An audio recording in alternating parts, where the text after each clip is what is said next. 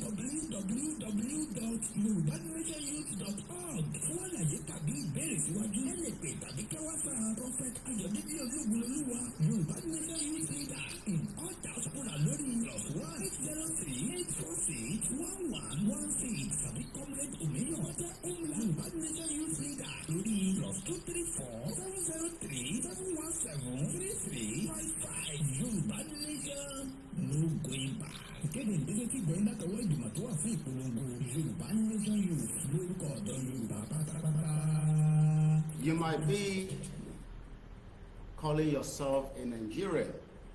That is all right, because that is the fake union that British created. But very soon, we the Yoruba will determine our fate out of Nigeria. We do not need anybody to tell us what to do, because Yoruba people have been existing before the criminal Britain came around and destroyed what belongs to us. We don't need any white man or a white woman to tell us our history. Our history is well known because we have an historian under the leadership of Professor Adebanji Akintoye. I don't need any white man or a white woman to tell me my history. We will take our land back either by force, by peace, either way the government wants it. We will prepare for whatever it takes. We will mobilize our people to come out on the street of the Southwest at the appropriate time when the announcement is made. But for now, we will continue to explain why you can no longer live in Nigeria safely, and please do not tell us we are one. We can never be one, and we will not be one. As we kickstart again, is the 12th of May 2025, Mokibu Gboyomo Yoruba. Please always share this program because it is the only way to our survivor kit. And as we are getting ready for the rally, every sons and daughters of Yoruba must at least prepare for a 3 days contingency plan. As we know, even in the European Union, 400 million European children have been told to prepare a kit that can last them for 3 days. Mo sọ fún gbogbo ọmọ Yorùbá tó bá ń gbọ́ mi, ẹ dira fún in tí ó lè survive yín for 3 days non-stop, because what is coming is going to be a very beautiful one. We have the right under the United Nations Charter, but we need to execute that right by coming out on the street of every part of Yoruba land. Federal government does not own Yoruba land. Hausa does not own Yoruba land. Igbo does not own Yoruba land. Yoruba land belongs to us, and so shall it be. We will not tolerate anyone to tell us to remain one Nigeria, whether it's the IMF, whether it's American government, the British government. They do not own Yoruba land. Yoruba land does not belong to them. They have their own to deal with. We will deal with our own when the appropriate time comes.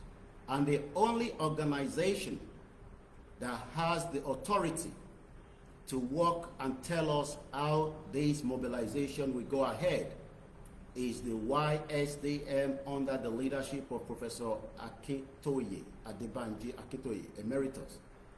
He is the leader of this self-determination group, and is the only one that has the full authority to tell us under the YSDM how this rally will go about. No organization has what it will be to tell us any otherwise. All organizations or all groups will work with the YSDM. No groups can work without the YSDM, because the YSDM is the only one that will direct and tell us as much as what we need to know. And as I kickstart the program slowly, there is still a long road to get our freedom. You do not buy freedom in the church, neither can you buy it in the mosque. You can't buy it in the local market, but you can buy it when you determine and ready to take it away from those that have held you in bondage for many years. Our forefathers, our foremothers were taken as slaves. The end of Nigeria is getting closer, and we pray that it will go without bloodshed. We will hold all the government officials for any blood that is spilled within Yoruba land when the rally comes. From President Bola Ahmed Tinubu will be held accountable to all the governors and all the politicians. If we come out and blood is spilled, we will find you and we will take you to the International Criminal Court, and they will charge you, and you will spend the rest of your life in the prison for killing innocent people that are asking for one thing that belongs to them. Yoruba land does not belong to anybody. It belongs to us, and we decide what we do with it, not what the world wants us to do with it. And on that note, as I say, we should all continue to gear up and prepare for the good day ahead. My name is OLAYOMI KOIKI, and this is a platform called Koikimedia, bringing the world closer to our doorsteps. And like I said, let's kickstart from here. Koikimedia, we're bringing the world closer to your doorstep. Koikimedia, Koikimedia,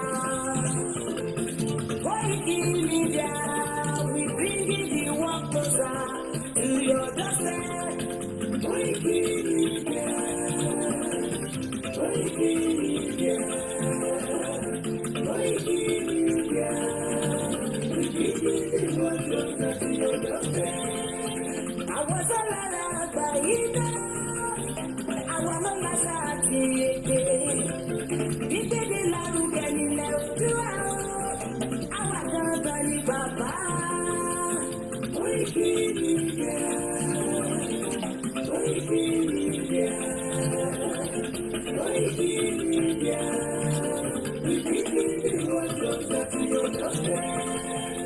They never sabi wetin we carry for house, but they move closer for them to sabi.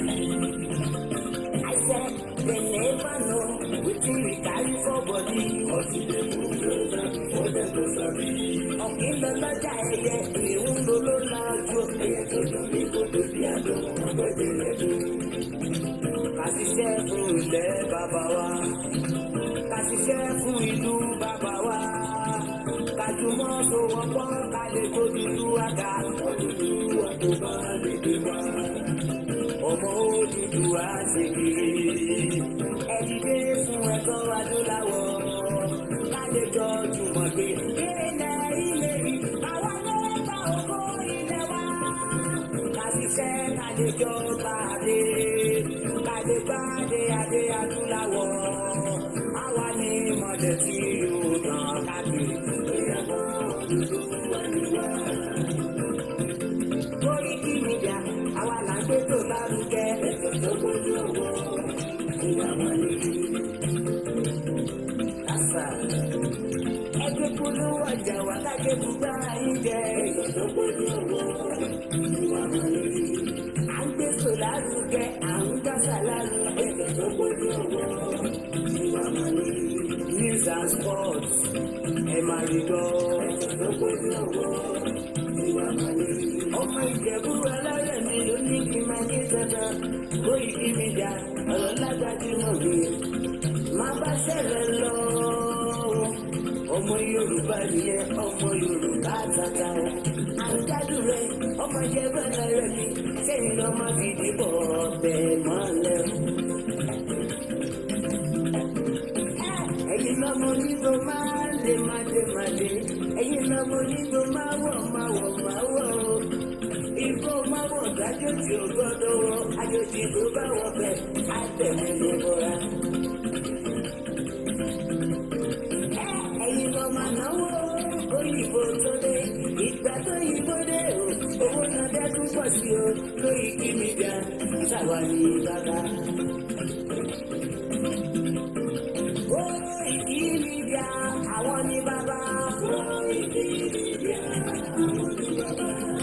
Àdáńtọ́, àtúnpèrè gidi. Koikimedia, àwọn ní bàbá. Àwa là ń gbé tò lárugẹ jẹ́ ká jọgbọ́ o. Koikimedia, àwọn ní bàbá.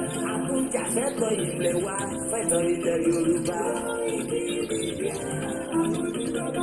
Ọmọ Òdùwà ni wá o, kọ́kọ́kọ́kọ́. Èkúté ṣe bí lébi oṣù, àdúgbò bàbá yọ. We bring you one closer to your doorstep. Afẹ́fẹ́ tó fẹ́ òòlù kan yòókù lára mi. Àgbèrègbèdè Olódùmarè tó fún wa sí. Gbogbo ayé ẹ̀gbọ́n, àwa ní bàbá o. Ẹ máa bọ̀ wá ẹgbẹ́ polówó ọjà ni wá o.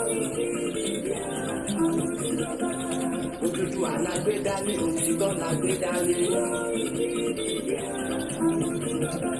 Àkìsọ̀dálẹ̀, àkìsọ̀rí kìíta.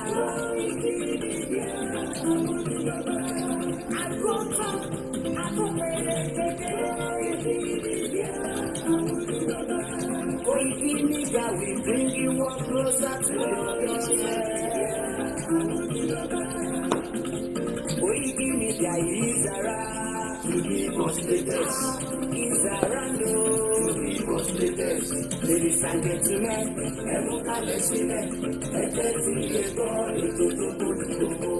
ladies and gentlemen,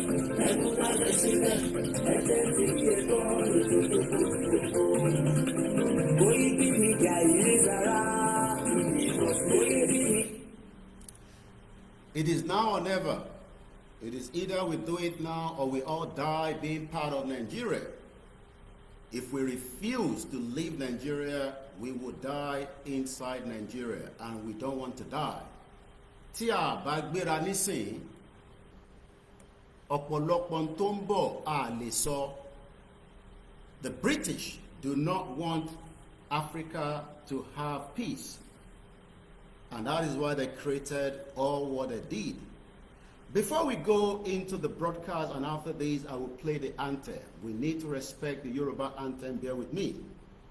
I want us to quickly listen to these just for a few seconds so that you can understand the magnitude of what Britain will continue to do when it comes to the push to keep the agenda as they've done since 1914. We will destroy the last empire called Nigeria by pulling out with whatever means. We don't want to fight, but we will mobilize ourselves and defend our land with all our blood.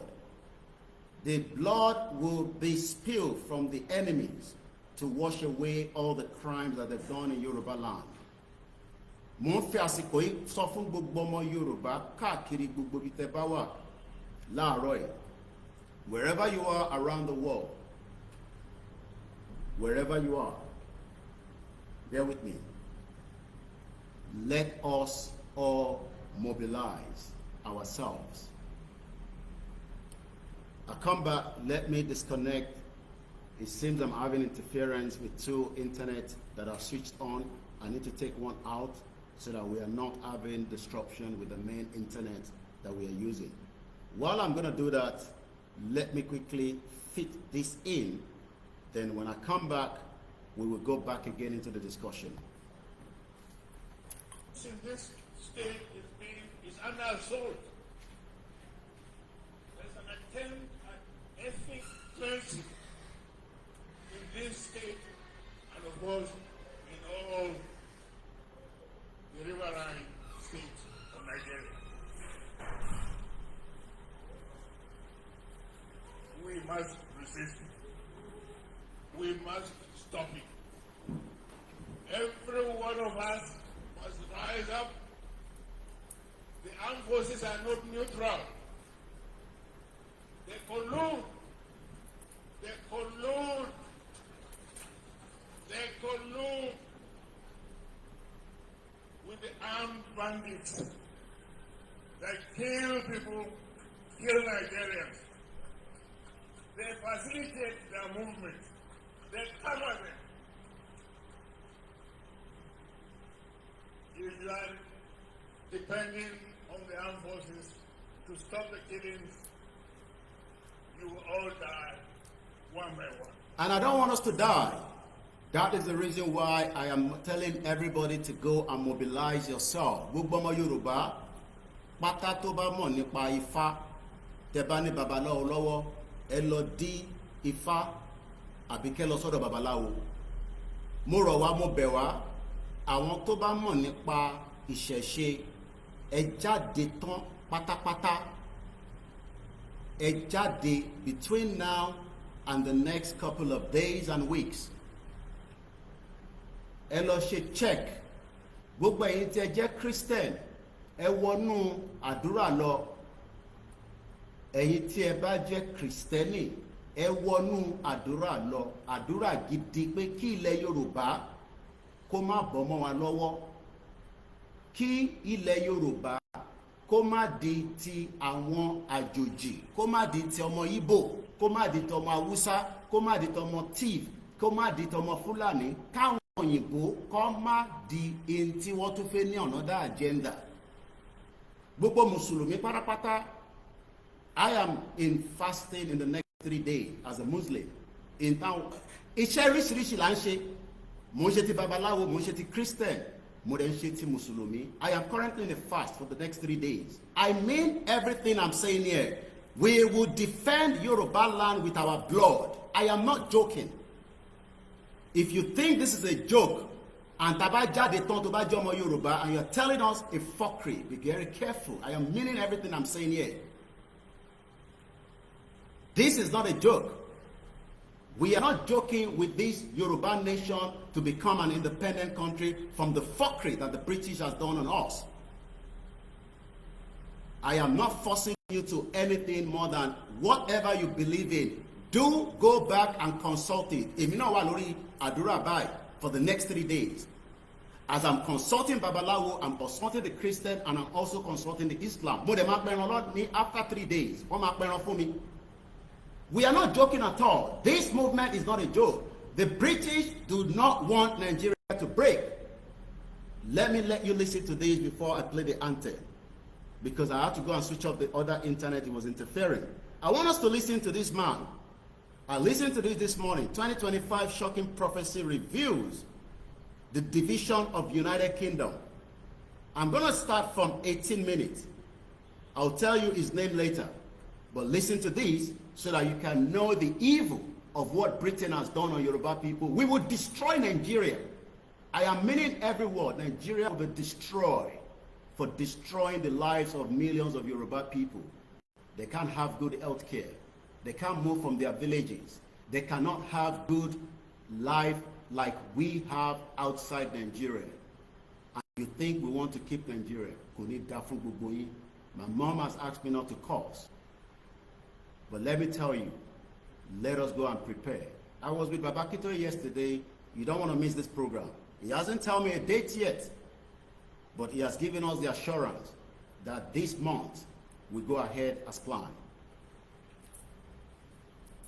Out of 1,000 people going to their country in a month, in 3 months, they only accepted 3.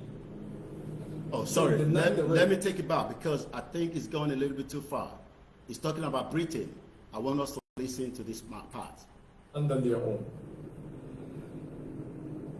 And that's the part. And the next part the Lord is exposing.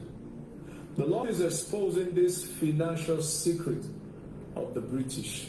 I want you to listen. How they make themselves rich from the application of.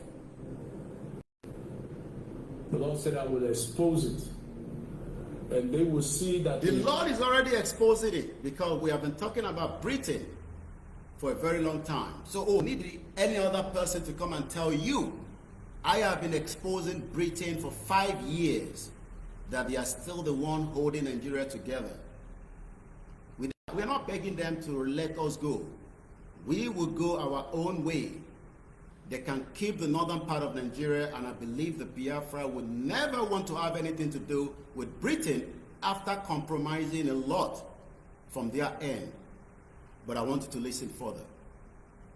Exposed, and they will create a new way of granting visa. That's what the Lord is saying. He said, I will expose it. They continue to create all this fuckery visa. Come and stay in UK and be doing care work, when we can have our land and build a better Yoruba economy.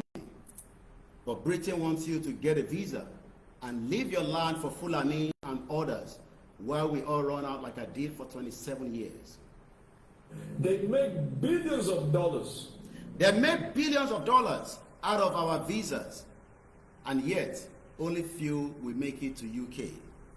Billions of pounds from Africa. They make billions of pounds from Africa, yet every problem in Africa starts with Britain, France, and the rest of them. But the Yoruba people are saying, is either we die in here or somebody would have to die. It's 2 ways around it. Britain killed many Yoruba people during the invasion of Yoruba land. We will also protect our land as Britain continue to walk quietly as evil snake behind all the atrocity happening in Nigeria today. Out of 1,000 people going to their country in a month, in 3 months, they only accepted 3 and denied the rest. Because I saw some certain people that were crying, some certain widows, that they were crying and said, You've heard that, and let's go further before we lose enough time. It's exactly 27 minutes. You don't want to miss this program. I will not tell you all the discussion with Professor Akintoye, but the one I can tell you is that I had the privilege to have his book signed officially for me. That is a big privilege, and I'm not taking it as a joke. That is my own religion book, and I'll keep it to my shoulder everywhere I go, just like you keep your own religious book. For those of you asking, you can reach out to all the media, and they'll tell you exactly how to. But let's start with this. Please do not go anywhere. You don't want to miss this program as we continue to create awareness until the D-Day of our rally will come. And Shati ready. Shati ready. Shati ready. Shati shetan lati jade. Let me not say what is in my mind. But all I can say, I am currently at home as well. And we will all be together when Baba Akintoye made the announcement. Majeki any toiti ready, so for Shati ready. Your life is already in danger, and a lot after the date has been announced. There will be other tones that will change on this platform as soon as the date is announced. But I'll keep my tone a little bit quiet. But Tiba Babati make announcement because my broadcast will be very, very hot. Extremely hot, I can tell you that. You don't want to miss it. But for now, keep sharing, love the broadcast, go and call all your family members. This is not the time. This is the time to stay awake. There is invasion on our land, and we need to push them back. Not just the Fulanis, economic-wise, education-wise, everything has been destroyed. And that is why we have to make sure we destroy the last empire called Nigeria that Britain is still trying to put together.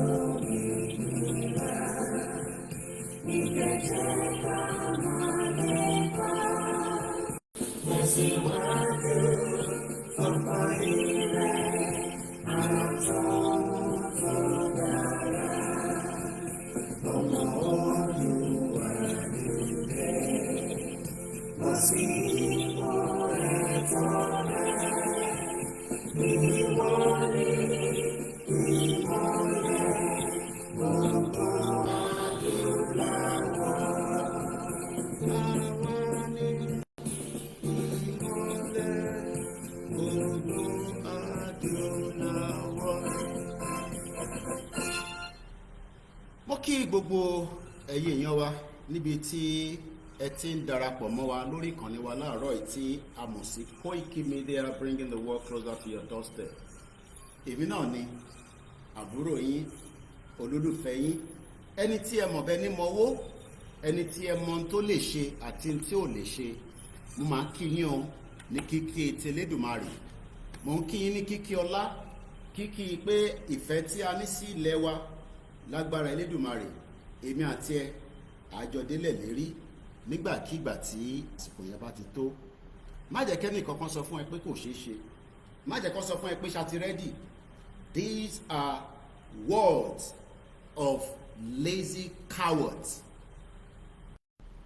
A lè bá government jà. We are not fighting the government. Ṣá ti ní nǹkan ìjà. Ní nǹkan ìjà. We don't have any weapon, but we have what it takes. We have the capacity. So tó bá ń sọ fún yín pé ṣá ti ready, àwọn tó ń sọ pé ṣá ti ready yẹn, you need to check them out. Are they Fulanis? Are they the cowards Yoruba people? Or are they having a different agenda? It is too late for restructuring, as we have been told many times. A Yoruba independent country nìkan ni ọ̀nà àbáyọ tó kù to make sure that the future of the Yoruba people can still remain. Who are the antagonists of this Yoruba country that we are asking for? Àwọn wo gangan ni wọ́n jẹ́ alátakò? The kings. All the kings in Yoruba land remain muted as if something is wrong with them. Wọ́n lè lo àṣẹ tí àwọn onílẹ̀ gbélé wọn lọ́wọ́. Wọ́n bẹ̀rù Fúlàní. Wọ́n bẹ̀rù Shaitan of Sokoto, the bomb bastard that thinks that he can control us from the north. Olórí burúkú ọmọ àlè.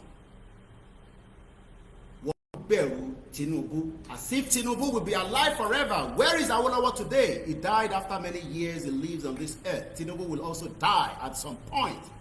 Whether 30 years from now, maximum, I've given him. Tinubu cannot be here. Oh, Andrew de Obasanjo to come and tell us that we have a Yoruba country. Bomb bastard as if Obasanjo never ate so much out of Nigeria. That's why he continues to say his one Nigerianness is better than a Yoruba. Andrew de Tani, Andrew de all these bastard Yoruba politicians that are criminals. And I'm begging you, I'm still begging you, Moshin Benyigon. Taba jáde fún rally, taba ti jáde fún rally, tí bàbá bá ti pè fún rally, tẹ́ bá dá ọ̀nà dúró fún wa. Nǹkan máa ṣẹlẹ̀. This is not the answer. These are the Yorubas, whether we are 50, that we are ready. We will work with Oloye Igboho and Baba Akintoye. Kò bá jẹ́ wa 100, we will push forward. All these cowards coming to tell me, are we ready? Kí la nílẹ̀? Most of them have compromised this movement. And I say, as long as I remain in this movement and instructions still come from the two leaders that we have, ẹni tó bá ti gbà fún Olóyè Igboho, tó gbà fún Baba Akintoye, you cannot be in this movement. You have the right to walk away. Tá bá ti gba country and you come back and you work with the government. Idiot all over the place. Always using that same phrase, chatty ready, chatty ready. You are a bomb bastard for telling us you are chatty ready. I know my wife is start coming now and telling me to calm down. I love my wife so much. Ofemo ya omelo moni, ori okwe, omo ade. Idiot, ìyẹn ni kò gbé dání sọ́wọ́. Mo kí ìyá tó bí mi lọ́mọ. A very strong woman for standing close to me all the time. Mo kí gbogbo ẹ̀yin ìyá Oòduà. Mo ní èmi ni ọkọ yín. Ẹ jẹ́ káwọn ìyàwó mi máa jealous yín. Èmi lọ́kọ gbogbo yín. Ìyá wa kan pè mí láti America lánàá. I'll keep his name. Right in his house in America. Ìṣẹ̀ṣe ń bẹ nínú ilé tó ń ṣe àdúrà lójoojúmọ́. For over 30 minutes, he was calling all the gods of Yoruba land. These are people that should be back home. Àwọn nǹkan yìí ń ṣe tó máa ń gbé sínú ilé tán délé. Some of it needs to be outside. Kátẹ́kùn máa fẹ́ sí. Bó ṣe ń pe èṣù lọ ń poríṣiríṣi. All the gods were called. Tó bá dàárọ̀ ẹ̀ nísìnyí wọ́n ti ní kíní kan lọ ra obì. Ẹ bá ń ṣeré ni. A máa rán wọn lóbì láàárọ̀ ẹ̀. A dà sí tàríta mẹ́ta. À ń bọ̀, ó kù díẹ̀. Ẹni bá náà ní dé là ní bá. À ń bọ̀, àìtí dé ni ó kù díẹ̀. Ẹ̀yàn máa ní. Ṣàtì ready. Idiot all over the place. Coward. Yoruba cowards. Telling us ṣàtì ready. Mo kí gbogbo ẹ̀yàn ọmọ Yorùbá. Mo kí yín dáadáa. Welcome to the program. Share the program and invite others to do so. Don't be scared. Remove the fear. Baba Akintoye was telling me about a French event that took place many, many years ago. Deep conversation. Wọ́n ní nígbà tí àwọn German fẹ́ invade France.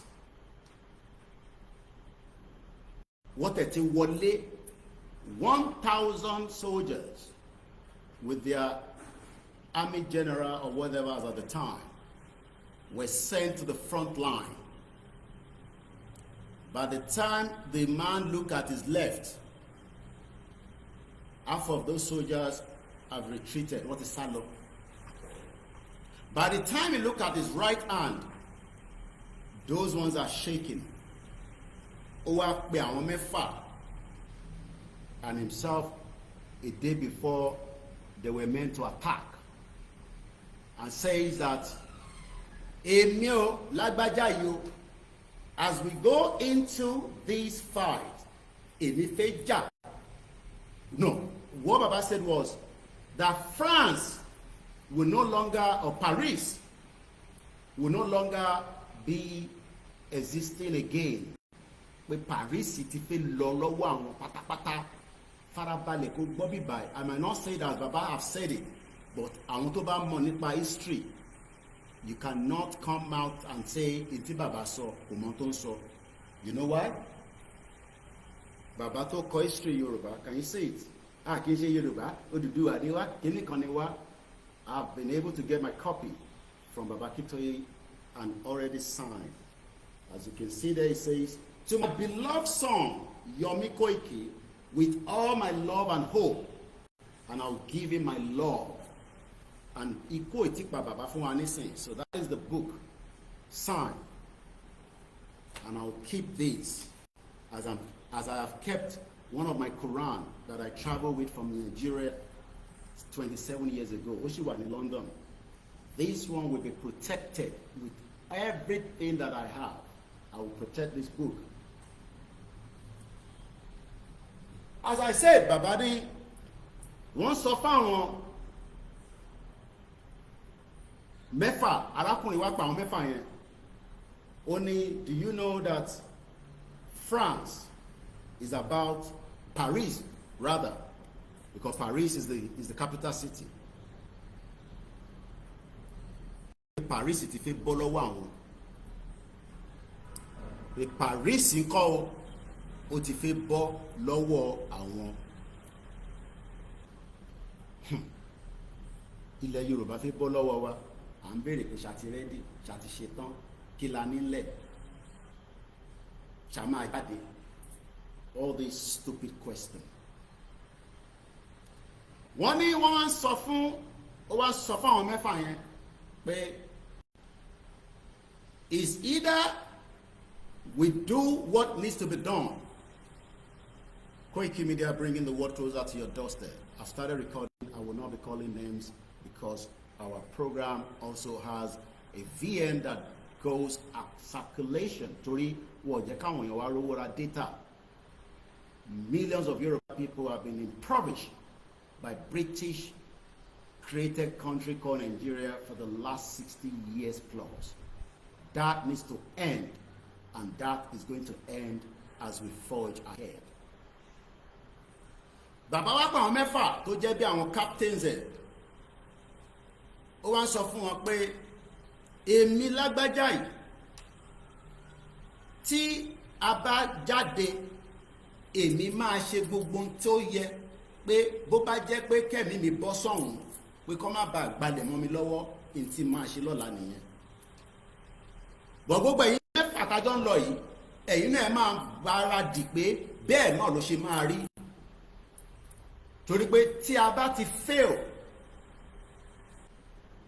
ta jáde ta fail tí Germans invade Paris, kò ní sí kankan tó ń jẹ́ Paris mọ́. Bomb bastard, ìwọ wá ń lọ Paris lẹ́nìí. Àbí òun lọ holiday ní Paris, òun gbé ní France, à ń pariwo pé ilẹ̀ Yorùbá wọ́n fẹ́ gbà mọ́ wa lọ́wọ́. Bomb bastard, òun ní pé ká dákẹ́. Ṣọmọ ọmọ ìjà tó jà tí Paris fi di tí a fi ń rí tó fi ń showcase Paris fún wa ní gbogbo àgbáyé lẹ́nìí. Idiot all over the place. We are at the death trap. Gbogbo wa la ti rí. Bàbá wa ní ó wá kọ lẹ́tà padà sí ìjọba. Ẹ mọ̀ kó máa ń send letter from the war zone. Ó send the letter. Ó wá ní my right hand soldiers àbí my left hand soldiers gbogbo wọn ti sá lọ. Every one of them ti sá lọ nígbà tó rí àwọn ọmọ ogun German. Gbogbo wọn ti sá lọ. Ó lóun wo ọwọ́ ọ̀tún òun. Ó ní ìyẹn náà shake. Wọ́n náà wá kọ síbẹ̀ pé but everything, mo fẹ́ rántí bí bàbá ṣe sọ, ẹ jẹ́ pé bákẹ́ǹtì mi. Only but everything is in good condition. Kí n kàn lo word yẹn, not exactly bí bàbá ṣe sọ fún mi nìyẹn, but I'm sure you know what I'm saying. Pé sójà tó kó jáde were only 1,000, but nínú 1,000 yẹn ó ti fúyẹ́. Ó wá call note sí ìjọba government pé bí nǹkan ṣe situation tó wà nísìnyí o, but everything is still excellent, everything is still okay. Wọ́n lágbà táwọn yẹn wá rí lẹ́tà wọ́n wá wọ́ndà pé ìwọ náà ló sọ pé sójà tó wà lẹ́gbẹ̀ẹ́ gbogbo wọn ti sá lọ, yet you are still giving us the confidence. Are you one of those that will run away? Tó bá pè fún rally ó fẹ́ sá lọ Benin Republic, Ọlọ́run dẹ̀ bá wa ṣe Benin títí border. Yes. Oh, ti gbọ́n ní news lọ́gbọ̀n, not officially closed, but wọ́n ti ń ti border wọn díẹ̀díẹ̀. Òfin pé tí terrorist bá fẹ́ pa èèyàn tán nínú ìlú tẹ́yìn ọjà tẹ́ ẹ̀ defend ara yín wá jẹ́ kó wọlé pa wọn. Do you saw what happened 2 weeks ago when they came into Benin in one of their parking? I don't know what it is. We saw how they invaded it. Òfin sá lọ, òfin sá kúrò nulẹ̀ àbí so that kò lè bá escape. Ṣé o mọ̀ pé bí abi tó ti ń sá lọ yẹn gan, you might be caught up and you might be the first person to take out. This is not the time to be cowards. Àti rojọ́, we have said so much in the last 5 years. What needs now is the action. Action la need kó jáde nísìn. Àti rojọ́ tó pọ̀, but àwọn kan sì fẹ́ máa rojọ́ àbí.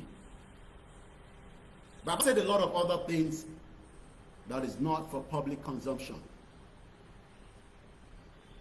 Baba will come out and speak to us when, I don't know, but before the end of this month, according to him. I was with him yesterday and I spent good hours with him. I had my breakfast there. Nígbà tí mo débẹ̀ mo ní bàbá ẹbí ń pa mí, wọ́n ní kó bá wọ kitchen, kó bá mi ṣe oúnjẹ tí máa jẹ. I had a very good meal. Don't ask me what. I spent quality time with my father. He's 90 years old, for crying out loud. All we can do is to make sure that the unit of every one of us do not run away. Nígbà tí bàbá bá ní ká jáde. That is just the message. Bàbá lè má sọ bẹ́ẹ̀, but that is what I am thinking in my head. Pé tó bá ti ní ká jáde, tí bàbá bá wọ ọwọ́ ọ̀tún ẹ̀, àwọn èèyàn ti sá lọ. Tó bá wọ ọwọ́ òsì, ó wá kó lóyè Ìgbòho pẹ̀lú àwọn èèyàn fún ẹ díẹ̀. That is all I can say, and that is what I think is going to happen.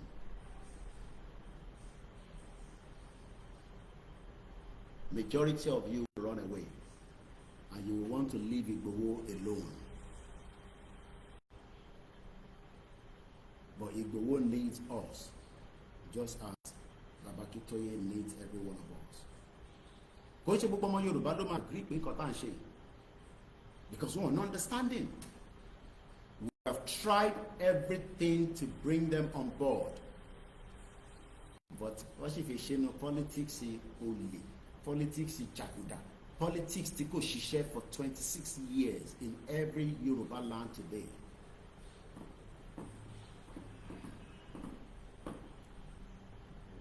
While some just want us to be talking,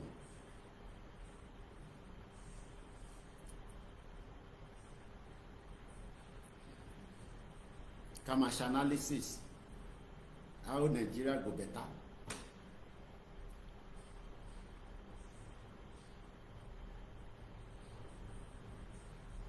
I looked at that man again yesterday. Do you know that Baba still sits on the computer and is still typing and drafting a lot of things? I can't understand how this man does it. When I was about to leave, he was already sat down on his computer. And I went close to him. I saw document that is, just not, just to see what he's doing, but he's right there on the system, still typing. Kabis, 90 years old man.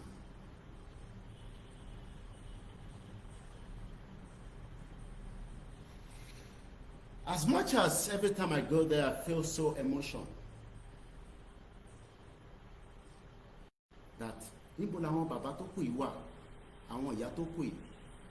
to give this man the support that he needs. Where is the Afe Babalola not to support Baba Akintoye? Where is all these people? Why have they left this man alone to do what he's doing, as if this man is the only one that will enjoy the glory? People that want peace, but they judge. They are still talking about election, fighting each other. APC, PDP, SDP, Labour Party.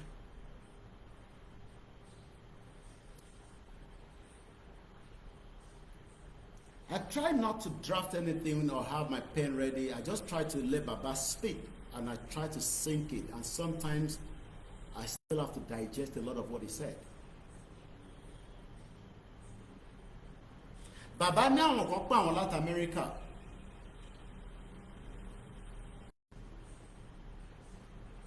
And they wanted to come, and I wanted to listen to this very well.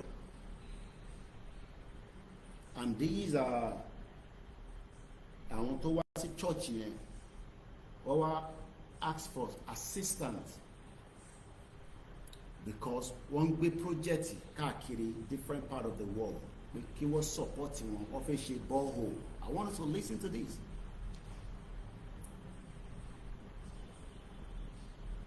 One official borehole.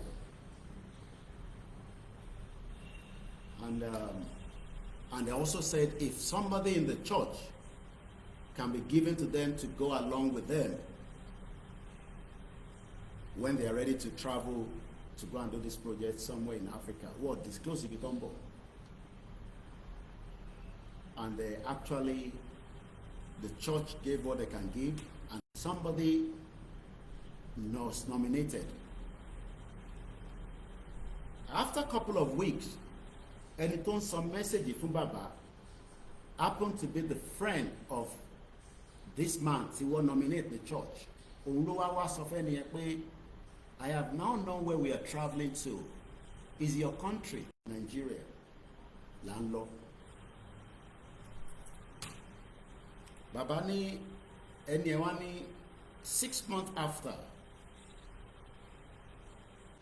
this man that traveled to Nigeria with these, people that had this project to come and do in Nigeria for borehole. Owari or a Timon story. I was looking at Baba's eyes and I could see, he's not crying, but you could see that it was too much for him. One arákùnrin wa padà rí ẹni tí ó ń lọ Nàìjíríà yẹn.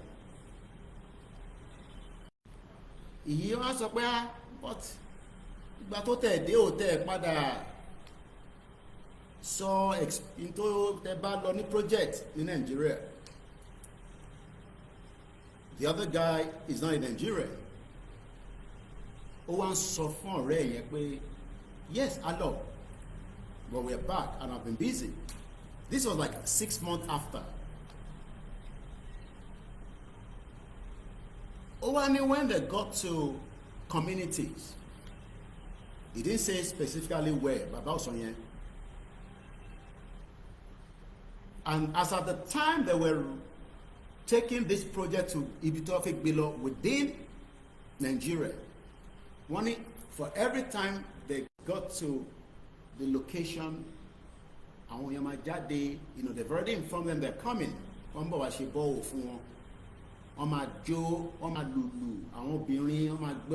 sure you know, we've seen all these things before. But what we don't know is that some of us know it, but how this one happened is that Enito Mobaba don't saw into Shele from Baba based on what the man that traveled to Nigeria experienced. over there a particular village. After they've done all these dancing and all that, bí a bá lẹ̀bẹ̀ or the chief, ẹ mọ̀ pé chief ló máa ń pè wọ́n, ó wá ní kó wá kó jókòó sínú palace òun or whatever it was. Ó wá ní báwo ni bàbá ṣe sọ ti France yẹn pé lẹ́tà tẹ́ni yẹn kọ nígbà tó padà tó kọ lẹ́tà sí Paris pé everything is, what was the word again, tó bá rántí, you know, ó ní àwọn sójà yẹn ti sá lọ pé but everything is still okay or there something of such, but tó bá rántí. Wọ́n ní chief yẹn wá ń sọ fáwọn tó gbé project yẹn wá pé ẹ lè ṣe kankan níbí báyìí o. Àwọn yẹn wá ń béèrè pé why, pé wọ́n kọ́kọ́ gbọ́dọ̀ look after òun.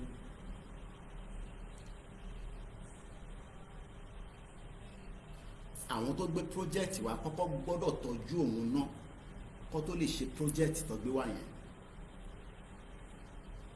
Wọ́n ní àwọn ìyàwó ẹ̀ náà wà lára àwọn tó ń jó níta o. Wọ́n ní bọ̀bọ́ yẹn wá ní ìyẹn tó travel wá Nàìjíríà yẹn, ó wá sọ fún ọ̀rẹ́ yẹn tó jẹ́ ọmọ Nàìjíríà tí tó ń send message tó ń sọ fún bàbá ní this discussion tí mò ń sọ yẹn pé he has come into the conclusion that God created Nigeria for experiment. Ṣebí pé bàbá ṣe sọ nìyà pé conclusion tòun ni pé Ọlọ́run dá Nàìjíríà for experiment. Then he was asking for bribe or nothing more. Wọ́n ní bọ̀bọ́ yẹn wá ń sọ pé ìyẹn arákùnrin yẹn pé he has come into the conclusion pé ìtọ́lọ́run dá Nàìjíríà fún was an experiment.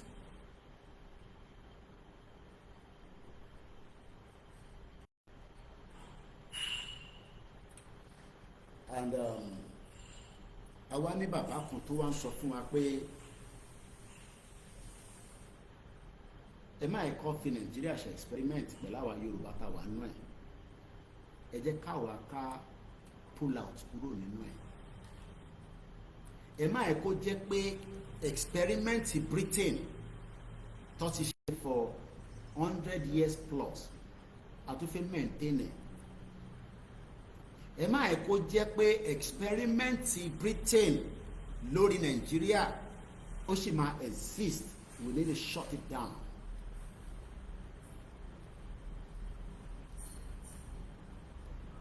Ẹ̀yin má worry nípa àwọn gọ́vnà yín.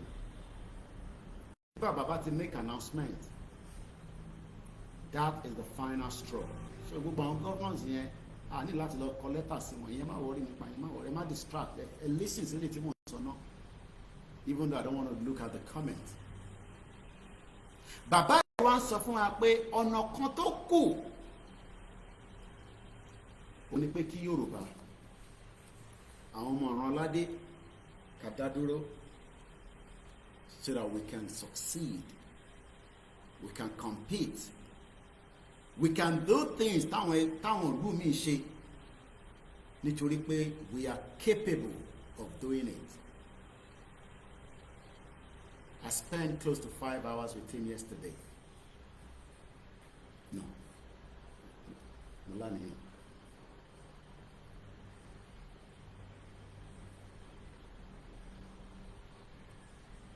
5 hours I spent with him.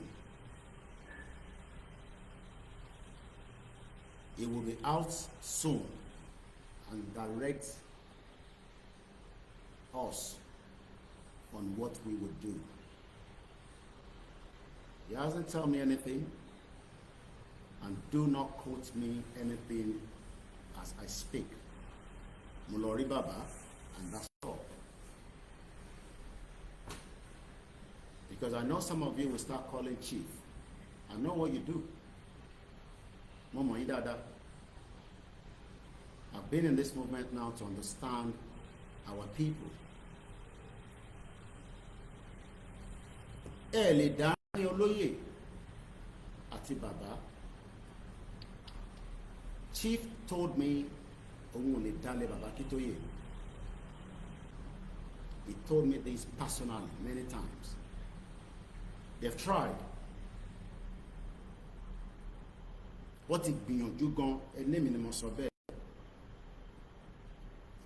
Both within the movement and those that are not in the movement. Two different Yoruba people. Pé kí wọ́n olóyè kó kẹ́yìn sí Baba Akintoye. And vice versa as well. But Chief Igboho made it clear that only Dale Baba Akintoye.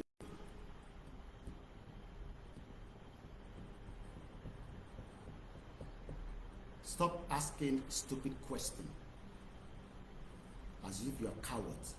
You're cowards in one. If you're a coward, you can stay in your house and be praying. Táwa bá ti jáde, àkókò fàyín lẹ́pọ̀n pé kẹ́ jáde síta. Ẹni tó bá wùn ní kó jáde, ẹni tó bá wùn kó má jáde. Asking stupid questions. Ṣé sójà máa jáde? Ṣé ọlọ́pàá máa jáde? Ṣé iṣẹ́ máa kó wa? Ṣé máa ṣe kinní kan? Coward ló máa ronú bẹ́ẹ̀. Ṣé cowards lẹ́yìn ni? Are you a coward?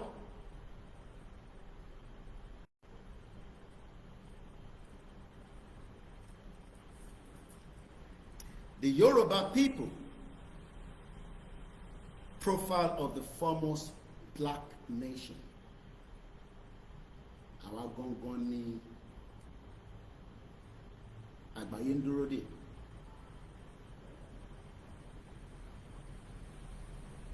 And we cannot afford to lose this opportunity and anything.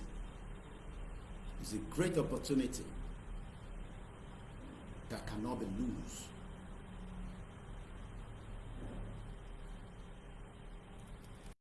When my wife hold the book and my team that will travel, because kò travel too easy from one country to one country, even if it's still within Africa, kò traveling too easy, especially African countries has a lot of. But kudos to President Patrick Talon. He's doing his best for his people. And I can say that because I've traveled on some of their road network and I know what it is, but I'll leave that for now. Let me just give us just a bit of this of Baba. Baba started drafting the Yoruba people as far back as 1977. Ẹ ní láti sorry for me. And tó bá ń bẹ̀rù pé tá bá fẹ́ jáde pé ọmọ kó sójà jáde, stay in your house. Kò sáà ní kó jáde. Don't come and be asking me stupid question here. And it's okay. Keep sending the same message. Cowards do mama ronú bẹ́ẹ̀. Then she cowards. We're not going out to fight. Neither are we going out to destroy things. But like I said, when the date is announced, you will hear more from me. Professor Stephen Adebanji Akintoye farabalẹ̀ ó nídìí òyìnbó kó ṣe máa wá sọ ìtàn ẹ fún ẹ. You don't need a white man, but the white man have distorted a lot of lies. Ṣé àwọn tó create in Nigeria la máa wá believe? Why do I need to believe their economic policy and disagree with somebody like Bishop Adesina and many of you that are well learned? Why should I believe what Kistama is telling me? Timo Mokwe, I can have our own government that will be far better than Tinubu. Why should I listen to King Charles when I should expect Ooni of Ife or Jaja II and Alaafin and many of them to speak out and we can love them? So I need the white man kankan, because àwọn white man yẹn àwọn ló kó wa sínú ìdààmú tí gbogbo wa wà lẹ́nu pátá àtẹ̀mí àtẹ̀yìn àtẹ̀yìn tó wà lábroad àtẹ̀yìn tó wà nílé.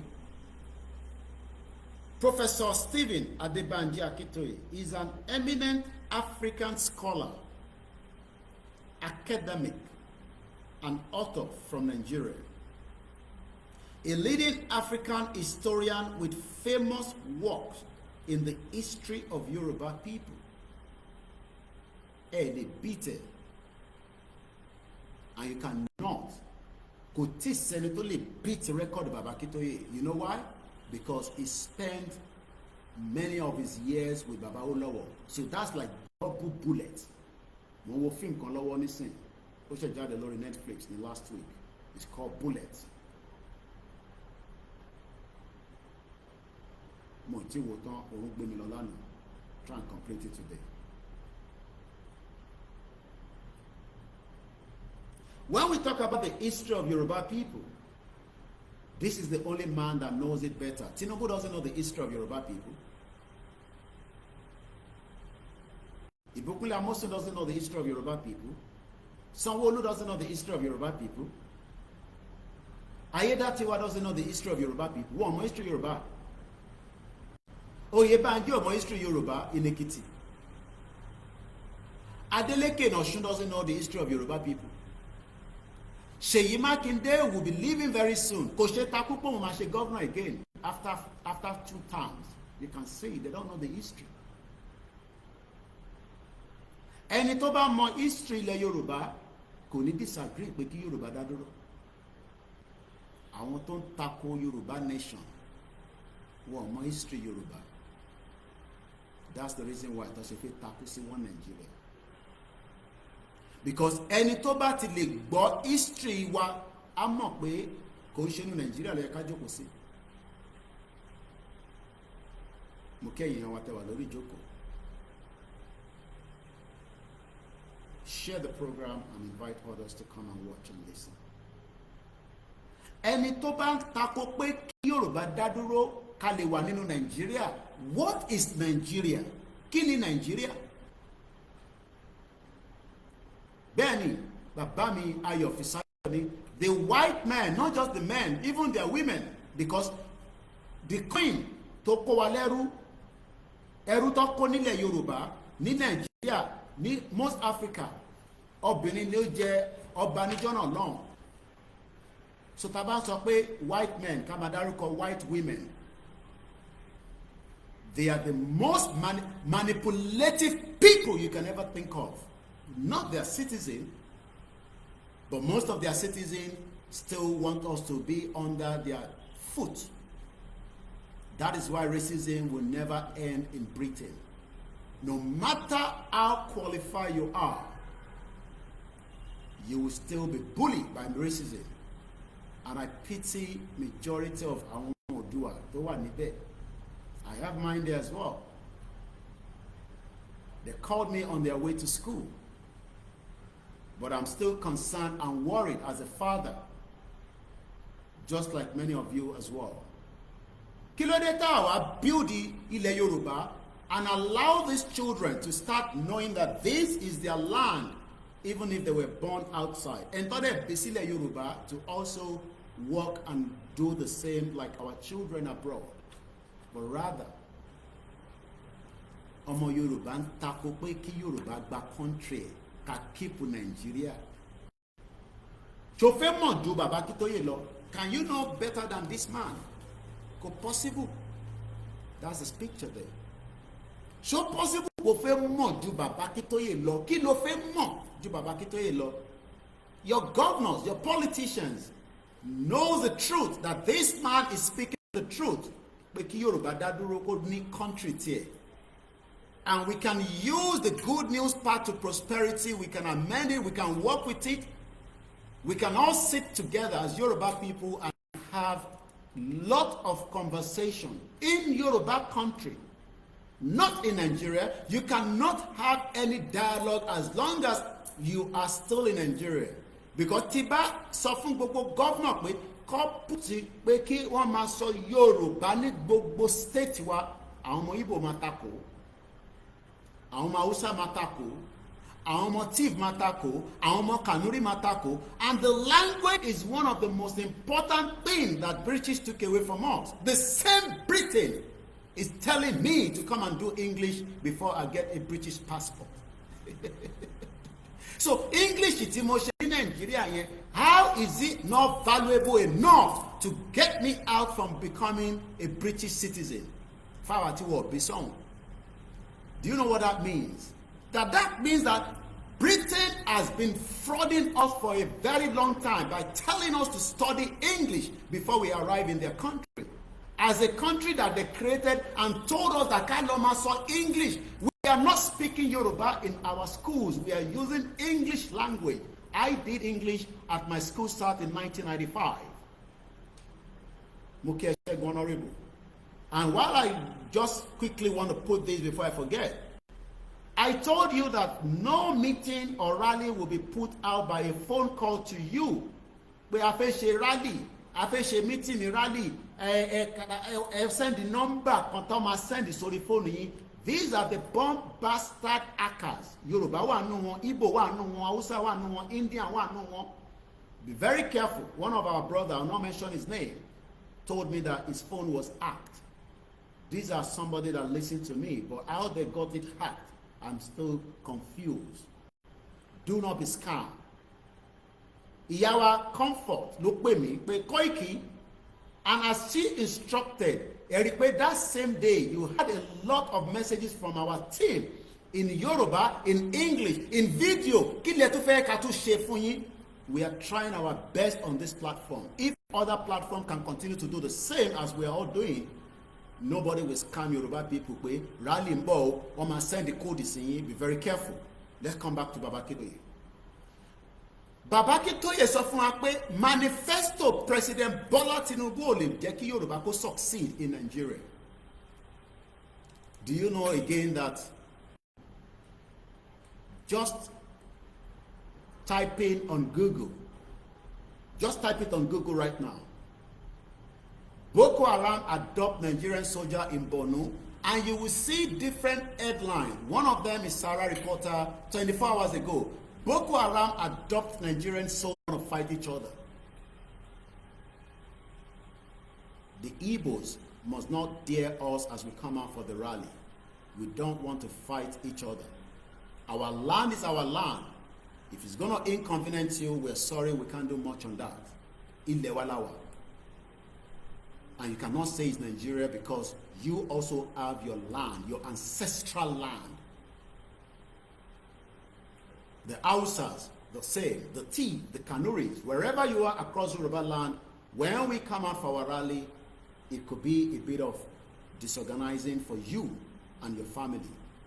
And that's a fact. Army Captain TV 360, soldier killed in Boko Haram attack. Punch newspaper, March 4, 2025. Boko Haram adopt professor and others in a fresh Borno attack. March 3, 2025. Boko Haram adopt professor in Borno State. Channels Television, October 10, 2024. Boko Haram kills 11 adopt calls in Borno within a week. Blueprint, Boko Haram adopt BU Army, varsity professor. Look at all the news. Can Boko Haram terrorists kidnap a professor in the United Kingdom?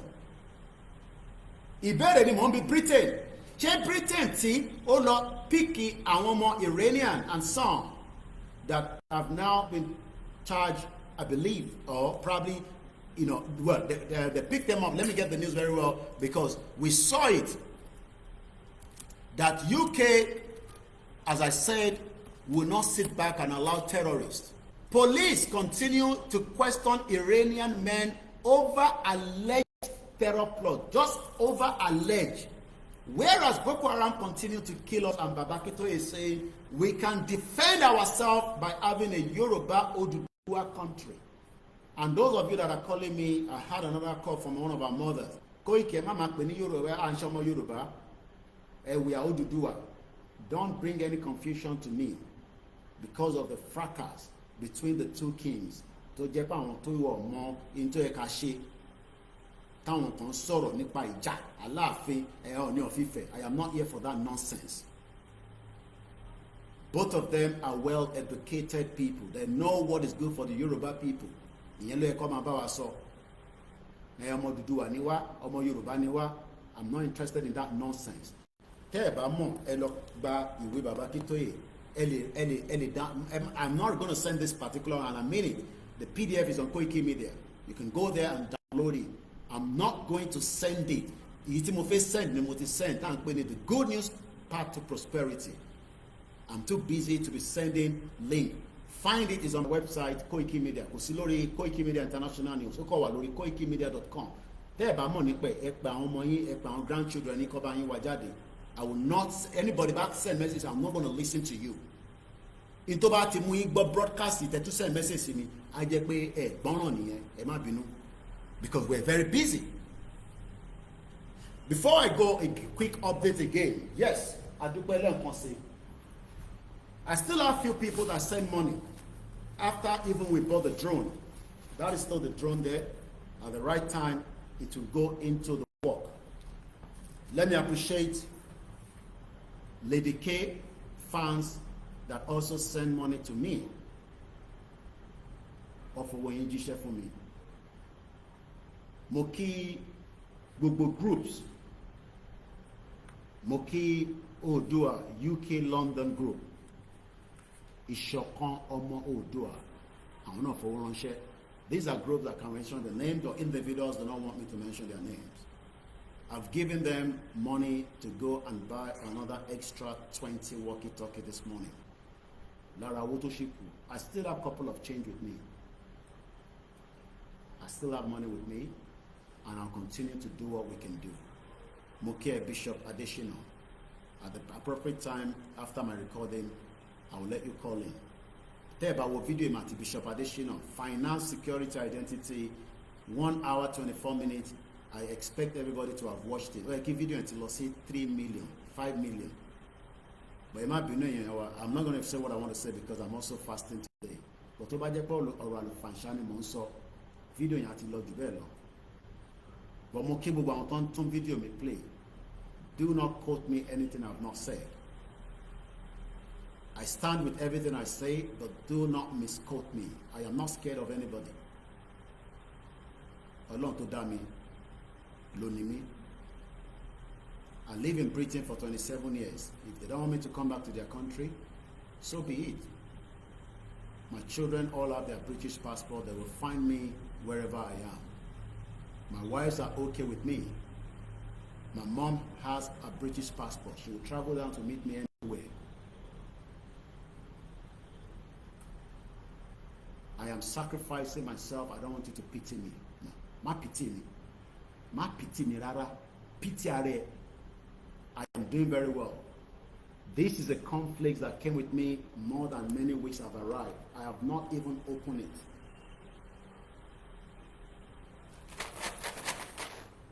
Mood. I prefer to have Ogi than have this. And as you can see, sardine, meta, soup to Momola London. Because I don't like it. I prefer the local made pepper soup. Don't pity me. Pity yourself. It's not a fight for Igbowo. It's a fight for survival for every one of us. We fight it together, we succeed. We divide, we can be defeated. Let's continue. Akintoye. We love our politicians, but they don't love us.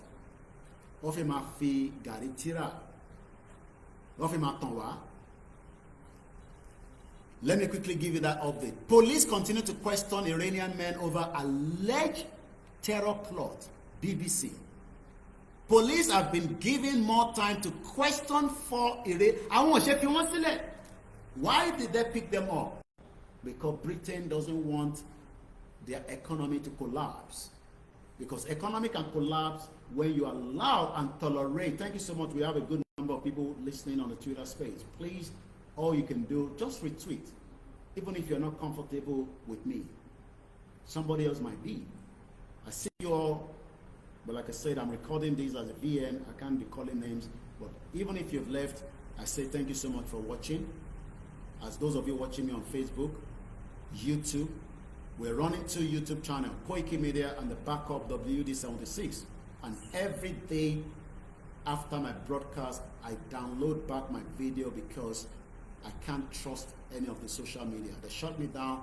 All my work are still in archive. So that many generations will have privilege to sit back and appreciate every single one of us. Bá ṣe ń sọ̀rọ̀ lọ lórí The Yoruba People by Professor S. Adebanji Akintoye. We expect our governors to work with him so that we can have a Yoruba country. But what? All they want now is to campaign for 2027. With every 2027, we will find out if there will be, because as we come out, a lot of things will continue to unfold. I will leave that for you to guess. Don't allow anybody, I repeat, no matter who they are, to tell you we are not ready. Cowards are the people that talk like that. Cowards, no man say, are we ready? You think Britain was ready throughout the time they were stealing so much from India? Today, the Indians have gone far ahead and they've maintained their culture. Most of us have watched Indian movies.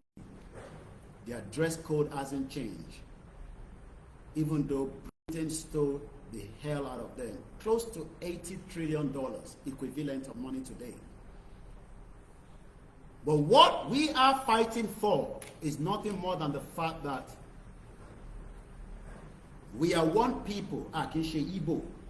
The Igbo doesn't like us from there to there. It's a fact. We don't like them as well. It's a fact. The Hausa doesn't like us. We don't like them as well. Nigerians think that the politicians coming together love each other. Baba says it's because when they go there, they see the money. They say, ha, Owore. They are all criminals. Whether it's the Igbo politician, Yoruba politician, whatever politicians, Hausa, and mostly Fulani politicians that have now infiltrated Nigeria. Some of you are sleeping. Do you know that Ganduje is a Fulani man? So, Nibolo Mafisi, you think Ganduje will love Nigeria just like Buhari loved Nigeria? Moki wa media as well. You are expecting Ganduje, a Fulani man, just like Buhari, to come and love Nigeria. We want to maintain our one culture. We want to have one language. The majority of you still come back and say, "She Yoruba nation tako esini." What has your religion got to do with having our country?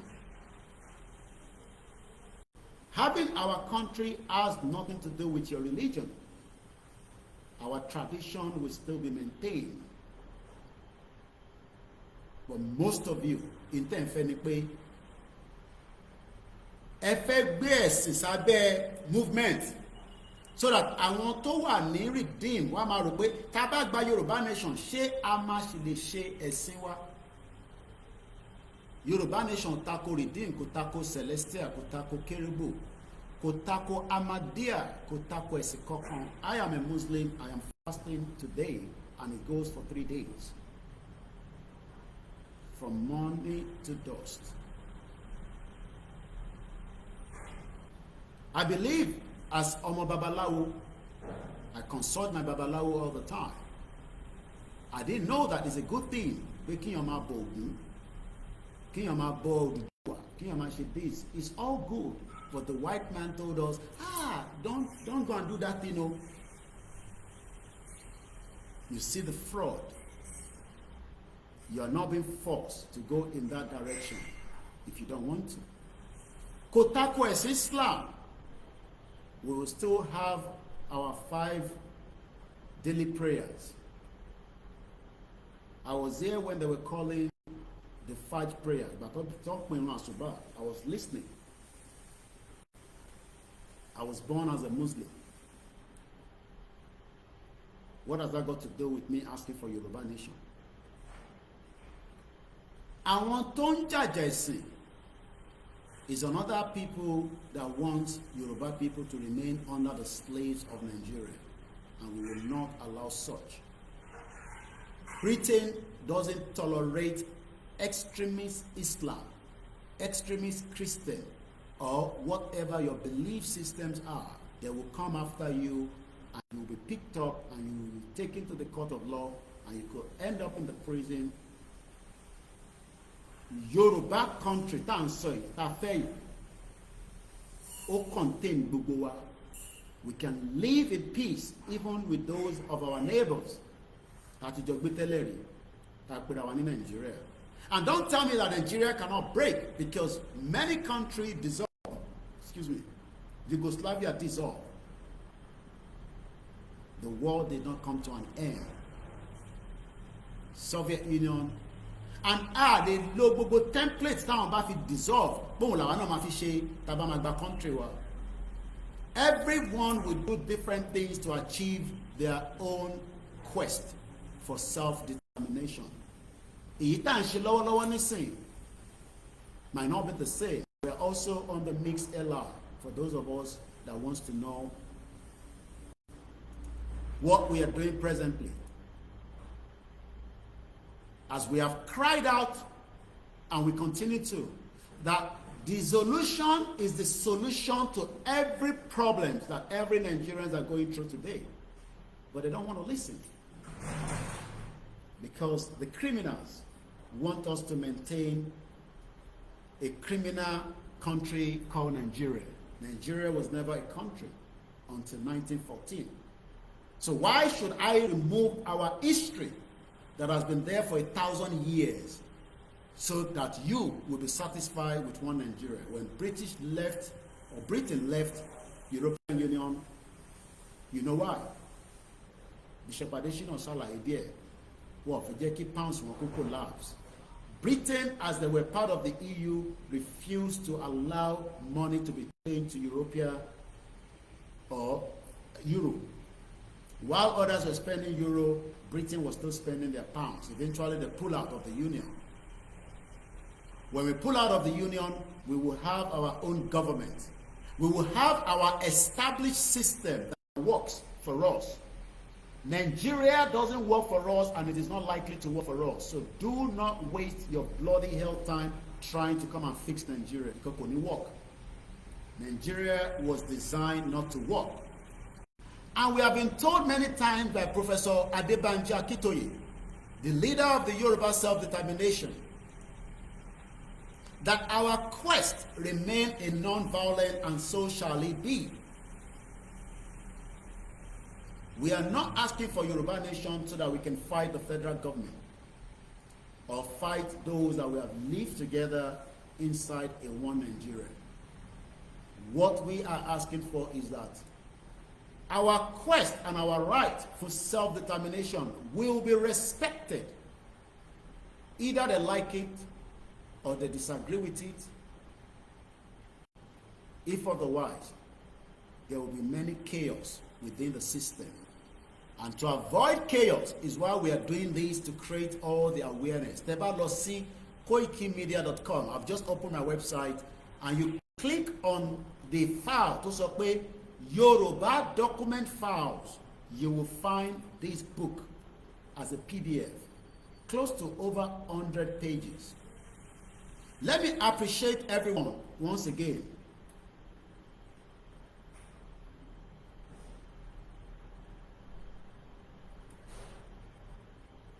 In the last 1 week, I believe I came out for the drone just a week ago. I believe it was Tuesday. I almost forgot until one of my staff reminded me that it's in the drone. And I appreciate it. Whether you are a returnee, the Dawo, for the first time. I had few people that were first time that I've never spoken to in the last 5 years, but they're watching us quietly. They might be very busy with the nature of life that we live today, work, family, and many other issues, health. I'm Olore, and thank you so much for still putting your trust on this platform. For people to pull out 100,000, 50,000, 20 pounds, 10 pounds, 40 pounds, and say Koiki, is because of the trust. And like I said, since we bought the drone, I still have a couple of money with me. we will decide as much as what we're going to be still doing to help. And I'm helping as I can, but I help Bogoi. I am not the organization called YSDA. My organization is called Koikimedia. Gbogbo oríṣiríṣi organization, without mentioning their names, no longer gba support. But what we will do is we will continue to work with what we have. And I'm doing a lot from behind the scene to those I can do for. You don't have to be upset. I can't give everybody t-shirt. I don't have the means to create t-shirt and give it to you. I wish I can do face cap and give to everybody. I can't. Yelasheni Kalosi www.theysdm.org. And Tebadawani groups now. Start making these things.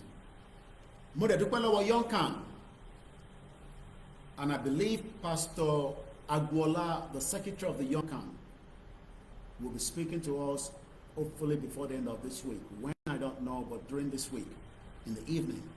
Kilo Mawabara saw why we should, with the template, 30 crates, still the same template, but 4x4 flag, whether it's Kosibe, Yoruba independent, Elofishe, whatever you can do. Even if it's to create a flag, put it on a t-shirt, put it on whatever, it is on PDF and CorelDRAW. Emula sort of printer. Printer will still print things for you even as we remain inside one Nigeria right now. Create banners within yourself and your groups. So this 4x4 Ito design says Yoruba Nation Independent. I believe it's something of such. Yoruba Nation Independent. Like what I have here says Yoruba Nation. But this one has now got Yoruba Nation Independent Inclusive. What about you designing? All you need to do is take it down to your local printer and start creating, even if it's too bad, you can't say Lola to share your confirming possible. As long as you have a little bit that you can feed yourself on, even we know that poverty tiwa nínú ilé gan. Kò sento ma no won lè wá 3,000 kó kàn lọ ṣe nǹkan tí òun náà máa mú dání níjọ́ tó bá ní ká jáde. And if you don't have anything, you come out with whatever you have in your house. We are coming out not to fight the federal government, like I said. But if the federal government attacks us, we will attack back. It's as simple as that. That is my own opinion, not Akintoye. Because the federal government has no right to attack us. We don't want problem. Problem is not what we want. If you give us problem, we will give you multiple problems. Ile Yoruba ni awala ni lewa. Teba fún wa ní problem kan, a máa fún yín ní mẹ́wàá. This is not NSAS. This is not Oyigbo. These are Yoruba people that are not cowards. Even if we are 50 of us, people fight to get what they want. So, if you are working in the Nigerian security, do not think that you can attack us and we fold our arms. As if we work with what you are sort alagbafo. Or go wa lo so alagbafo. Ìyẹn mo sọ pé if you are doing what you are doing right now, increase it more. Mo mọ̀ pé ó expensive. Kódà láti pa adìyẹ, láti fi ṣe whatever, gẹ́gẹ́ bí ìṣẹ̀ṣe tiwa, is expensive. Adìyẹ is about 9,000 naira. And though John Canole would have 10,000, 9,000, 10,000. And we can't give everybody money to do it. But mo rò pé ẹ̀yin tẹ́ bá wà nínú groups, this is the time to consult Yoruba Oracle more. I am not saying that the other religion will not work. Let's go back to the drawing board. This is the time Kelo consult our oracles. What do I mean by our oracles? Oshuni, Oduduwa, Shongoni, gbogbo pátá, olúkálùkù wà ní gbogbo ilẹ̀ Yorùbá ló ní different ones tí wọ́n ti ń bọ Ògún. Ẹ gbọ́dọ̀ bọ Ògún ládọ̀ tí yín kẹ́ tó jáde fúnra lé o. I'm sure you know that now. Ẹ gbọ́dọ̀ bọ Ògún. I will be doing mine and I hope you will do yours as well. Ẹ gbọ́dọ̀ bọ Ògún. ẹ gbọ́dọ̀ bọ gbogbo tí ẹ bá lè fi bọ torí pé àjàyè ni tiwa máa jẹ́. Tó bá dẹ̀ yẹ pé you are people that believe in Christian, ó fi lọ bọ Ògún. You know what to do as Christian, you know what to do as Muslim. So but àwa tá jẹ́ ọmọkọ ìdílé Yorùbá ó gbọ́dọ̀ bọ Ògún. Okay, we're coming out, I can tell you that. Baba did not disclose the date. Ẹ má jáde kẹ́ máa sọ pé Koiki ti wá sọ date. Baba nìkan ló ní date lọ́wọ́, and he did not disclose that with me. Bẹ́ẹ̀ni, ẹ bọ Ògún àtò Èṣù. I am doing mine with my Babalawo, and I hope you are doing yours. And if you believe other things, you consult your pastor. I have gone past the stage. You know, come and say, Babalawo, they are evil people. That is for you. That is what the white man wants you to think of. I continue to communicate with my Babalawo, while you should communicate with yours. Mark with me, I cannot give you mine. You need to go and find yours. Wàá padà lọ sí ìdílé ẹ̀, wàá lọ béèrè nítorí ẹ kò béèrè lọ́wọ́ àwọn àgbàlagbà. Gbogbo iná lẹni pastor ten follow. I listen to Pastor Jerry. I listen to Prophet Ojo. I listen to Prophet Nasirullah. I listen to Pastor Adeboye. I listen to Imam Ofa. I listen to Okeuba Gold, and many of them like that. So whoever you think you are comfortable with, I'm doing my fasting again today. I'm fasting. No, I don't pray about it. It's for what? No, it's for the purpose of what I'm doing. Of course, ilé ayé ogun náà ni. So má sọ pé wọn ní bá wa jà. Tó bá bá wa jà ńkọ́, tó à prepare dáadáa. But the coward don't manage to ready. And I don't want anybody to call me. This remains my platform. Platform in Ibiba. Èyí tẹ́ máa ń pè àwọn èèyàn tẹ́ máa ń sọ fún wọn pé kó lọ warn Koiki. Ẹ má warn èmi, àwọn ọmọ yín ni kẹ́ warn. Okay? Nobody come and warn me on this platform. If whatever I'm saying is not comfortable to you, ẹ lọ gbọ́ àwọn media tó kù níbi tó ti sọ̀rọ̀ tútù sí yín lọ́rẹ́. Èmi ò lè wà nínú Africa tí mò ń witness táwọn ọmọ wa ń witness lójoojúmọ́ bí ẹ̀yin ò mọ feelings yẹn. We can't give people money every day. Owó yẹn is as useless as tissue paper. And especially ẹ̀yin bàbá kan tó máa ń pè àwọn ẹ bá pe Koiki. Ẹni tó o bá fẹ́ disrespect rẹ̀ kó má pè mí.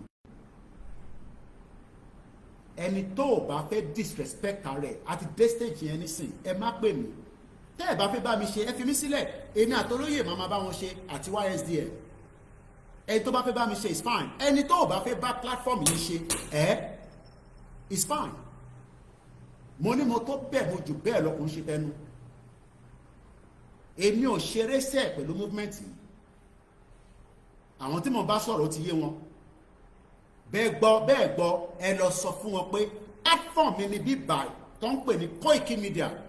Èmi ni mo mọ èyí tí mo ń forí rọ́ in the last 5 years lórí platform mi. So kíyàn kan kẹwàá very careful. Bó ṣe fún yín ní respect ni, and I'll keep that respect like that. I will not come and mention your names on the social media. But gbogbo yín pátá mo ń document gbogbo tá à ń ṣe yìí. Gbogbo ẹ̀ pátá ibi tó bá yẹ kí n reveal nígbà tá a bá parí tá a délẹ̀ lérí. Màá kọ̀wé mi, màá kọ gbogbo táwọn èèyàn gbọ́dọ̀ gbọ́, màá kọ síta. Pump bastard. Ẹ̀ẹ́dẹ̀ lè threaten mi. Bàbá Akintoye dẹ̀ ti ní kí n máa báṣẹ́ lọ. Ìgbòho dẹ̀ ti ní kí n máa báṣẹ́ lọ. That's all I need to know. Ẹ mọ̀lá ní máa báṣẹ́ lọ. Jọ́dákẹ́lá ní kí n máa báṣẹ́ lọ. Ẹ̀yin ọmọ Yorùbá fọkàn yín balẹ̀. Okay? Àfi tí mo bá sí nínú movement yìí mọ́. Mo ní as long as tí n bá ṣe wà ní movement yìí, wọ́n lè dá ilé ìrú mọ́ yín lọ́wọ́. Wọ́n lè dá ìrú mọ́ yín lọ́wọ́. Ó yé wọn bẹ́ẹ̀ àwọn tí mo bá sọ̀rọ̀. It doesn't matter who you are. Ọmọ Yorùbá kan náà gbogbo ọmọ Ìjẹ̀bú dẹ̀ lè ní. Ìbí náà rẹ̀ dúró.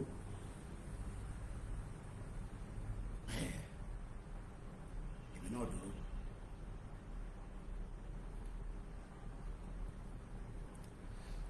Let's come back quickly. Gbogbo ẹni tí ẹ bá fẹ́ free way kò ń ṣe free o PDF ni o tẹ́ bá ti lọ sórí Koikimedia ṣíkíní ẹ̀ bá níbẹ̀ ẹ̀ download ẹ̀ mo kí gbogbo alẹ́ nǹkan sí ẹ jẹ́ kí n send audio yìí síta kó lè wà within the 58 minutes kò ní mo fẹ́ open phone line wọ́n kàn lẹ́kùn mo kí gbogbo àwọn staff mi àwọn olójú ọmọ àwọn Yorùbá mi problem ti máa ní nìyẹn. These are the people that were running the show on our behalf. I will buy one phone at the average of 200,000. We have close to just under $1 million naira still with me. But Emma Damilaye kí n ra phone kan nínú ẹ̀ fún kan náà staff wa. Ẹ fún mi ní ayé nínú owó yẹn kí n ra phone ẹyọ kan. And the remaining money, I will still hold on to it and see what more. I have sent money this morning to buy 20 more walkie-talkies. Má pè mí fún walkie-talkie. Kò ṣe toy. It's 13,000 naira for one. Long range tí mo rí is about 62,000 naira. And I might still have to buy maybe few for few people that they will give it to at the appropriate time. We have a capstar, like I said. We're working around on it. You know, we're not laughing shady idea. So I sent another money to them yesterday. Or at least, you know me do. And it's all aware. O gbé farm. O fi lọ kó èkùrọ́. You know me do. Me go happy. This truck has been sitting for over 2 years. Bàtò fún wa gan bèrè pé Koiki, ẹ ṣe ọ̀pẹ ṣì fi lo truck yìí. Mo fẹ́ lo ẹ má bínú dádì. Mo dúpẹ́ lọ́wọ́ wọn gan. So truck yẹn ó ti wà. Màá post video yẹn at the appropriate time. But condition tó wà, mo fẹ́ kọ́ parí ẹ̀ kí wọ́n post méjèèjì. So it's already packed, ready to go. Since that ni mọ́tò. So instead of renting capstar when we come out for the rally, this capstar will be useful for the Koikimedia team. So we are going to run with it. So it's already fully working. But as you know, mọ́tò tó ti wà nílẹ̀ tipẹ́, they're still doing some tests and a lot of things are developed because àbẹ̀gbà tàbágbé jáde ló máa ní problem. So like I said, you know, we still have about close to about 800,000 with me. After the phone, the agree with, oh, okay, Kara phone. Tabadera phone, you have about $1 million naira still with me. So just for you, what don't feel won't come in. No, it's not a lot of money. It's not like the politicians stealing money in their millions. I'm at 100 million, 50 million. But whatever you are giving, we are using it in the right direction towards what we believe. I want to move from the way to from the way to. I want to move. So I give them a little bit of a report with video evidence. We're good to go. Lati Paja since 25,000 naira. So you can see that these things are not cheap. Advantage táwọn olóṣèlú ń lò nìyẹn. Wọ́n fi ìṣẹ̀ṣe, wọ́n fi ń bá wa jà. Àwọn bàbá kan ti gbàbọ̀dé fún wa. Tẹ́ bá believe pé gbogbo àwọn babaláwo tó wà Nàìjíríà yẹn. Not all of them, don't quote me wrong. Majority of them are payroll to the politicians. So Atimoye some 4 years ago.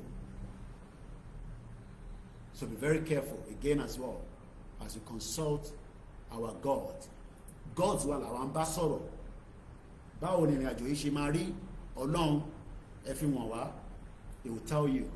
And like I said, we don't have to start playing different videos. Evidence has shown that Nigeria will divide. Kò sí ọ̀nà àbáyọ kankan mọ́. It will divide, and so shall it be in Jesus' name. Amen. So let's listen to this quickly as well. And then mo fẹ́ share audio yẹn síta nísìn. Tẹ́ bá ti ń bá wa rí àwọn audio yẹn, ẹ bá wa tètè máa gbé síta. If you want to call into the program, you can do so. But don't call into this program and say, "Chatty ready." Ṣé gbogbo nǹkan láti ní? I am not listening to that crap. Even if we don't have everything, we forge ahead. It's as simple as that. You are not a government yet. You can't have everything. So, as we go further into our conversation this morning, it's coming up to 9:23 a.m.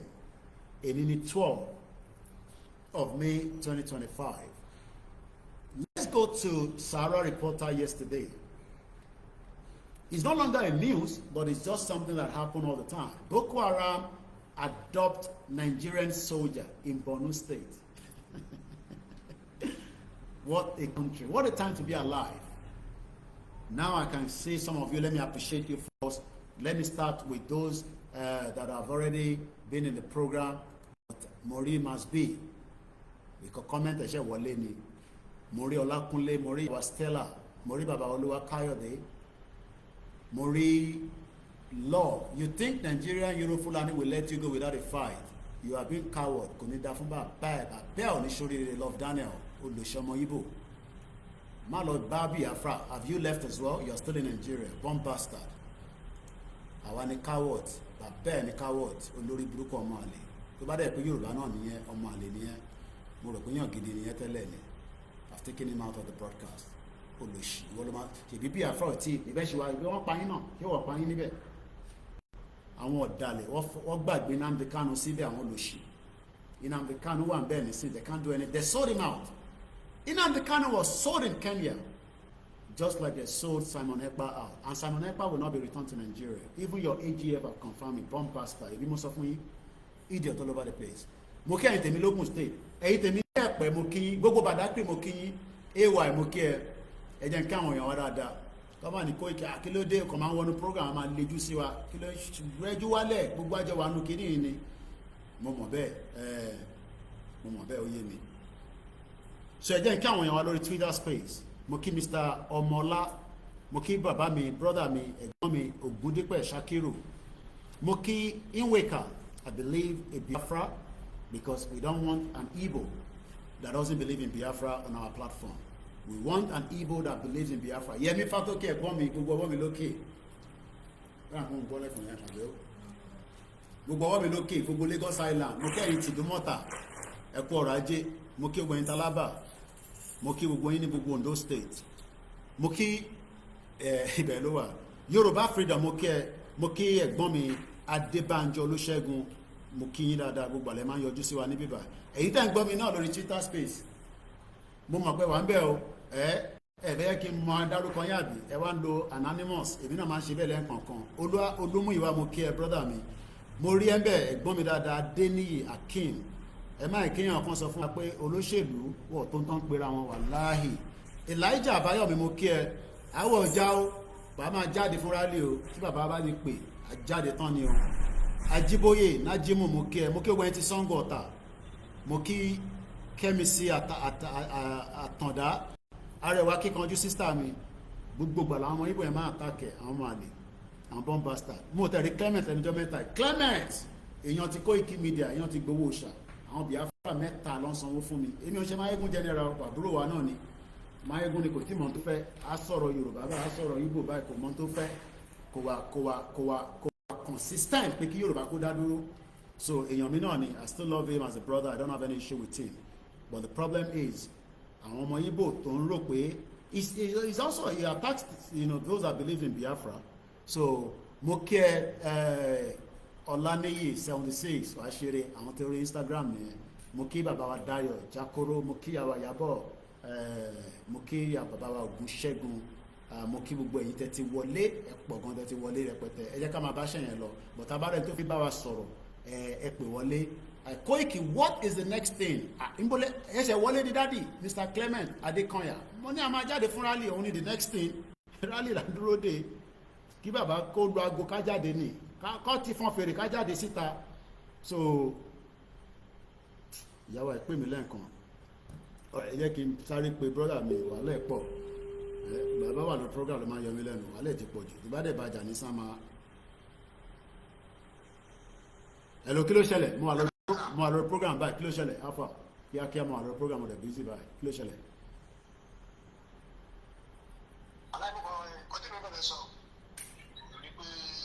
má sọ kankan nísìnyí nǹkan tó bá fẹ́ sọ tó bá jẹ́ pé nǹkan tá a lè sọ lórí social media aláìbáyìí nísìnyí àwọn àgbọn tó sọ ẹja sọ̀rọ̀ yìí jẹ́mọ́tí níjà sọ̀rọ̀ létà tí bá ti ká sọ̀rọ̀ létà gbọ́ mi bẹ́ẹ̀ ká sọ̀rọ̀ létà mo busy nísìnyí àsọ̀rọ̀ létà.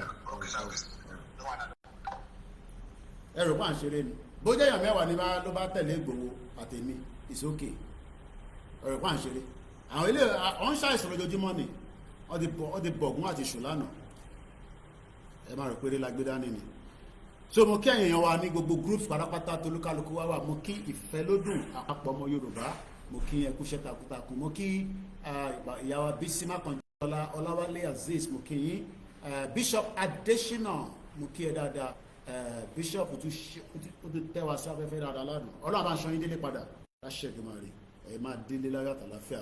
Mo kí àwọn tèmi lórí MixLR, mo kí Akin Games. The MixLR is cheaper. Gbogbo wa làwọn máa rò pé bí a tẹ bá rójú wa tá a bá ṣe program kan ẹ lè download ẹ, ó wà cheaper fún yín bẹ́ẹ̀, but tá a bá wà live I don't know whether it's expensive or not, but tó bá convenient ẹ máa gbọ́ wa lórí MixLR, ó wà very cheaper. Ká má expose it our worship, so tí bàbá Adébóyè bá jáde nísìn tó ń sọ pé ká lọ gbàwẹ̀ ká ṣe sàárà, kí ló máa ń ṣàwọn èèyàn wa tẹ́ máa ní so àti bọ̀gún nísìn àti bọ̀ṣù nísìn á expose kíní wa. This is who we are. Ara náà sọ pé àwọn òyìnbó ti divert gbogbo brain gbogbo wa. Ìbí tẹ́lẹ̀ náà tèmi náà mọ̀ tẹ́lẹ̀. So àti bọ̀gún nísìn àti expose nǹkan wa.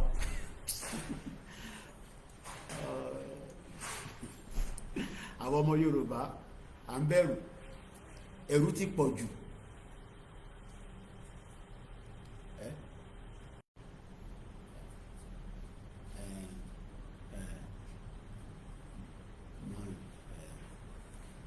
So he's not exposing ourselves.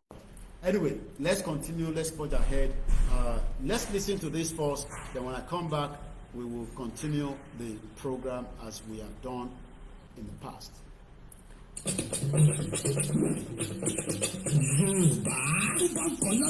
Moki Prophet Ologunluwa, Moki Omega Rally. I don't think some of you understand that there are some groups. They are Moki OLAKUNLE, Moki Abdullah. They are very strong in body, in spirit, and in finance. One of that group is called Tebango Mega Rally. Mega Rally. Hey, Cherry Boborali Commercial America. I don't know Mega Rally. What's anywhere Washington DC? What's anywhere United Nations? Moki Yoruba World Media, Moki Independent Media, Moki Hong Kong, brother me. Shegon, thank you so much for the super chat. Tebango Mega Rally. Don't joke with them. Eba mi jo, eba mi pin programming. Ẹ jẹ́ ká hit at least 300 lórí YouTube. Gbowó lórí ẹ̀. Ẹ bá mi retweet. Ẹ má bẹ̀rù. Ìtò mú bàbá Akintoye kò bẹ̀rù. Àmì bàbá yẹn 90 years old. Bàbá yẹn bẹ̀rù. Bàbá náà mọ́ mi. Láìpẹ́ a máa gbalẹ̀ wa. So bàbá tó ní láìpẹ́ a máa gbalẹ̀ wa. Ṣé ẹ mọ̀ pé bàbá yẹn bẹ̀rù ni? No, ṣé ẹ mọ̀ pé bàbá tó ní láìpẹ́ a máa gba country wa? Bàbá yẹn ò bẹ̀rù náà. Ìwọ́ṣẹ̀ wa ní ẹ ká máa sọ pé à ń bọ Ògún, à ń bọ Èṣù. No, tí bàbá ṣé nísìnyí mo ti gbọ́ Pastor Jerry. Ṣé Pastor Jerry ò kí ń jẹ Holy Communion? Tó bá ṣe program wọn tó láàárọ̀. Ẹ má máa jẹ́ ká máa deceive ara. Èmi ò ṣe sọ fún Christian sí kò máa please ẹ jọ̀ọ́ torí Ọlọ́run àti kọjá stage yẹn as Yoruba people now. Ṣé àárín bàbá Adébóyè náà? Ṣé àárín ìyá àdúrà? Ṣé ìyá àdúrà kò kí ń ṣe sàárà nínú church ẹ̀? Àárín tó bá ń pín nǹkan nínú ṣọ́ọ̀ṣì wọn. Àwọn àṣìṣọ fún wọn pé ṣọ́ ẹjọ́ please. In táwọn bàbá ńlá wa fi dilẹ̀ yẹn mú nìyẹn. Ẹ má bọ Ògún, ẹ má bọ Èṣù. Òun ni gbogbo wọn wọlé sí wa lára tán nísìn. Tó bá yẹ kí wọ́n ń bọ Ògún, wọ́n ń bọ Èṣù ni Fúlàní á lè wà nú gbó wa. Ṣé yẹ kí Fúlàní wà nú gbó wa? And we can't fight them alone with Ìṣẹ̀ṣe. We fight them with technology as well. But how can we fight them with technology when we don't have the government? Bẹ́ẹ̀ni, we are Africans. That is what we are. Yorùbá ni wá. Ṣé ẹ rò pé Tinubu ò ń ṣoògùn ni? Ó ń ṣe bó ń ṣe gbogbo ẹ. Ó láwọn tó ń kówó fún tán bá ṣe èkó ọmọ Yorùbá lòun náà. Ṣé ẹ rò pé àwọn governors yàn láwọn tó ń rúbọ fún wọn ni? So ẹ má gbé yẹn wá bá sórí platform tí wọ́n ń bíbá yìí o. Let's continue. So àwọn Mega Rally ló release this particular jingles, and we'll be using it until the day of the rally.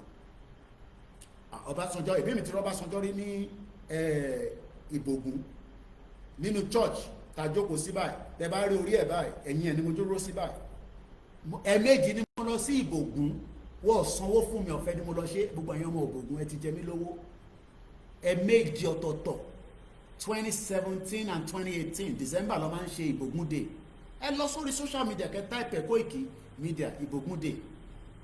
Wọ́n sanwó fún mi, but mo nífẹ̀ẹ́ ọba tó wà níbẹ̀ yẹn, kábíyèsí yẹn, tí bá pè wọ́n nísìnyí àwọn bàbá àwọn ọba gidi làwọn yẹn, kábíyèsí ti Ìbògùn. Ká tó bẹ̀rẹ̀ Yorùbá nation mo ti lọ láti mo ti mọ̀ wọ́n. Bẹ́ẹ̀ni, stay true with your tradition. Èmi wà níbi tó ti ń bọ̀ Ògún láìpẹ́ yìí, kíní kàn mí pẹ̀lú pé kíní ẹ jẹ́ kíyàn kan fúlù ẹ. Má yẹ kẹ́ni ọkàn fúlù ẹ o, wọ́n ń tẹ́po sórí Ògún, wọ́n fìyẹn sílẹ̀ tí wọ́n bá lè tẹ́po sí. Àmọ́ táwọn chọ́ọ̀chì náà ṣe lẹ́yìn, àmọ́ tí mọ́ṣáláṣí ṣe lẹ́yìn. Yíyan kan máa gbé yẹn wá àjàjà religion tradition wa ni. Ìtọ́ fi ń pè wá lọ́mọ Yorùbá nìyẹn. Ṣé wọ́n sí gbẹ́rẹ́ sí gbogbo yín lọ́wọ́ ní kékeré? Mò ń bèèrè ni. So nígbà tó sí gbẹ́rẹ́ yẹn, ṣé o mọ̀ pé antidote ni, ṣé o mọ̀ pé defender ló jẹ́ for different thing tó fẹ́ pààyàn. Àwọn tó tẹ̀ jẹ́ Christian gan lé nìkan sẹ̀ wọ́n disapprove pé kí ìṣẹ̀ṣe má máa lọ. Aláwọn pásítọ̀ tó pè wá náà, aláwọn wòlíì tó ń bá wa sọ̀rọ̀, aláwọn àfáà tó bá wa sọ̀rọ̀, ṣé kí ọkàn má gbé yẹn kankan wá bá wa. Gbogbo ọmọ Yorùbá tó ń bẹ nílé tó jẹ́ ọmọ ọkọ Yorùbá lọ́ọ́ dira ni mo sọ fún ẹ. Ìwọ tó bá dẹ̀ ṣọmọ Yorùbá gbé Bible ẹ dání kó gbé Quran ẹ dání ṣíkè ni. Eléyìí normal beat eléyìí ìta bá máa lò nígbà yẹn eléyìí normal beat lè kò ní kankan lára ẹ̀. Ìyàwó mi ló ra eléyìí wá láti China wọ́n sẹ́ndẹ̀ lórí tẹ́mù ó ti pẹ́ tàti ni. Just like the energy ni, it's like an energy. Ẹ mọ̀ pa ní síbi tí mo jókòó sí nísìn òrùn yẹn nísìn ṣẹ́rí ẹ̀rí pójú mi ẹ̀rí pónù ta sí mi. Energy kan nìyẹn. Gbogbo táwọn bàbá yẹn ń lò báwo la ẹ ká tẹ̀ jókòó pé how did they work out all these things tó fi ń jẹ́ fún wa. Àwa jókòó sí ibẹ̀ kan ní ká keep Nàìjíríà kò ní dá fún Nàìjíríà kọ́ nàìjóró ni. Ẹ lọ múra dáadáa. Mo kí gbogbo ọmọ Yorùbá gidi. Bí àṣà ìyá mi Dr. Ọmọwùmí á ní ọmọ báwo la wọ́n ṣe máa ń sọ tí wọ́n á ní ẹ̀yin ògidì ọmọ Yorùbá ni mò ń bá sọ̀rọ̀. Mo bá Fúlàní kí ní kàn mí pẹ̀lú Fúlàní, mo bá Fúlàní sọ̀rọ̀, mo bá Ìgbò sọ̀rọ̀. Ṣé Ìgbò ni wá ni? À ń ṣe Ìgbò. Ọmọ Yorùbá ni wá. Má lọ dira dáadáa. Bó tẹ̀ wá lè dira. Má bẹ àwọn èèyàn. Ó dá ẹ bá wa bògún. Kò ẹ̀sìn ẹ jẹ́. Kò bà ìsìn jẹ́ pé o lè fúnyàn lówó pé kó lọ bọ Ògún, kó lọ bọ Èṣù, kò bà ìsìn ẹ jẹ́. Don't be fooled with all these things. Kò ní dá fún Britain fún gbogbo bó ṣe destroy tradition wa. Ọba tí wọ́n wá jókòó nísìn ó ń gbayì ó ń gbẹ̀yẹ wọ́n fẹ́ káwọn ọba tí wọ́n wà lábẹ́ Fúlàní. Àwọn ọba tí wọ́n àmọ̀kọ́ wà lábẹ́ Fúlàní ni àwọn afẹ́ rescue wọn ni. Ẹni kí àwọn ará kí ọmọ adẹ̀ tuntun ẹgbẹ́ iṣẹ́ àràfilẹ̀ bẹ́ẹ̀. Àwọn ọba tó ní action. Wọ́n ní action. Àwa gan tá àṣọba gan sẹ à ń fi ẹnu wáyé a fi ń já oríṣiríṣi lórí social media. Èmi á wà lórí ìpèrè yẹn ní time báyìí tí mo dẹ̀ ṣe tí mo ṣe kíní tó máa ń ṣe yẹn mọ tó máa lọ sínú ìpèrè tó máa aṣáàrẹ Aláàfin tó ṣẹ̀ ṣe tiẹ̀ màá wá jáde tí mo mọ tó wà lára mi kábíyèsí Elédùmarè o wọ́n bí King Charles náà dá mo ní gbogbo wọn ló sì wà lábẹ́ King Charles ìyẹn náà ṣe lè sọ̀rọ̀ ìpè bí ẹ ṣe gan ni jàre ẹ̀hàn pé mo gbọ́ Yorùbá ẹ máa rán mi létí tí bá ti ń sọ̀rọ̀ bẹ́ẹ̀ tètè máa bá ń jù síta ẹ̀hàn pé mi ò Yorùbá ti jẹ bọ́gà jẹ KFC èmi á jẹ ọba nísìn mo lọ sínú ìpè bí mo wá jáde pẹ̀lú tí mo ti gbé dání sórí nísìn pé Yorùbá nation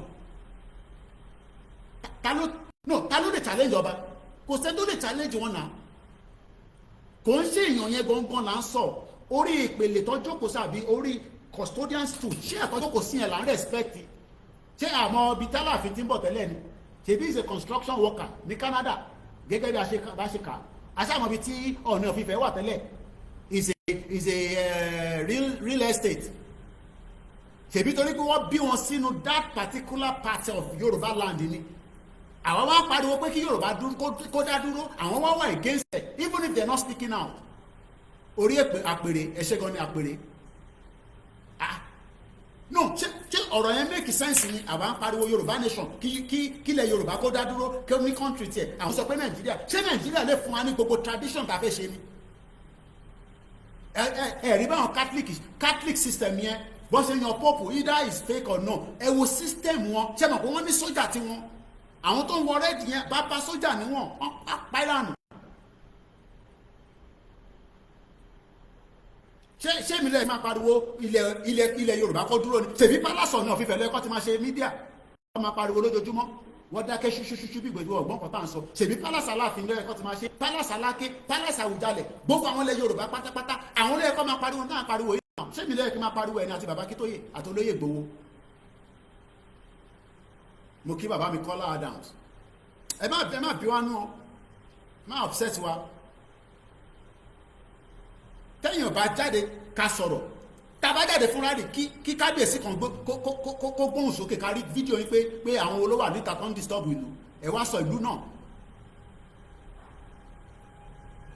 5 years ṣé ẹ fẹ́ ní ẹ̀gbọ́n gbogbo tá à ń sọ lójoojúmọ́ ni kí ló dé ẹ̀ṣẹ̀ wo kan la ṣe fún yín gan sẹ́ẹ̀ ok kí ni Fúlàní fún yín gan sẹ́ẹ̀ ẹ̀sán tí Fúlàní fún yín ká dá padà fún Fúlàní náà ntí ẹ bá gbà lọ́wọ́ àwọn ṣètánì Sókótó ẹ sọ fún wa ká dá padà fún yín tó bá jẹ́ pé owó ní ká ní kí gbogbo ọmọ Yorùbá rẹ̀ sọ́wọ́ ká dá padà fún wọn náà. àbẹ́ ti filẹ̀ Yorùbá múlẹ̀ ṣé kò ń ṣe pé àwọn kábíyèsí ti filẹ̀ Yorùbá múlẹ̀ ó kọ̀ wá sí ẹ mọ̀ pé bíṣẹ́ sọ̀rọ̀ ó kọ̀ wá sí conscious mind mi mo rò ilé tẹ́lẹ̀ o ṣé kò ń ṣe pé wọ́n ti filẹ̀ Yorùbá múlẹ̀ pẹ̀lú àwọn Fúlàní ṣé kò ń ṣe pé àwọn balẹ̀ Yorùbá ti filẹ̀ Yorùbá múlẹ̀ bí àtọ̀ ọba tèmi àbí tàná àbí tìjẹta I just hope not because the mode of pé à ń pè pé kí Yorùbá dá dúró as a country ẹ̀dẹ̀ ń sọ fún wa pé Nàìjíríà bàbá Akíntóyè dẹ̀ sọ pé ìtàn Nàìjíríà ṣe bẹ̀rẹ̀ ní 1914 ní ṣé kábíyèsí Ọọ̀ni of Ifẹ̀ ọmọ ní.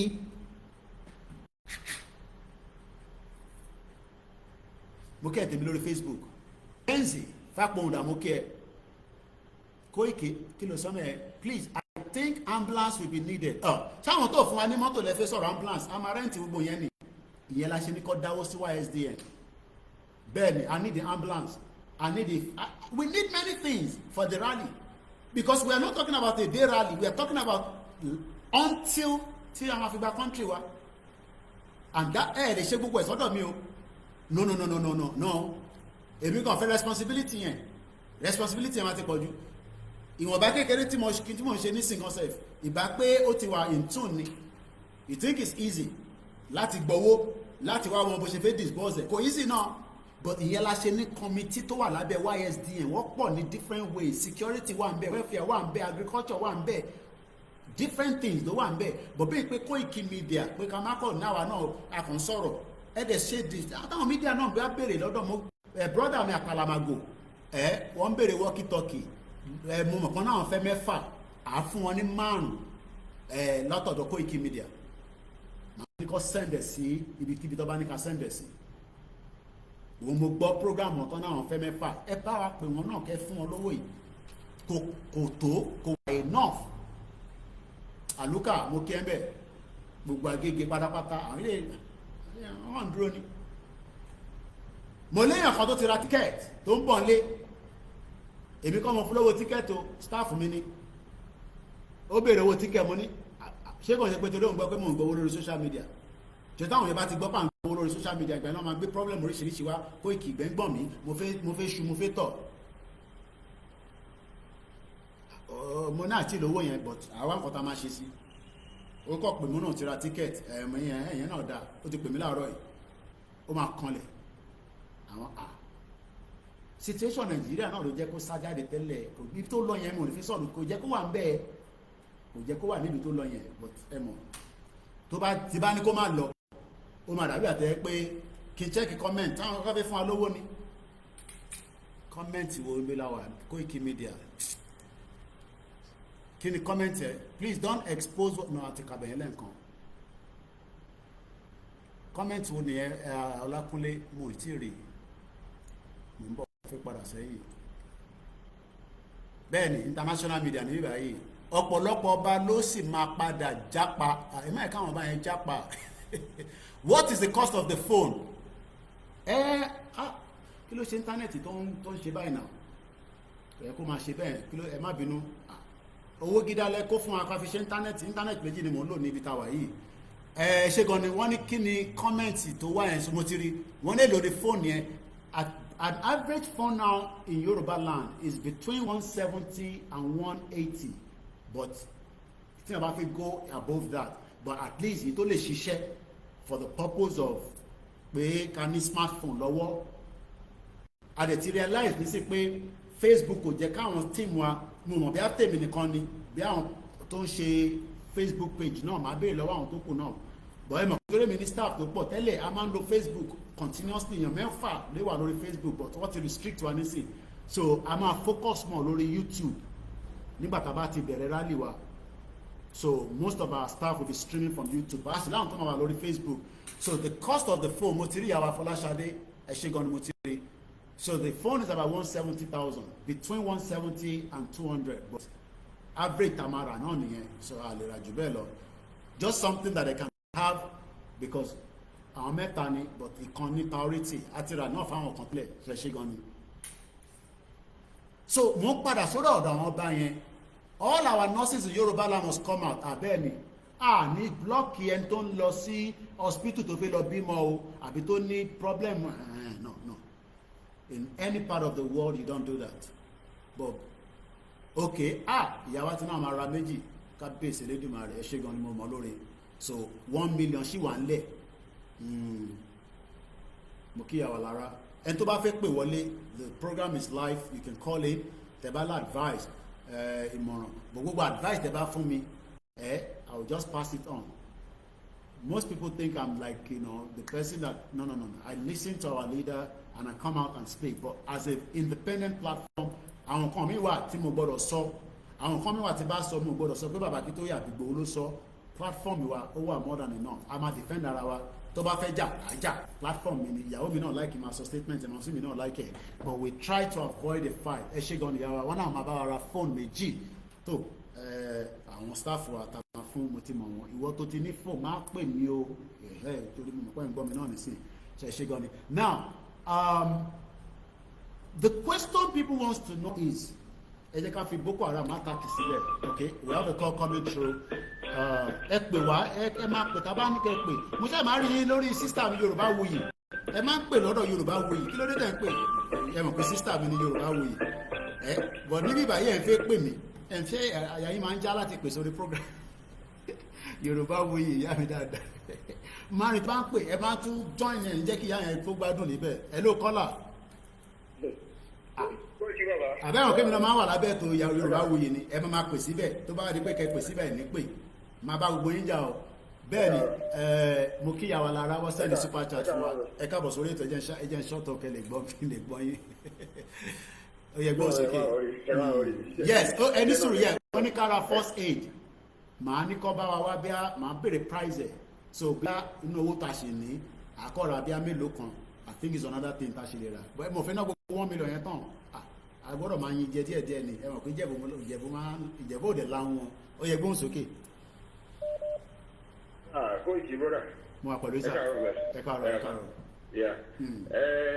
mo kàn ní kí n kíkè lórí ìbọn kékeré kan ni. nǹkan yẹn ó ń disturb mind mi gidigidi gan.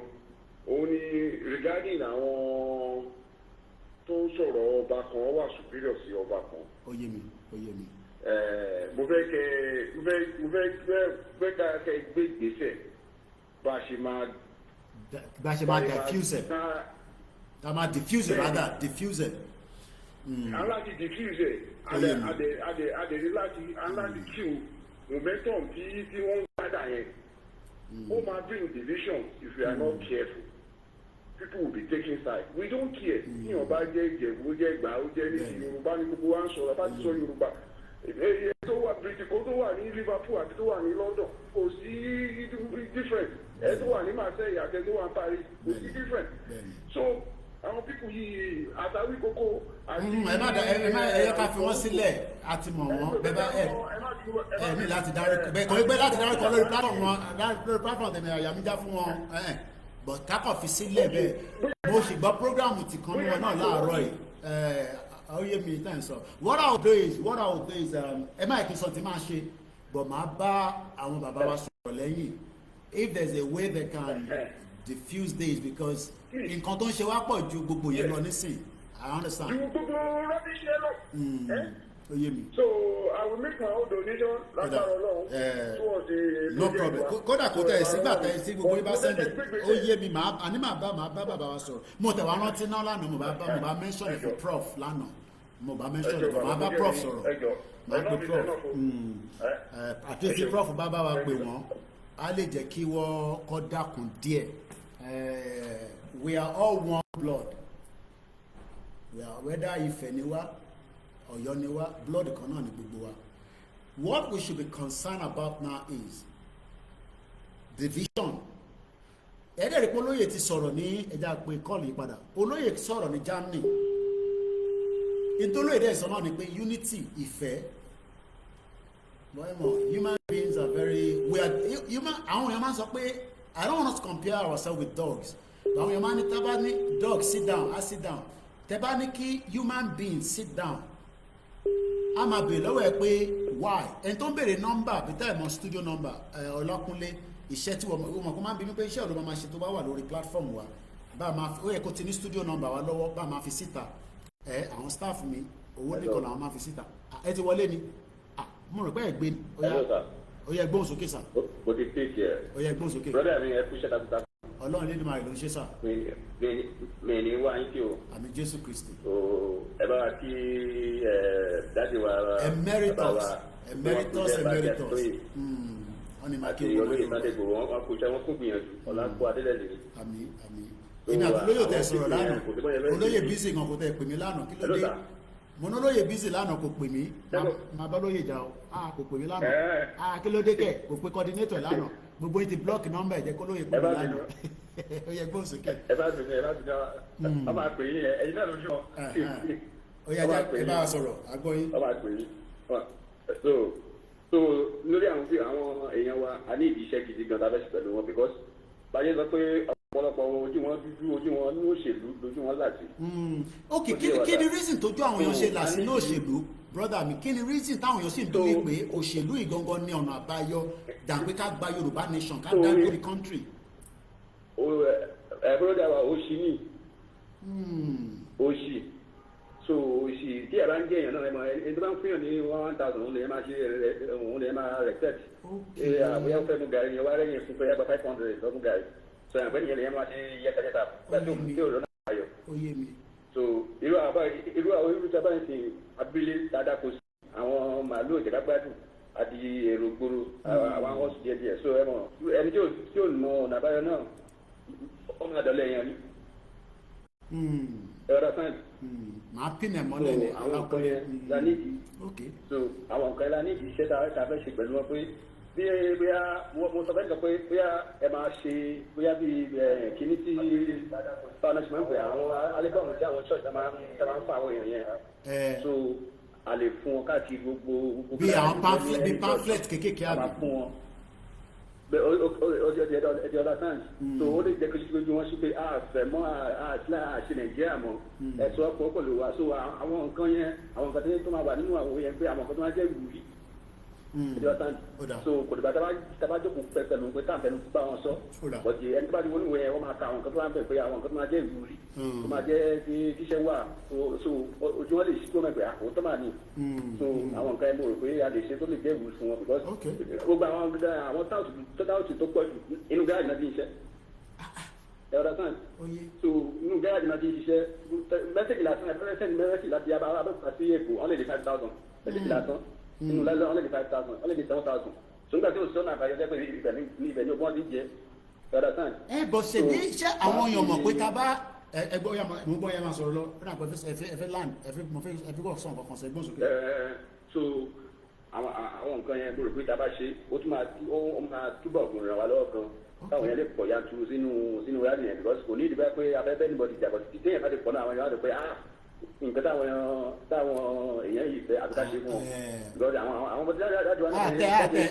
àtẹ̀ lágbára láti jà lágbára láti jà bọ́ àdẹ̀fẹ́ kí wọ́n kọ́ bá wa jà. gbogbo àwọn báyẹn náà tó bá rí fáwọn yẹn pọ̀ sí àwọn ẹ̀kú yàjọ tán pọ̀ inú àwọn bá tẹ̀ máa dùn inú àwọn bá wá tẹ̀ máa dùn tó bá fi ìlànà jáde inú wọn máa dùn pé àwọn èèyàn yìí wọn ò ṣe mọ́ ni owó dàgbò ti rẹ̀ wọn ẹ̀jẹ̀ ká fólò wọn o so nǹkan tí mi rí sí àwọn nǹkan tó wà lẹ́yìn yẹn. ẹ ṣe gan gbogbo ọ̀nà náà ló wúlò àwọn tó ń béèrè pé Koiki ṣé a lè béèrè question fún rally ó dá ìta ṣe fún program yìí náà nìyẹn ìyẹn mo ṣe ní àfisọ̀rọ̀ Boko Haram kọ́ là ń sọ̀rọ̀ níbí wa gbogbo ẹ tó bá ní ìbéèrè ẹ fi sínú comment section but má fi comment síbẹ̀ pé káwá fún yín ní owó bàbá mi Prophet Ọlá Ilékun Ayọ̀ mo rí wọn tó ń lagi lánàá ọ̀sẹ̀ ní fídíò mo ní kí ni bàbá ẹ̀ fẹ́ ṣe fídíò wọ́n ṣà ń lagi yẹn wọ́n la àwọn igi yẹn wọ́n tọ́jú ẹ̀ pamọ́ èmi mọ́ tọ́jú fi ṣe bí wọ́n máa fi dáná ni nọ́mbà tẹ́ máa pè sí òun náà ni a ti fi sí ojú òpó màmá repost ẹ̀ +44 74 04 405917 WhatsApp ni tẹ́ bá pè ní direct mo sí ní London kò ní lè wọlé Sunday káyọ̀dé mo kí wọ́n ní the advice of this man is good and bill ṣe rí tí a expect àwọn èèyàn ṣe ni pé especially àwa táwọn wà ní diaspora tó homeland mọ́mí wa kan máa ń sọ ẹ jẹ́ ká work pẹ̀lú àwọn tí lóòótọ́ kò ń ṣe gbogbo èèyàn ló wà honest but ẹ work pẹ̀lú àwọn tẹ́ bá fi pẹ̀lú work pẹ̀lú ní t-shirt a lè fún gbogbo èèyàn kò possible ní fìlà tá a fi fún gbogbo èèyàn but n ta lè ṣe ni pé we will do what we can do and we will encourage the YSDM and Ìfẹ́lódún Ìlànà Ọmọdúà and all these groups and I believe in táwọn èèyàn dúró dè ní pé tó bá ti rí pé a ti jáde nísìn wàá mọ̀ pé lóòótọ́ ni àwọn kan hold back it's understandable pé wọ́n máa náà ṣe máa jáde nìyẹn tá à ní jáde it's understandable mo rẹ̀ rò pé bàbá 90 years old máa parọ́ I was with him yesterday like I said I spent at least ẹ̀ríwá I was with him even though I didn't do a live video with him because it's not necessary mo kàn ní kọ́ bá mi sign away mo dẹ̀ kọ́ra ṣe fídíò kékeré and I let him do most of the talking because I love to listen to him bàbá 90 years old lè parọ́ fún wa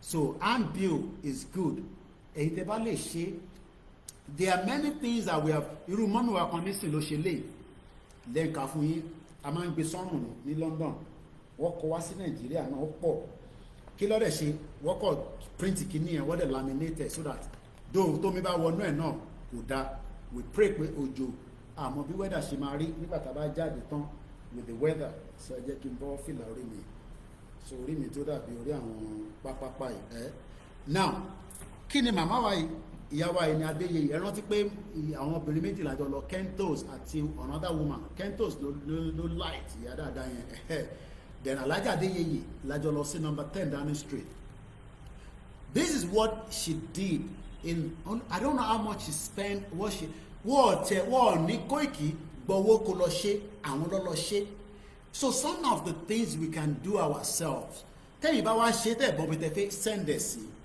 ẹ pè àwa ẹ pè media ẹ pa Kalamago ẹ pè Lady K ẹ pè Yorùbáwùyí ẹ pè Dara ẹ pè this ẹ pè that they will know who to work with to understand at the ground ẹ pè Bàbá Èkìtì so and that way we will have many things within when the rally start because a lè feed gbogbo yan ìwọ oúnjẹ kọ́ la fi wá jẹ níbẹ̀ o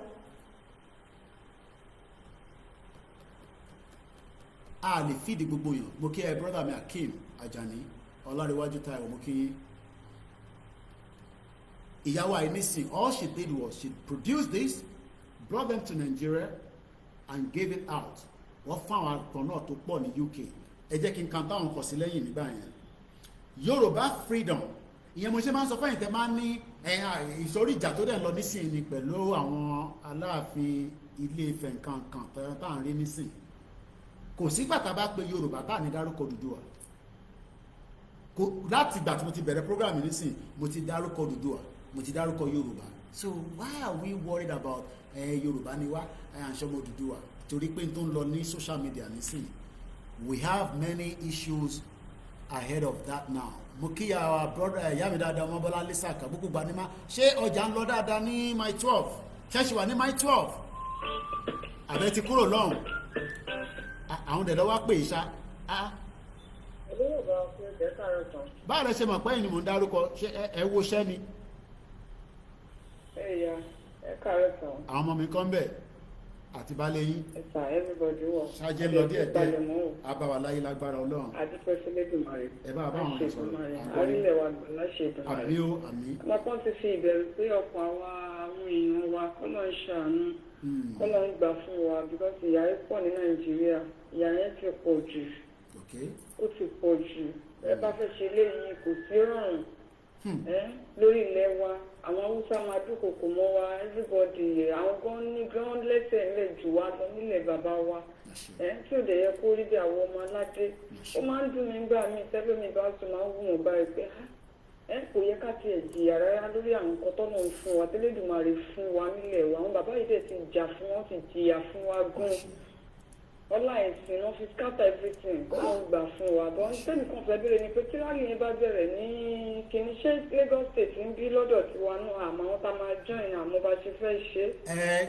Òmìnir ní pé kémi kẹ́bẹ̀rẹ̀ ọ̀dà rally yẹn gbogbo state ló ti máa bẹ̀rẹ̀ gbogbo state ilẹ̀ Yorùbá pátá so even tí rally bá bẹ̀rẹ̀ as an example nísìn ẹ mọ̀ fáwọn kan nísìn wọn ní group now. So it's not about being in the group. The moment the rally starts, ẹ̀rí àwọn tó jẹ́ ọmọ Yorùbá nation tó máa jáde ní state yẹn automatically, even if it's 10, if it's 2, if it's 3, right there and there, ẹ ti mọ̀ pé lára àwọn kájọ́ ṣe Yorùbá nation nìyẹn. Àwọn kan máa wà ń bẹ̀ tó máa ní no kí lè lè kẹ́. Ó wà òkè ìyá mi Fọláṣadé àkáǹtì ẹ̀ wà òkè mo gbọ́. Ẹ má bínú ìdí ni pé ṣe mọ̀ pé àwọn scam wọn kọ̀ láti wọ aṣọ yẹn ṣe ẹni pé ìlú yìí. Màá jẹ́ kẹ́ land torí mo àfi kọ́ ẹ̀kọ́ ni mo rẹ̀ fi response màá jẹ́ kẹ́ sọ̀rọ̀ yín tán kí tó wá respond kó má dàbí pé mo jẹ́ kẹ́ sọ̀rọ̀ yín tán. Ẹ mọ̀ pé oríṣiríṣi logic náà máa lò yín àwọn olóṣèlú yẹn because oríṣiríṣi ara ẹ̀wọ́ lẹ́nu dọ́mìtà ní sọ bí ẹ̀ṣẹ̀ bí kọ̀ọ̀kan jáde pé káwọn èèyàn máa wá rẹ́gísítà àkíní kan ìgbà kan ládùúgbò wa ní Ṣómólú gbogbo wọn báyìí wọn tún jáde yẹ́yẹ́yẹ́. Èmi ò mo ní mi ò ní.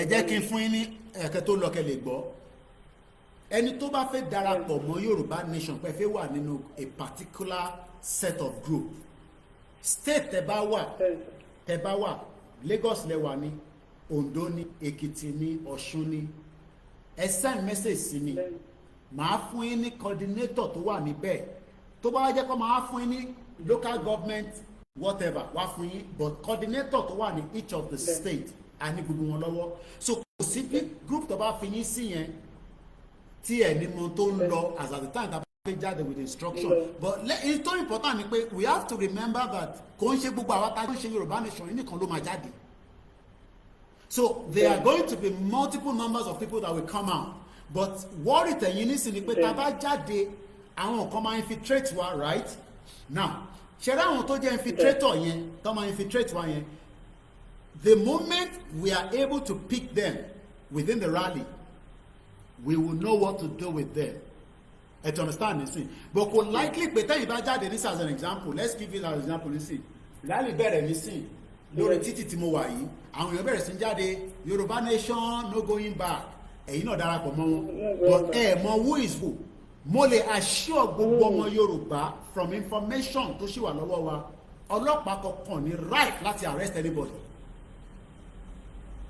ẹ gbọ́ mi dáadáa yá mi kódà bẹ́ẹ̀ jẹ́ mẹ́wàá tẹ wà lórí títì yín ọlọ́pàá ò ní right láti arrest anybody kò sẹ́ni kankan tó ń lọ prison láàrin wa pé wọ́n máa mú ọmọ Yorùbá nation kan àbí ọmọ tó jáde fún rally wọ́n máa ń gbé lọ sí station àmọ́bí tó wà kò lè possible mo lè assure yín pé tọ́ba tí kankan bá ń ṣẹlẹ̀ ní anywhere as at the time the rally is going on I don't want to give too much out information mama pin out quickly and whoever is taken out of the rally whether torí pé ẹ̀pọ̀ níbẹ̀ ẹ̀hún kí tẹ bá pọ̀ máa difficult fún wọn láti tètè attack because we know they are going to attack let me use that word since the phone yìí ṣì wà lọ́wọ́ yín láti fi send message and since information can still be picked from even if it's the smallest remote village I can assure you that it will not take a day kí àwọn èèyàn tó dé state yẹn láti lọ bẹ̀rẹ̀ pé kí ló ń ṣẹlẹ̀ ní station yẹn let me leave it like that kódà bó jẹ́ pé Èkó kọ́ ló ti ṣẹlẹ̀ ká sọ pé ó ṣẹlẹ̀ ní Èkìtì a kò gbọ́ pé local government kan àwọn tó jáde níbẹ̀ wọ́n dẹ̀ rárá sí wọn mú wọn people will be sent to that state or àwọn tó jẹ́ ẹ mọ̀ pé torí pé we have 191 local government in Yoruba land so some areas will be heavy than some areas area tó bá wà light tó bá sọ pé for example nísìn bí a ní Badagry àwọn custom wọn yàn wọn yàn lẹ́nu pé ẹ̀ ń block ọ̀nà ẹ̀ ṣe kinní kan wọ́n wá bẹ̀rẹ̀ sí attack àwọn èèyàn. More people will be sent to that area. So kò sí ṣẹ́rí gbogbo bẹ̀rù yẹn, the moment they come out for the rally, people will start removing the fear, because like I said, tí bàbá bá ti address wa, there are some things that might start happening as at the time. I don't know, but that is the field. So gbogbo pé ìbẹ̀rù wà, and we are not going to attack a market trader. Ẹ ṣì lè máa tajà yín, but as long as tí ẹ bá jẹ́ pé ọjà yín lẹ ṣì ń lọ tajà, this and there will still be some operation that will be happening, but the majority is that people will be demanding their right. Is as simple as that. So we are not going to destroy market. We're not coming out to burn market down and all that, you know. So, but ṣẹ̀rá àwọn tí wọ́n máa fẹ́ jẹ́ infiltrators, Fúlàní ni gbogbo wọn, as far as we concerned. Kò bá jẹ́ ọmọ Yorùbá ló ń sọ Yorùbá lẹ́nu, you are a Fúlàní. Kò bá jẹ́ ọlọ́pàá ni, kò bá jẹ́ sójà ni. Anybody that comes out to disturb the peaceful rally is an automatic Fulani that wants to kill us. Tó bá dẹ̀ fi pààyàn kí nìyẹn máa ń ṣe, ẹ jẹ́ ká fi hàn sílẹ̀. So bó ṣe jẹ́ nìyẹn. So ẹ ṣé gan ni. Let me rephrase that again. Ká tó gba the next call. The fear, and many people think that when this rally starts, DSS or EFCC or these will start picking people. No, nobody has the right to pick anybody. Our right has already been enshrined under the United Nations Charter. And that is what we are using. It is under international law, it is under African law, and it is even within the Nigerian law, because whether Nigeria has it inside their law, as long as Nigeria abide with the treaties of those laws outside, they have nothing more than to respect the Yoruba people that wants to come out. So the number again to call, I return another call to yes, ask question. There's some question that we might not be able to answer, but one thing is that there is no fear for us. Plus 44 74 044 05917. When the campaign for the exit of the EU of British citizens was happening, people were phoning in, people were fighting on the phone, people were asking different questions. And wait, talk about the studio number. I'm sorry, I can't take your calls. Nobody will call me on another number. It has to be a studio number. So, tell about my studio number by now. I cannot help you. Adenfi number and sita. Moki gbogbo àwọn tó wà ní Ṣakí, moki àwọn tó wà ní Ìgbòho. 191 local government. You must know somebody, whether they are doing Yoruba Nation or not, but you must prepare yourself to help your people. Ẹgbọ́n sókè, ẹni tó ń pè wá, ẹgbọ́n wí. Ẹ káàárọ̀ Mr. Koiki. Ẹ káàbọ̀ sórí ìkànnì wa. Ẹ kú ètò ẹ kú gbà gbogbo. Òṣèlójúmọ́ bá wà pọ́lù bóyá lórí ètò àbí ẹ̀kan pósì sí WhatsApp nǹkan tá a wà nínú gbogbo náà láàrin àjì. Àwọn òpó tàbá láwọn set of people sọ wò pé ìjọ òun ni wọ́n fẹ́ sọ déètì. Ìgbà wo ni kinní kan ṣé wọ́n nípa wá ṣé wọ́n máa kó ìbọn síta ni wọn ò lọ́pọlọ lóòótọ́ gẹ́gẹ́ báwọn èèyàn ṣe sọ. Irú àwọn yẹn gan lẹ́ bá ti mọ̀ yìí pé wọn ò fẹ́ kàn ní máìk wọn ò pẹ̀lú movement tẹ́lẹ̀tẹ́lẹ̀ wọ́n kàn lu àyíníke bẹ́ẹ̀ ni pé kiri ni so Nigeria government ló lò wọ́n. Yàrá rẹ̀ tó ní ọkàn lórí nǹkan you stick to nǹkan tó bá believe nínú ẹ̀. So tó bá believe if you believe in this movement, if truly you are following Baba Akintoye and Dr. Chief Igboho, èèyàn kò ní láti bá ẹ sọ sórí láti sọ pé kìíní kan o gbọ́dọ̀ bá ìjẹ́ gbọ́dọ̀ wà síkì nǹkan tó believe nínú ẹ̀. So èèyàn tẹ̀ gbọ́dọ̀ wà nǹkan tó bá tẹ̀lé o gbọ́dọ̀ tẹ̀lé 100% ni kò nídìí èyí ò ń ṣe lórí irú àwọn ẹ̀. Mo láwọn ọ̀rẹ́ tí mo máa ń sọ fún pípé ìlú ìmàpín ìlú bá ń lọ tó máa ń bá mi jiyàn for the past 5 years. Mo láwọn ọ̀rẹ́ tá ìjọ ń jà lójoojúmọ́ tó máa ní irọ́ ní Nàìjíríà ó tóbi jù pàákàn rẹ̀ rìn máa wù wọn ní bọ́tí mi ò bá wọn jiyàn púpọ̀ jù ìkọ̀sọ́pọ̀ lọ́wọ́ ti kú. Ebi ò pa mí mo ìwà Nàìjíríà yìí àbókè mò ń dáwọ́ sínú ẹ̀wà ọ̀rọ̀ mìíràn lẹ́ẹ̀kọ̀ọ̀kan ìgbà wò pé bóyá ọjọ́ 2000 ìgbà mi mò ń sọ ìdúnà àwọn àkáǹtì ẹ̀bá mi síta ìjọ tí bá tàkùn gan lágbára bá gbé ebi ò pa mí o but ẹ bá máa fọ́ sẹ́ni gbogbo àwọn olórí ikú yẹn ẹgbẹ́ wọn sẹ́gbẹ̀ẹ́ kan nǹkan méjì ta ìwé tí bàbá Akintoye tẹ lọ gbà lánàá yẹn fẹ́ gbà ìwé yẹn ẹjọ́ èlò ni ibi tí máa sanwó sí tẹ̀ bàbá mi gẹ̀tẹ̀ one. Èkejì máa ń fẹ̀kì wà lánàá. Bishop Adesina. Tọ́wá sọ̀rọ̀ nípa yẹ mo ti open account kìíní yẹn bóyá bíi last 2 months or thereabout mo máa ní issue one way or the other mo fẹ́ I want to go directly into that kìíní kí n máa fi owó mi síbẹ̀ kí n máa mọ̀ pé bẹ́ẹ̀ ni mo ti ń ṣe tí mo ṣe gbọ́ ẹ̀ so ẹ connect mi fẹ́ wo directly ó tọ̀ nǹkan tó mi lẹ́yìn yẹn tó bá ti délẹ̀ tó bá ti bẹ̀rẹ̀ wẹ lọ́wọ́ tí bàbá tó bá ti jáde àwa yìí èmi ò alágbèrè lè yìí òkè mọ́tò mo ti ń ṣiṣẹ́ lórí lábẹ́òkúta ń bí mi ò ràn ẹni lọ tó bá ti ṣẹlẹ̀ mo láwọn ọmọ mi ẹrú kú mi ládùúgbò tí mo wà bíi fẹ́.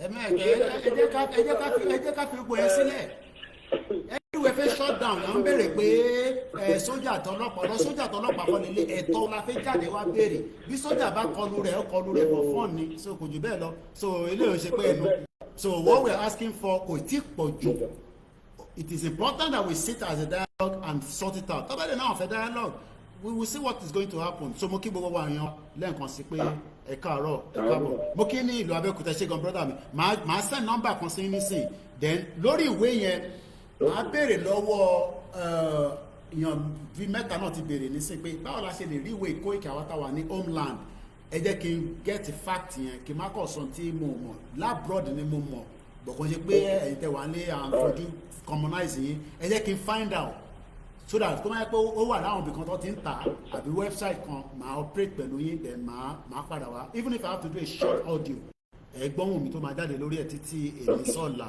ẹ ṣé gan ni brother mi mo kí gbogbo ẹ̀yin tẹ́ wà ní Abẹ́òkúta mo kí gbogbo ọmọ Yorùbá káàkiri we forge ahead and that is exactly what we are doing ẹgbọ́n sókè alàgbà tó ń pè wá. Hello, Mr. Koiki. Ẹ káàbọ̀ sórí kan ni wa ń gbọ́ yín sà. Ẹ kú ètò náà. Ètò nìyẹn. Frank ló ń sọ̀rọ̀. Mọ̀mọ́ tó ń sọ̀rọ̀ ẹgbọ́n sókè ni wa. Ìpalẹ̀ mọ́. Ọ̀rọ̀ tẹ́ sọ láti bí pé abárẹ́ ni tó máa ṣe ìlú níwájú náà àti ènìyàn wọn láì ọ̀rọ̀ tẹ́ sọ òótọ́ ni. Pé tabarẹ́ tó bá ṣe kí ni mo gẹ́tì yín. Tó máa di ẹni tó máa di fún ti rálì wa. Ṣé ìlà nìyẹn níwájú náà àti ènìyàn bá ti sọ̀tún jẹ́ yọ. Òun mọ́jú èyí mo ní pé afẹ́ bẹ̀rẹ̀ láti béèrè ẹ̀dọ́ wa. Bí Buhari ṣe jáde nínú mọ́tò ẹ̀ yẹn Buhari rẹ̀ tó máa fi pẹ̀lú àwọn oṣù àwọn tó wá ń sọ wá jẹ́ pé bóyá Yorùbá ni wọ́n wọ́n ṣàjẹ́ security personnel ṣàkẹ́bí rẹ̀.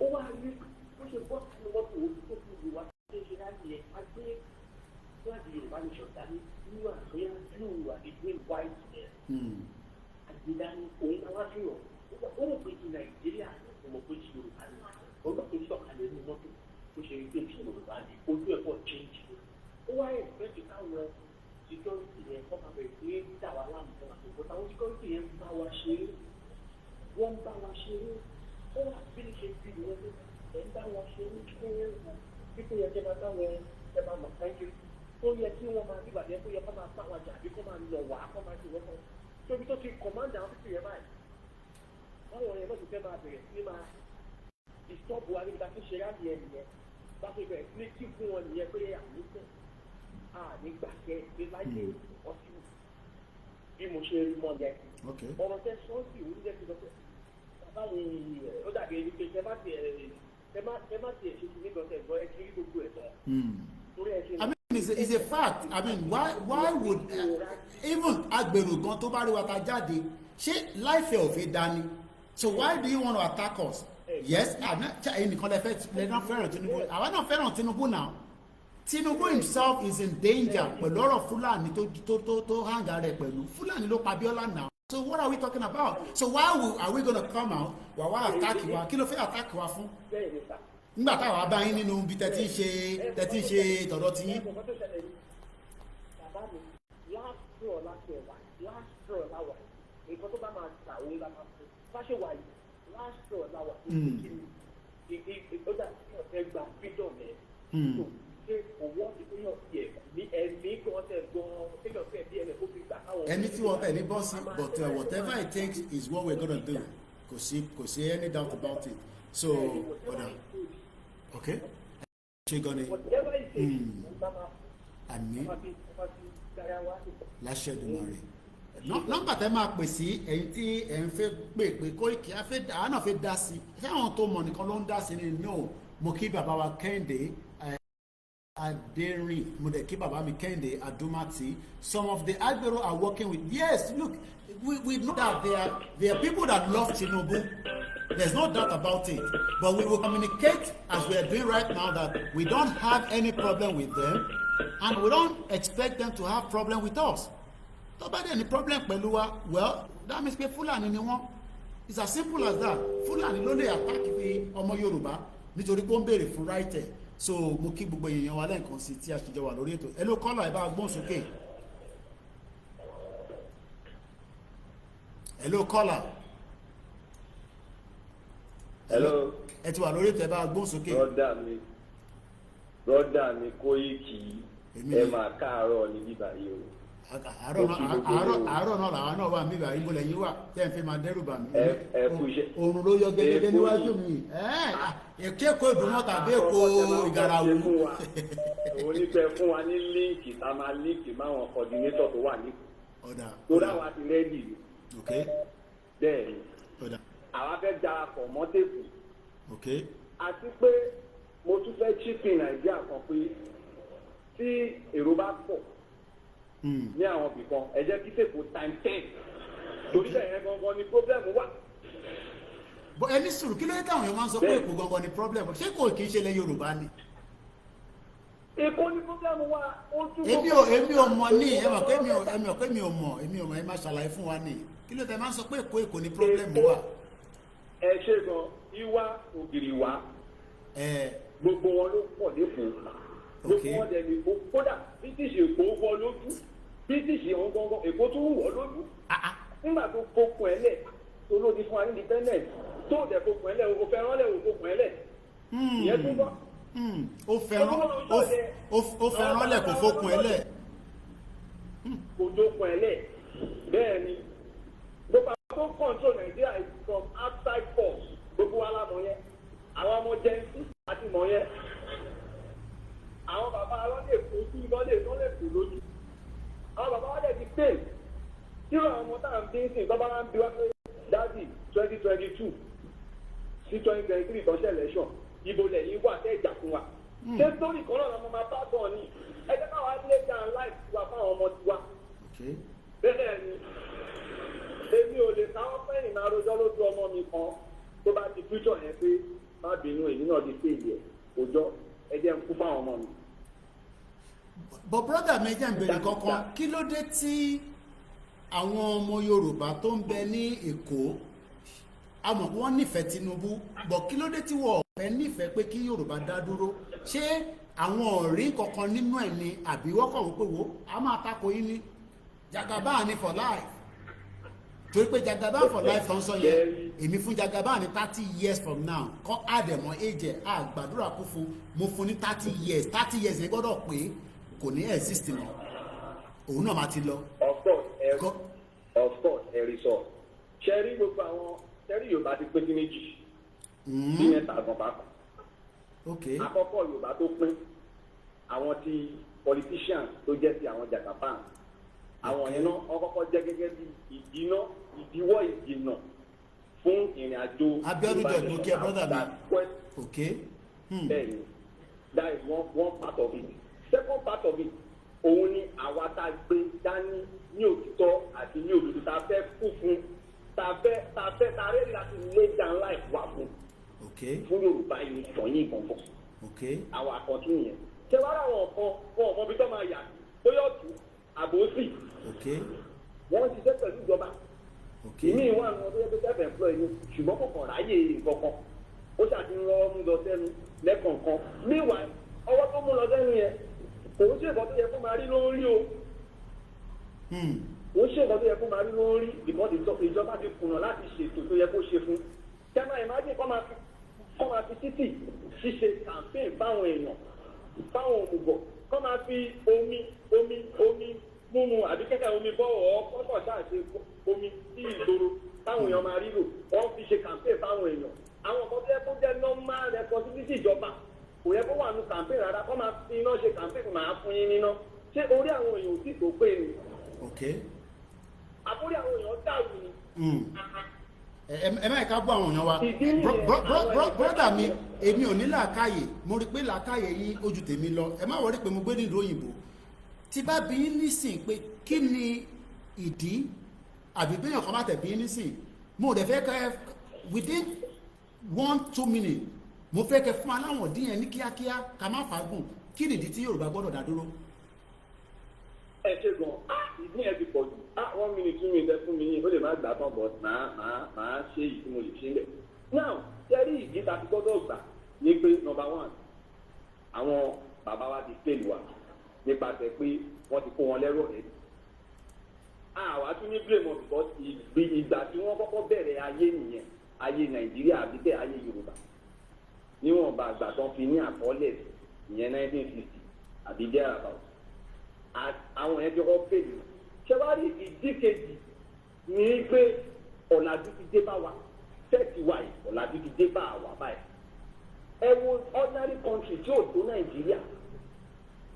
Nàìjíríà yìí Burkina Faso ń bẹ̀ yẹn a rí ìtò ṣẹlẹ̀ ní Kenya tó ń lé àwọn parliament wọn tó ń lé wọn wọ igbó lọ tó ń lọ igbó ọ̀gẹ̀dẹ̀ lọ́dún náà ṣe mítò gbogbo wa la rí yẹn ṣé wàá rí ìyí táwa jẹ táwa wà yìí ọ̀làjú ti dé bá wa social media expose gbogbo wọn so àwọn náà dẹ̀ fẹ́ gbà because puppet ni wọ́n puppet làwọn olórí wa and ìdí tá a gbọ́dọ̀ gbà ní pé ẹ̀yin náà wò ọmọ ẹlẹ́ran ó wá ń jẹun àìmọye resources tó jẹ́ pé wọ́n kàn detect ẹni wọn ti bẹ̀rẹ̀ sí lò nílẹ̀ Yorùbá yìí tó lè jẹ́ fáwọn olórí wa ní àwọn gómìnà sẹ́yìntọ̀ ṣáàmà kánsẹ́rọ̀ fún wọn lọ ní kíá. mo kàn fẹ́ ẹ má bínú pé mo interject o mo kàn fẹ́ fi kún ni o wọ́n ní tẹ́ bá rí ayé tí ọmọ Wike ń jẹ èmi ò lọ sórí Instagram ẹ o bọ̀ máa kà fún yín wọ́n ní tẹ́ bá rí ayé tó ń jẹ ọmọ Wike ẹgbọ́n sókè. bàbá wọn stupid ṣẹ́rí ẹ má bínú pé mo ń bú àwọn kan tó yẹ kí wọ́n wà bọ́ níbù àwọn kan gbọ́dọ̀ ní àti pẹ̀lú sọ fún yẹn àwọn kan gbọ́dọ̀ because bí wọ́n jẹ́ ń bí wọn àwọn òbí wọn pè láti jẹ́ kọ́mọ̀ pé máyẹ̀ kẹ́ni kankan sọ fún ẹ kó lè di pẹ́sidẹ́ǹtì wọ́n pè láti sọ jẹ́ kọ́mọ̀ yẹn má jẹ́ kó ẹnìkan wọ́n parọ́ pé o lè bá Wike àbí Tinubu du ipò àbọ̀mọ̀ ẹ̀ du ipò kẹjọ wà níbi kan náà stéèjì kan náà wọ́n pè ṣẹ́rí àwọn ayé táwọn ọmọ Wike nǹkan kọ̀tẹ́ ń sọ iye bàbá kò ṣe ṣẹlẹ̀ sẹ́wọ̀n àwọn ìjẹ́ bá gbé wọ́n ti ní ọmọ tó fẹ́ fàkalẹ̀ ọ̀rẹ́dì bọ́ọ̀dẹ̀ lọ́mọ láyé mọ́ wọ́n ti ní àwọn siblings cousins kọ̀ọ̀kan tó fẹ́ fàkalẹ̀ ṣé àwọn ọmọ tó ṣe fọkànáìsà tó ní pé àwọn yẹn ni kọ́ máa ṣẹ́rú wọn ni ọlọ́mọdé aṣẹ́rú ayé. àmín àmín. ẹ̀rù ordinary kàtà ṣẹ́rù àwọn Arabian country kọ̀ọ̀kan yẹn ní Saudi àwọn náà ní one of the best citizenship in the world. Wọ́n ní kankan tó wá. Wọ́n ní single team tó wá. Ṣé ẹ̀kọ́ ju àgbàdo sí nìkan alalẹ̀ ẹ̀jú sórí pan àwùjọ? Níbí, ṣẹ́rí ọlọ́ọ̀kan ló ń ṣe wá o.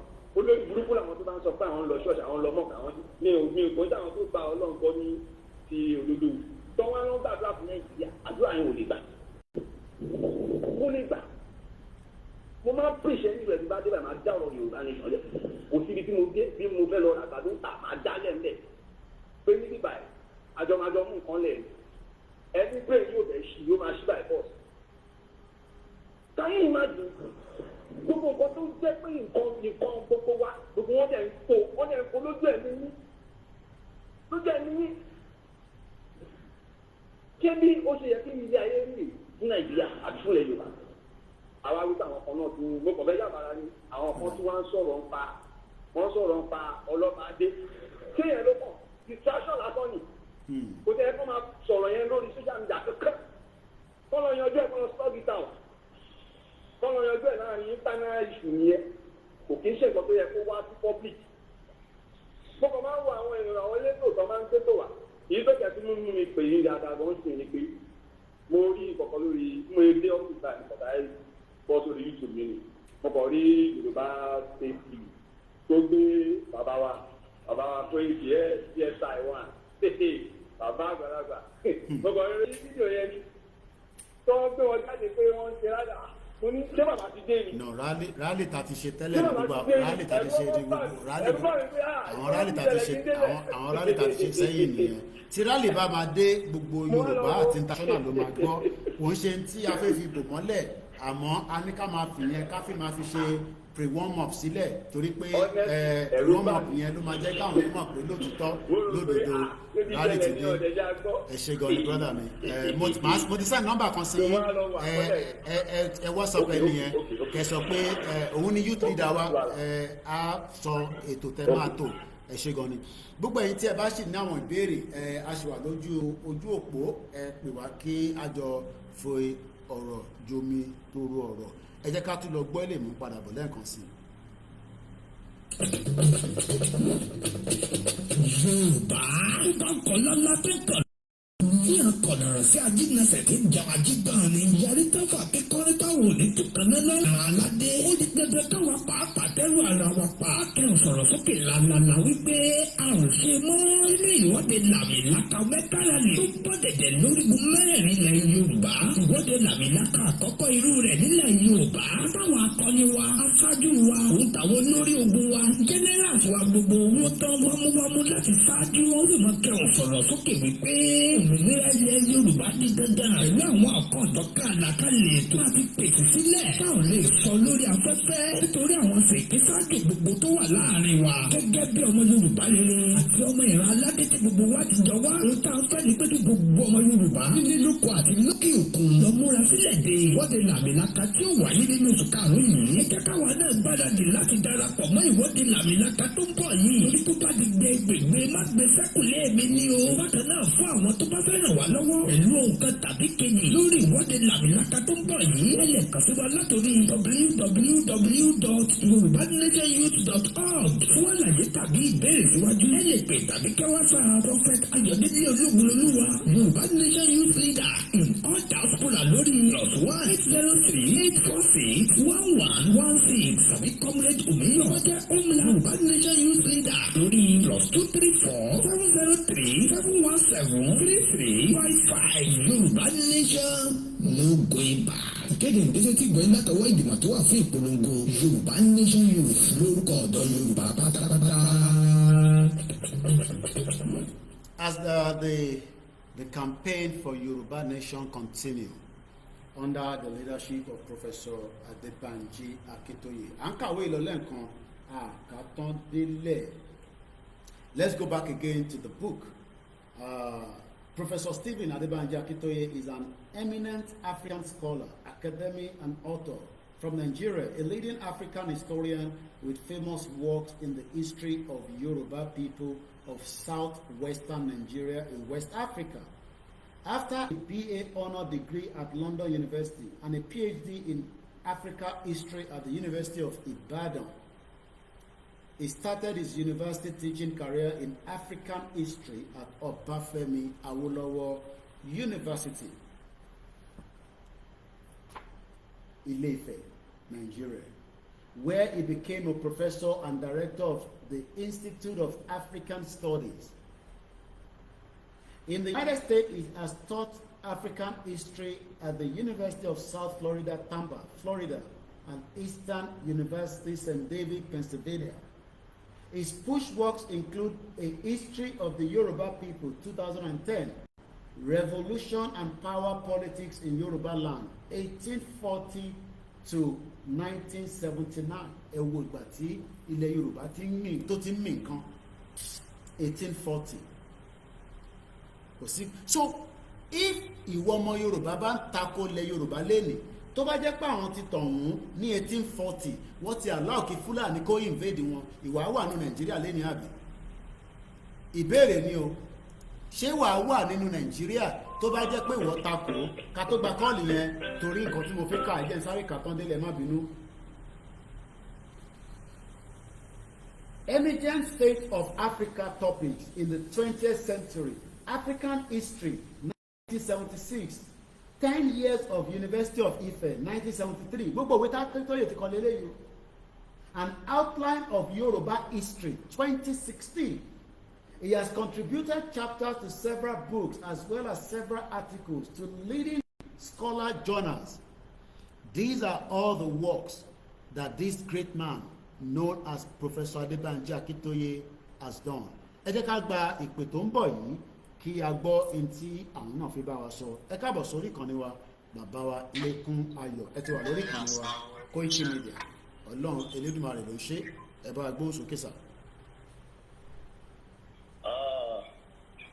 Àkọ́kọ́ tí ń bẹ̀rẹ̀ ọ̀rọ̀ mi láti di púpọ̀ sí ọ̀jìnà rárá, mo kí àwọn bàbá, mo kí gbogbo àwọn ọ̀gá wa, kọ́lọ́run kó wà pẹ̀lú gbogbo wọn. Ọlọ́run àtún agbára tó yín náà ṣe ní sako ìkìlẹ̀ ẹ̀ ní ṣubú ara ẹ̀ ní ṣubú ẹ̀mí.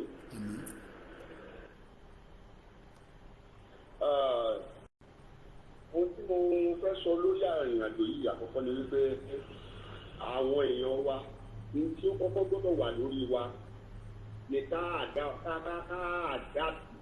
gbà pé ìyà ń jẹ àwa ọmọ Yorùbá. Ẹ tó bá ti gbà pé ìyà ń jẹ ọmọ Yorùbá, wọ́n gbọ́ mi. Laura ẹ mọ̀ fẹ́ interrupt yín sà. Ẹni tó bá ti gbà pé ìyà ń jẹ gbọ́dọ̀ kẹ́ni ẹ̀mọ́ ìpín òun gbọ́dọ̀ jáde fún èèyàn tó pọ̀ ní àkọ́kọ́. Ẹ̀ẹ́dẹ́gbẹ́ bẹ́ẹ̀ ni wípé ẹni tó kà pé yà ń ṣe ẹ̀wọ̀n ó máa wá olùgbàlà tó ń fẹ́ sáàdì á ti fún wa ní Jésù gẹ́gẹ́ bí olùgbàlà ti fún ara yìí. But when it comes to ìlú tàbí ilẹ̀, a máa ń gbé èèyàn kan kalẹ̀ láti ṣáájú. So ẹni tó bá mọ̀ kò sí kó má rí bẹ́ẹ̀, a máa ní àwọn onímàdàrú, a máa ní àwọn ọlọ́dàlẹ̀, a máa ní àwọn tí wọ́n fẹ́ imitate àwọn tó ń ṣe tòótọ́. Tí adẹ̀fà kélébù àbí kí ló jẹ́ àǹfààní lọ́wọ́ láti bá ṣiṣẹ́, bẹ́ẹ̀ ni a ṣe rán bàbá Adebanji Akintoye ìtàdẹ̀fà olóyè Sunday Igboho lé wọn lọ́wọ́.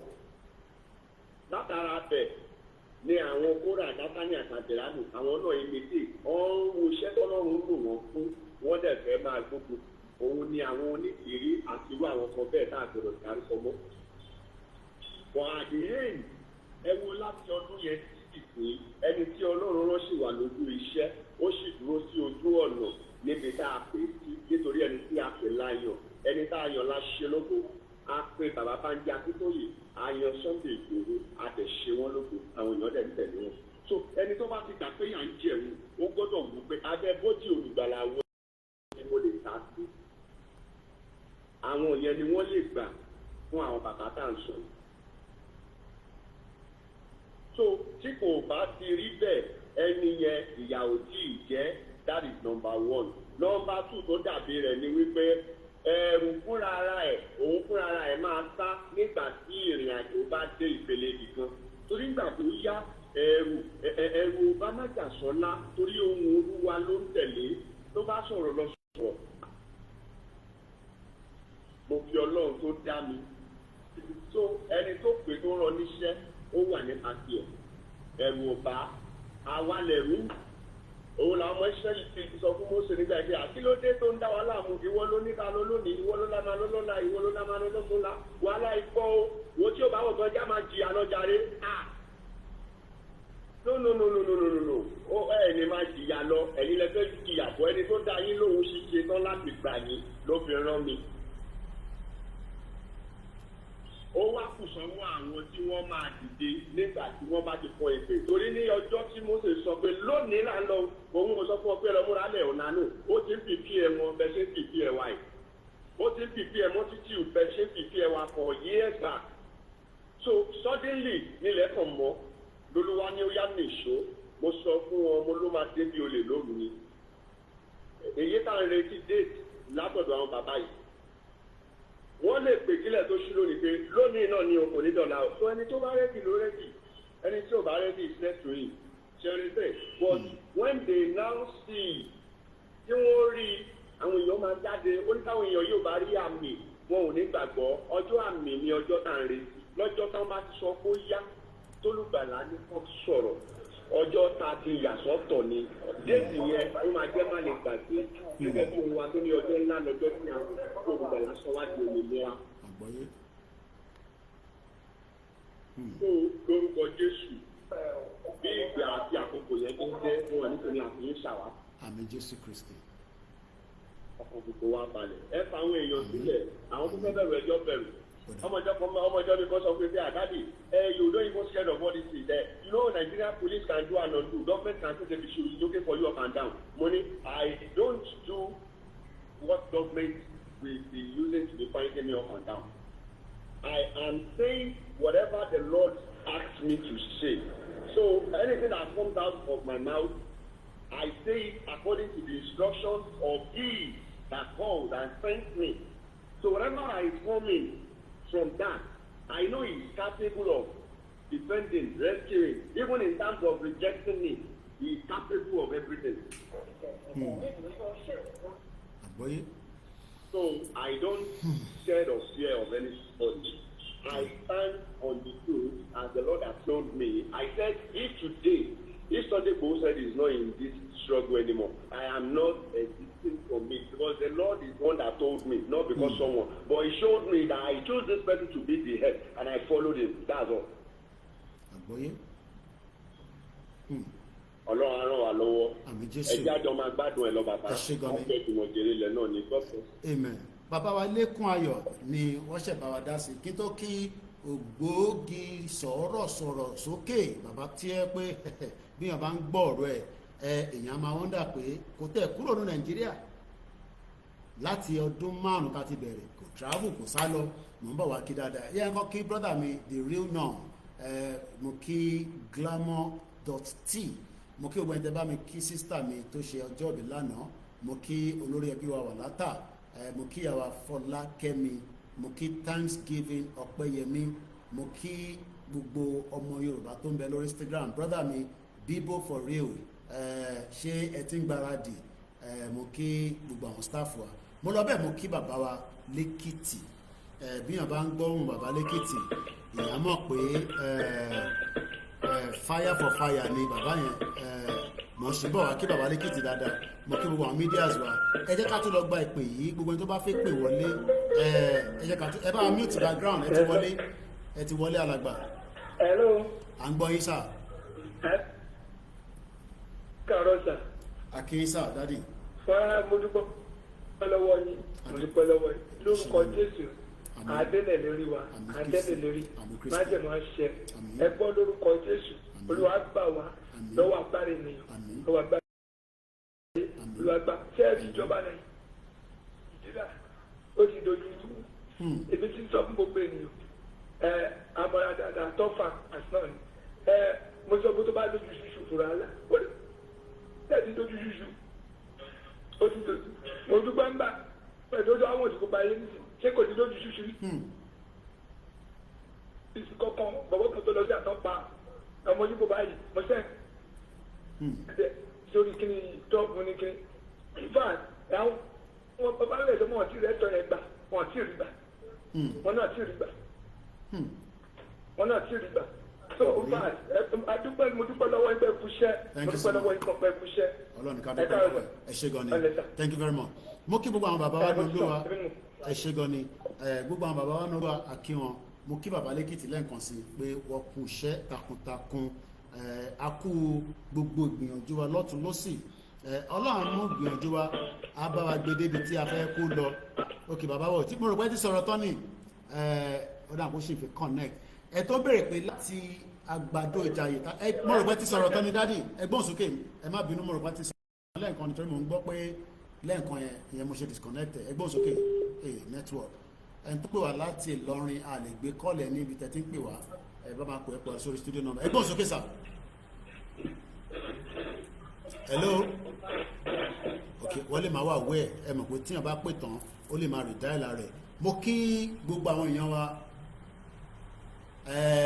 Jesus don't know anything about our land, it's only our ancestor, we understand, but a ti ń sin Jésù náà lórí ilẹ̀ wa báyìí. Ẹ fẹ́ lé gbogbo Christian kúrò lórí ilẹ̀, ṣá máa lé gbogbo Christian tó wà ní orí ilẹ̀ yẹn nísìn, ó yá gbogbo yín ẹ wá di oníṣẹ̀ṣe. Ẹ jẹ́ ká wà very sensitive and careful with our words. Bí àtòrí èmi dẹ̀ ń gbé nínú abroad ni, wọ́n bí mi dá kí n bú Christian ní UK. Kódà ẹni tó jẹ́ atheist tó believe in anything, you dare not. Mo understand that we are very upset. Inú ń bí wa gan. But ṣé ẹ máa wó gbogbo Catholic Church, Anglican, Redeemed, KICC, ṣé ẹ máa lé gbogbo wọn kúrò lórí ilẹ̀ yẹn? We call our gods àwọn onílẹ̀. Ìyẹn la ṣe ẹ bá gbọ́ bàbá Èkìtì nísìn, it talks about the kings frequently. Kí ni àwọn ọba yìí ṣe? Èmi náà máa ń sọ ní gbogbo ìgbà. So ẹ lè sọ pé ká máa pray pẹ̀lú Jesus Christ. Ẹ̀yin láti ìgbà tí mo tẹ́tí ń gbọ́ program yìí nísìn, àti sọ pé mo wà nú àwẹ̀ báyìí nísìn, ṣe máa sọ fún mi pé kí n má gbàwẹ̀ torí pé mo believe nínú ìṣẹ̀ṣe. Please let us be very careful. What we are fighting for is our freedom. Tí ẹ bá pe Jésù tí kò bá lè work fẹ́yìn fún ilẹ̀ yẹn, ẹ má pe tẹ́ ń pè náà, ẹ má confuse ẹlòmíì tó ń pe Jésù yẹn. That's what we are saying. We have to, it doesn't matter whether you fight for this movement or not, you must be religious tolerant. Tí Jésù ò bá work fún yín nígbà tẹ́ bá pe Jésù, ẹ lọ sí ṣèṣe náà, kẹ́ lọ sọ́dọ̀ babaláwo. Ẹ pe àwọn nílẹ̀ kó gbàdúrà wa. Bó bá dẹ̀ pé Islam náà ni, but the fact that we are asking for freedom does not give you the room to attack any other religion. I am a civilized man. Pé mi ṣe rí nìyẹn. Bàbá yìí ti kọ history wa lélẹ́yìí. Ìyàn mi pé Quran tí mo ní London nísìn, tí bá wá dé London nísìn kí lọ dùnú. Quran tí mo gbé wá láti Nigeria ní 1998 tí mo wọ UK, ó sì wà lọ́wọ́ mi. Bible wà nínú ilé mi. Màá wá nítorí pé bàbá Akintoye fún mi níwèé nísìn o, tí bá ṣe ń dé London o, kí wọ́n lọ máa bá àwọn ìyàwó mi jà ó yá Bible yẹn ẹ jù dànù. Please, okay? You cannot, mo lọ sí ìgbà tí mo wá ní March, ní January tí mo fi padà sí London, mo lọ sí Wida ní inú Benin bíbà nígbà tí mo wá Africa to Africa èèyàn tún travel. Nígbà tí mo wá bá bàbá Akintoye, mo wá ní mo fẹ́ débì kan tó ń pè ní door of no return. Wọ́n wá gbé mi dé Wida. Mo wá débẹ̀ ibi tí mo ti gbé ejò sọ́rùn yẹn. Mo rí àwọn tó condemn pé Koiki kí ló ń fẹ́ ejò yẹn ṣe, mo dá wọn lóhùn. Because ibẹ̀ yẹn ti exist kó tó di pé church tó wà lọ́pọ̀sítẹ̀ ó dé 600 years igi yẹn wà níbẹ̀, wọ́n ní kò kúrò níbi tó wà yẹn. Do you know what 600 years is? Ó ju Nàìjíríà lọ. In tó gbà fún níbẹ̀ nìyẹn. Ìyẹn àwọn ṣe ń ta máa wá tako àwọn Christian àti Islam nítorí pé a fẹ́ gba Yorùbá nation, because you cannot take them out of Yorùbá land. You can't, kò possible. I can call Baba Adeboye, but mo lè sọ fún àwọn ọmọ tó follow Baba Adeboye ní sí pé a fẹ́ gba Yorùbá nation o, a máa lé gbogbo yín KICC ní kódà ẹsẹ̀ yóò ní múlẹ̀ ká bá gba Yorùbá country. Then nǹkan mi ti ṣẹlẹ̀ nìyẹn, yẹn ń ṣe country mọ́ náà. Whether you have travelled out of Nigeria or not, tó bá ti wà lórí platform yìí, tẹ́ bá ti dáhùn platform mi tó ti ń ṣe gbogbo àwọn nǹkan jágbajàgba yẹn, tẹ́ bá ti wà ní bíbá èmi ò ní tolerate it. Because this is meant to be a civil. Ilẹ̀ wa níbẹ̀ yẹn mo ti sọ tẹ́lẹ̀. Ìyẹn mo ṣe ń pin àwọn ọba yẹn pé ṣé àwọn ọba ló yẹ, ṣé mi ló yẹ kí n máa ṣe wàhálà tèmi ṣe? Ṣé bẹ́ẹ̀ àwọn ọba ló yẹ kó máa ṣe? Ṣé bẹ́ẹ̀ àwọn ọlọ́mọ ilẹ̀ jọ mi lọ? Àwọn ọlọ́mọ oríṣiríṣi jù àwa lọ. Ká lọ ṣe tutù nísìn, àwọn ọba ló yẹ kó máa ṣe náà. Gbogbo wọn wà against the movement. Wọ́n dákẹ́ bí ìgbà tẹ́ pé wọ́n gbọ́n kankan. So let's be very, very sensitive and very careful, so that what we don't want is bí fẹ́ lọ jàjẹ̀ sí. Èmi ò báyìí àwọn kan jàjẹ̀ sí o, tó bá fẹ́ jàjẹ̀ sí o ní right láti lọ jàjẹ̀ sí o. Tá bá dé gọ́ọ̀mẹ̀ntì wa tó bá jàjẹ̀ sí wọ́n á tiẹ̀ mọ́lé o. Wọ́n máa tiẹ̀ mọ́lé o, fáàtì ló ń gbọ́n yẹn o. Ó wà nínú ìyẹn bó ṣe mọ́níkẹ́ lọ download manifesto kò ní lọ́wọ́, ó ń ṣorí kúnkún. Olóògbọ́n yìnbó má lọ́wọ́ ẹni tó máa bẹ translator. Tó bá yẹ pé ilé ló máa fi gba American visa nísìn, wà wọ́ ẹni tó máa bẹ translator. Let us be very careful. Let us be very sensitive. We want our freedom. Does not give you the right to attack religion that doesn't belong to you. Don't attack them. They have not attacked us. ṣẹ́rí gbogbo ràgbàràgbà táwọn muslim ṣe bàbá kan tó ń wà ní ìwọ nǹkan ẹ̀yin ẹ má ṣẹ́rí gbogbo àwọn yẹn ẹ má wò nípa wọn ẹ̀yin tó important ní sìn fẹ́ràn àti yín ni pé ẹ jẹ́ àgbà country ẹ jẹ́ kéèmà tí yín kájọ gba country ní láti charge fóònù ilé ẹ jẹ́ kájọ gba country yẹn kí èèyàn kan wá àtáàkì ìṣẹ̀ṣe ọba tí ó bá nóhun ò fẹ́ ìṣẹ̀ṣe nígbà tá a bá gba country wa á ròyìn fún wa ìdí tí òun ṣe fẹ́ by now ó yẹ kó ti Olúwo mọ́lé gbowó ò lè ti mọ́lé because Adeleke tó wà níbẹ̀ kò respect ìṣẹ̀ṣe kò respect ẹ̀ nínú because ọba tí wọ́n install on the basis of ìṣẹ̀ṣe ó wá ń sọ fún wa pé Islam ló máa fi ṣe ìjàmbá lé wa lórí ní ibi táwa yẹn ó yẹ kó ti mọ́lé ó yẹ kí wọ́n ti mú Olúwo kó ti mọ́ ilé ó yẹ kó wà nínú prison kò sẹ́ni tó dàgbà tó lè lọ prison ní tó bá ti ṣẹ̀ṣẹ̀ ó máa lọ prison but a lè fi iná kakó mẹ́ta kakó sínú nǹkan simultaneously ẹja àkọ́kọ́ ẹja ṣẹ́ni gbogbo problem ten tan face ẹja àgbà Yorùbá nation you realize that many things we just feel nǹkan mẹ́ẹ̀ máa wọ́n dà pé Koiki dẹ̀ sọ bẹ́ẹ̀ lóòótọ́ o kí lẹ́yìn àtàkà ọmọ Ìgbò ẹ ní láti àtàkù ẹja àgbà country wa ọmọ Ìgbò tó ń gbé ní abroad ṣé kò respect òfin tó fi ń operate labroad tó fi lọ́ọ́ rajà tó fi ń ṣe business tó fi ń bímọ sọ́hùn but tí bá ní kó sọ gbogbo ilẹ̀ Yorùbá nísìn kó máa sọ Yorùbá as a language ní school wa ọmọ Ìgbò máa takò a ní kò possible kódà ó lè gbé yín lọ sí court under Nigerian constitution so you want to fight for our pride our culture and you still want to remain in Nigeria kò lè work we need to first pull out of Nigeria then that way we can work towards establishing a system of government that respect our tradition to the fullest and they respect Christianity and Islam as it has been part of Yoruba land. Possible. We know what they've done, in the past. So mo fẹ́ ká mix ọ̀rọ̀ yẹn and mix it together all the time. Tàbá gbàdúrà lórúkọ Jésù kò gbà fún wa. Kò gbà fún wọn nìyẹn kò mí pé kò lè gbà fẹ́ lómi. Kó tó o bá gbà fún wọn, àwọn tó ń gbà fún yẹn fi wọ́n sílẹ̀. Let's go to the next caller. Hello caller. Ẹ bá mute background. Ẹ lè máa gbọ́ra yín lórí TV again. Ẹ mute background. Ẹ mute background mọ́lẹ̀ pátápátá ẹ ti wọlé ẹ̀gbọ́n mi. Hello, ẹ káàárọ̀ bọ́dà mi. Ẹ káàbọ̀ sórí ètò. Òkè ẹ̀kú wọn kó jùmọ̀ kú dédé ẹ̀kú kó lè dá. Àwa ni ẹ. A máa ṣàṣedànù. Ẹ ṣe ìdùnnú àbá mi. Ṣé ni kò tí ì máa sọ ni pé ṣé ẹ̀ ń gbọ́ mi? Ẹ máa sọ̀rọ̀ lọ́mọ fẹ́ interfere ẹ̀gbọ́n yín.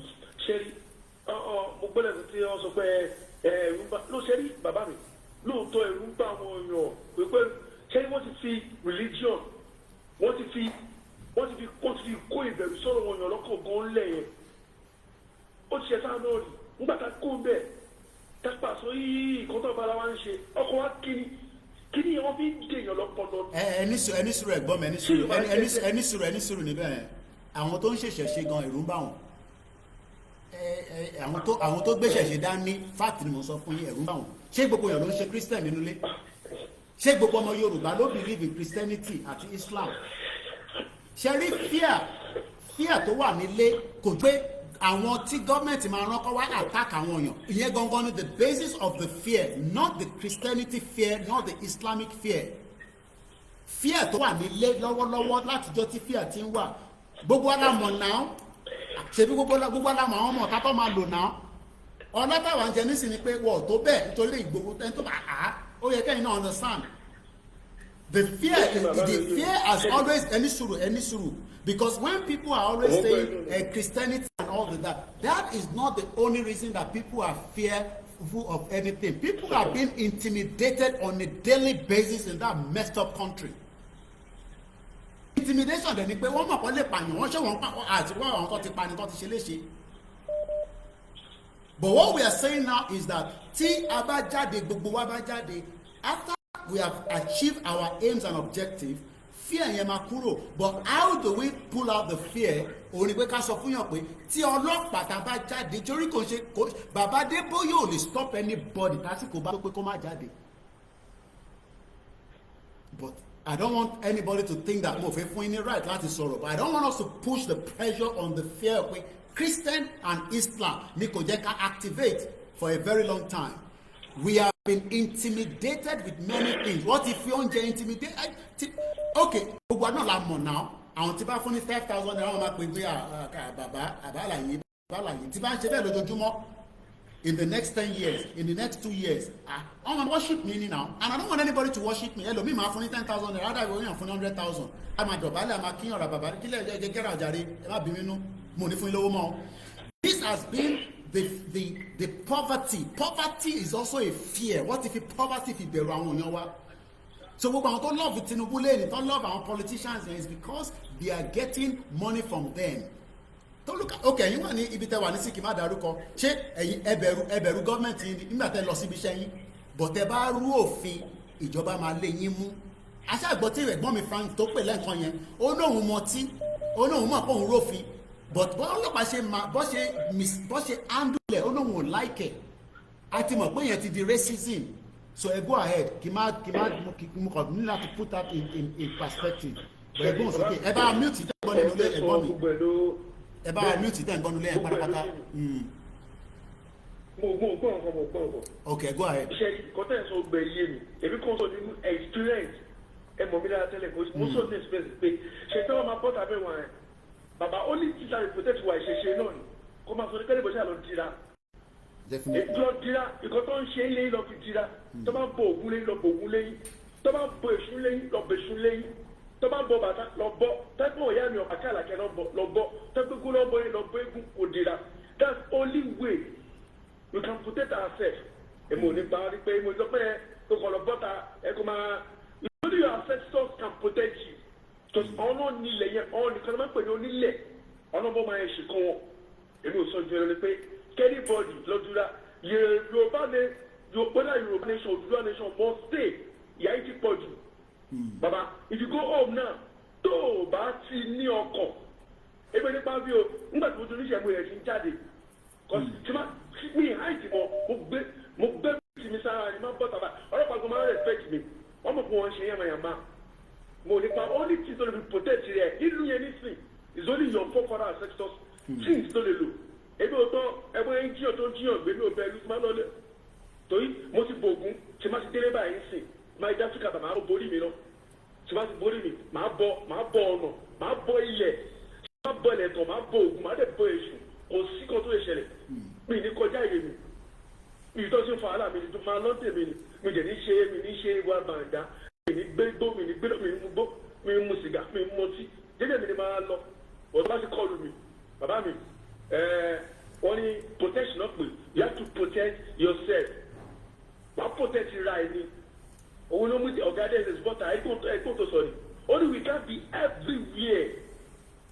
A lè wọ́n bàdàn, kàwá ní Èkó, kàwá ní Jos, kàwá ní Mẹ̀dúgùrí, kàwá ní Enugu. Only no. Only this is getting worse. Only we Nigeria go and protect yourself. Àbámi kí ló ń protect? O ò níbọn. Àbámi ẹni tó ò níbọn. O ò ní kankan, ó kí ló fẹ́ lò. Ló ní títò yìí náà ni kò tó bàbá láyé ti ń lò kó tó bí bàbá àbí tó fi ń lò òun náà lò 1980 something òun náà fi ìjà òkèlè ó lè kú ìjà rẹ̀. Sójà tó ní tiẹ̀ kámá òun dídí ta dé bàbá mi à ń láti tọrọ àmọ́ we have to tell our people tó máa di ẹni tó máa gbọ́ pé tó bá ti gbọ́ bàtà náà jí ọ̀gbìn yẹn èmi lọ ní ká máa jí tálẹ́ jí mi gbé number one mi kọjá number two mo ti sìn wọ́n tẹ́ kí n ṣe kí n tó bọ̀tà máa lọ bẹ lọ ṣe máa ń travels máa bẹ lọ ifá tó wà ní lọ máa ń lọ máa dẹ̀ bògùn máa bẹ̀ ṣù mo ń lọ nìyẹn ló ti go happen to me cause ọ̀nà ni yẹyẹ that's only thing ọ̀nà nìkan lè gbalẹ̀ fún wa ní wípé bàbá mi ní sọ̀rọ̀ jù ní pé mo dúpẹ́ pé iná ti tẹ̀ lọ́sùn kan kẹ́ni bọ́ọ̀lù lọ́sí kí ni kó lọ dira kẹ́sí kí ni ká lọ dira ẹ lọ dira kẹ́ bẹ̀ṣù kẹ́ bògùn kẹ́ bọ́ ilẹ̀ mo sọ pé ọjọ́ ní mi ti bọ̀dẹ̀ láti ilẹ̀ tó ń tẹ̀ tó ń jẹun lórí ẹ̀ ń ṣọgbọ́n ní ẹ̀kùn mi wàá bọ́ ilẹ̀ yẹ kọ́jọ́ ibẹ̀ ní gbogbo táà ṣe láyè sí jáde tó bá yẹ ti ń bọ̀ ní kò ní gbà bọ̀dẹ̀ tiẹ̀ bọ̀ ilé ìtọ́fẹ́ jáde yìí o láṣọ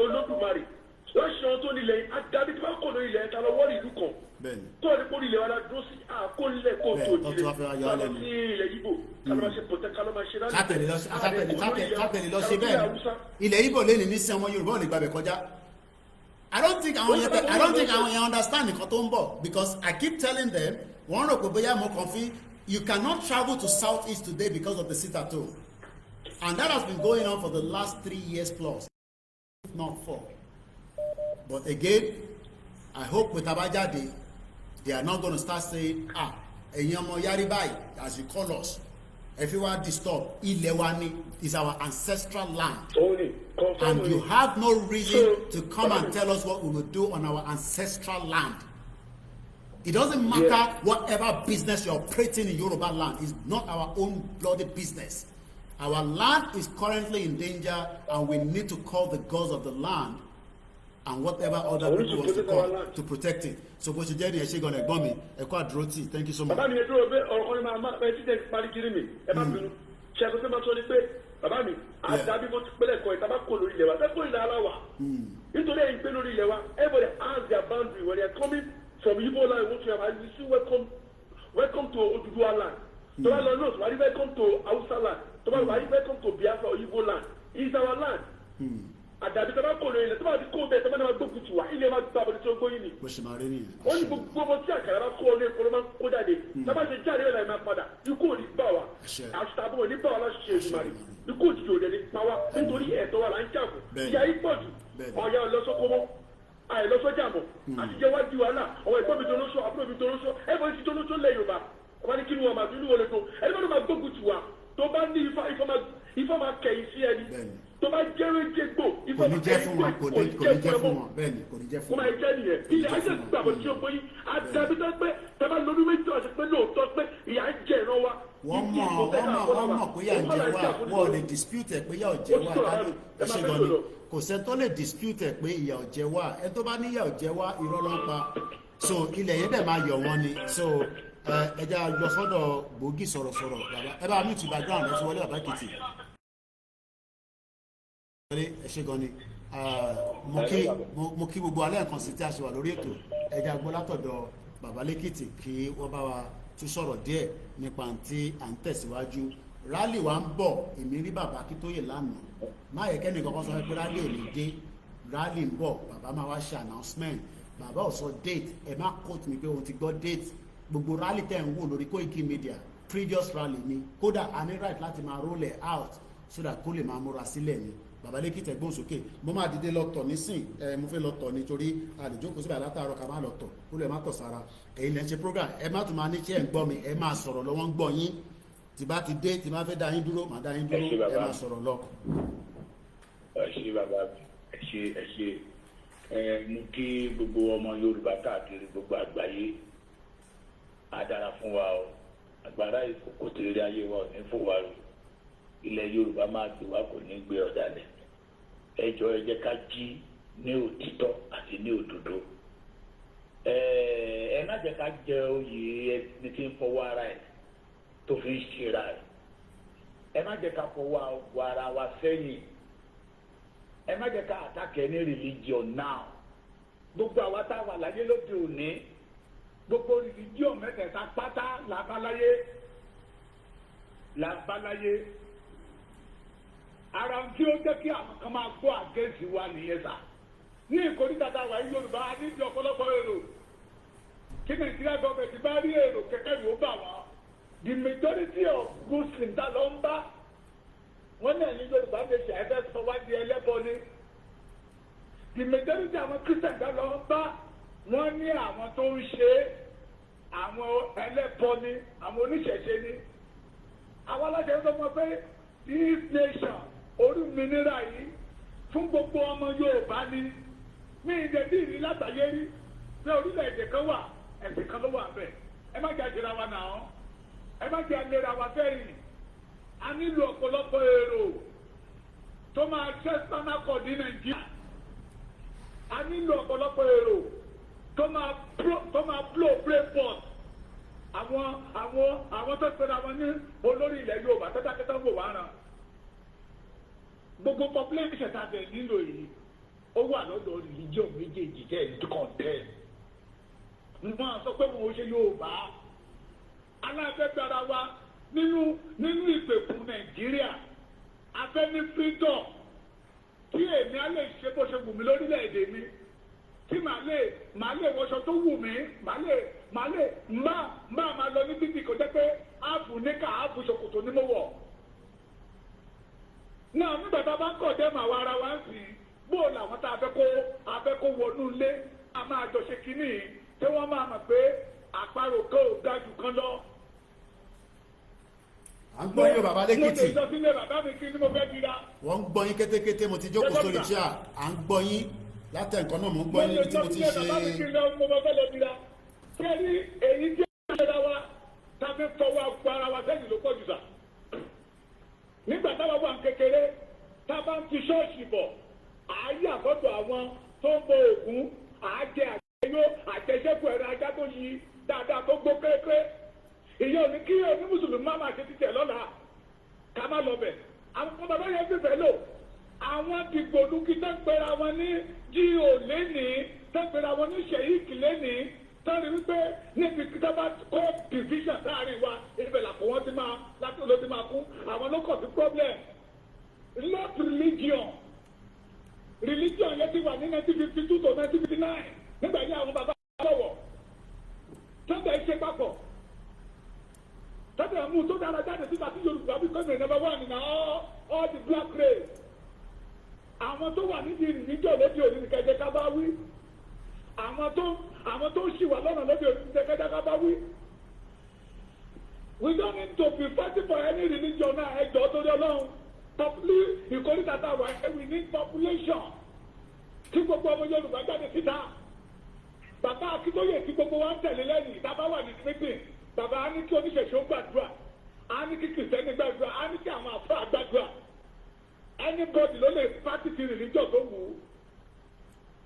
Mo lè practice religion tó wù mí kí ní Christian lè mí. Kí ní mo fẹ́ lọ dira kọ́ bá mi wá gbẹ̀tùgbẹ̀tù tó dáa. Kọ́ bá mi wá ayẹyẹ tó dáa, fọ́bọ̀ tó dáa. I use it to protect myself. Bọ́sí ìyá oníkàmá condemn religion á fi ń lé àwọn ènìyàn kúrò nínú ìrìn àjò yìí ni. Àwa tá a wà nílẹ̀ fi ń fún ní iṣẹ́ ṣe ẹjọ́ torí Ọlọ́run gbogbo ẹ̀yin tẹ́ni kan. Let everybody practice the religion tó bá gbàgbọ́ lórí ẹ̀ títí wa nígbà fẹ́ lọ. Afẹ́ tó lómìnira, afẹ́ bẹ̀rẹ̀ wa kó nínú ìyà yìí. Ó tó yẹ kó máa múláyà wa nìyẹn, ó tó yẹ kó jẹ́ number one priority wa nìyẹn. Náà ti sọ pé àwọn àtìfẹ̀sìn yí wa lórí ṣé àtìyẹ́kẹ́ dé ni. Àlàáfíà nígbà ayé àwọn bàbá Ayọ̀ Babalọ́lá ṣe tó wọn gbà ìjà mẹ́wàá ń gbà yẹn wọ́n gun jíìpù wọ́n ra plane àwọn tó gbèsè dání ló kọ̀rọ̀ bí Nàìjíríà ṣe kọ̀rọ̀ that is why you see them keep quiet all the GO that is why you see all the kábíyèsí keep quiet kádúpẹ́ lọ́wọ́ ọba Ọ̀tà tó jáde síta tó sọ̀rọ̀ boldness pé òun ò gbà Fúlàní láàyè ní Ọ̀tà ọgbọ́ àwọn ògbà Fúlàní láyè lọ́tà ṣèbí táwọn ọba wa sọ fún wa ní pé kò sagbára lọ́wọ́ wọn ohun tó yẹ kárán ní kẹjẹ kárán ibi tí aṣọ wa ti ya ní kẹjẹ kárán bẹ́ẹ̀ èyí tó yẹ ká gbéwẹ̀ ní ká gbéwẹ̀ èyí tó yẹ ká gbému ní ká gbému religion kọ́ ní problem wa sà àwọn tó mú religion rẹ̀ dání ní problem wa tábà continue by àti rí èrò majority àwọn tẹ̀ ń wò tó ń jáde síta yẹ they are Muslim they are Christian. Ẹjọ́ torí Ọlọ́run ẹjọ́ ẹ má fún wa ní gbódìdí sọ́mọ́ ebi ń pa àwọn ènìyàn ìyà jẹ àwọn ènìyàn àwọn tó ń kidnap they are all Muslims they are all Christians. Kennedy láti sọ pé ọ̀nà àbáyọ kan lélẹ́yìí ṣùgbọ́n nígbà tá a bá ń kọ̀ dẹ́mẹ̀ sí wọn tá à ń kọ̀ dẹ́mẹ̀ sí wọn.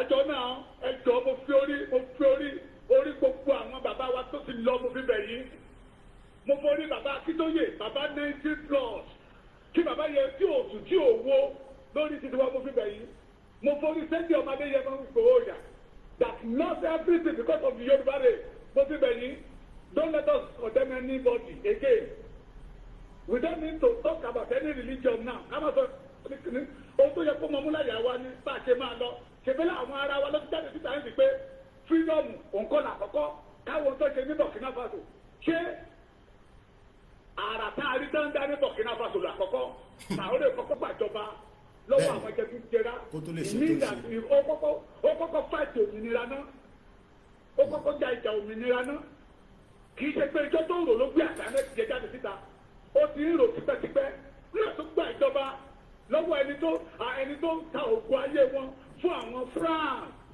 ìgbà yẹn ló ṣe bẹ̀rẹ̀ sí rí àràdá mo sọ níbi kan mo ní kádàrá wa sọ́gbà níbi tí àwọn Fúlàní gbé pamọ́ sí ibẹ̀ ní Saudi ti rí gbé everything that baba Awólọ́wọ̀ ṣe free education free health the maternity gbogbo ẹ̀ ní Saudi ti kó àwọn tó sókèrè àwọn ń pàtó ọ̀rọ̀ nínú òṣì àwọn ń jà àìjà ẹ̀sìn àwọn ń kọ́ ọ̀dẹ́mu religion ó yẹ ká para wa papọ̀ báwa ṣe é rìn lọ́dọ̀ wa nígbà yìí àti babaláwo àti kìrìsìtẹ́nì àti eléjò kìrìsìtẹ́nì àti mùsùlùmí àjọ tiwọ́ bọnú àwo kan ní we see ourselves as a one.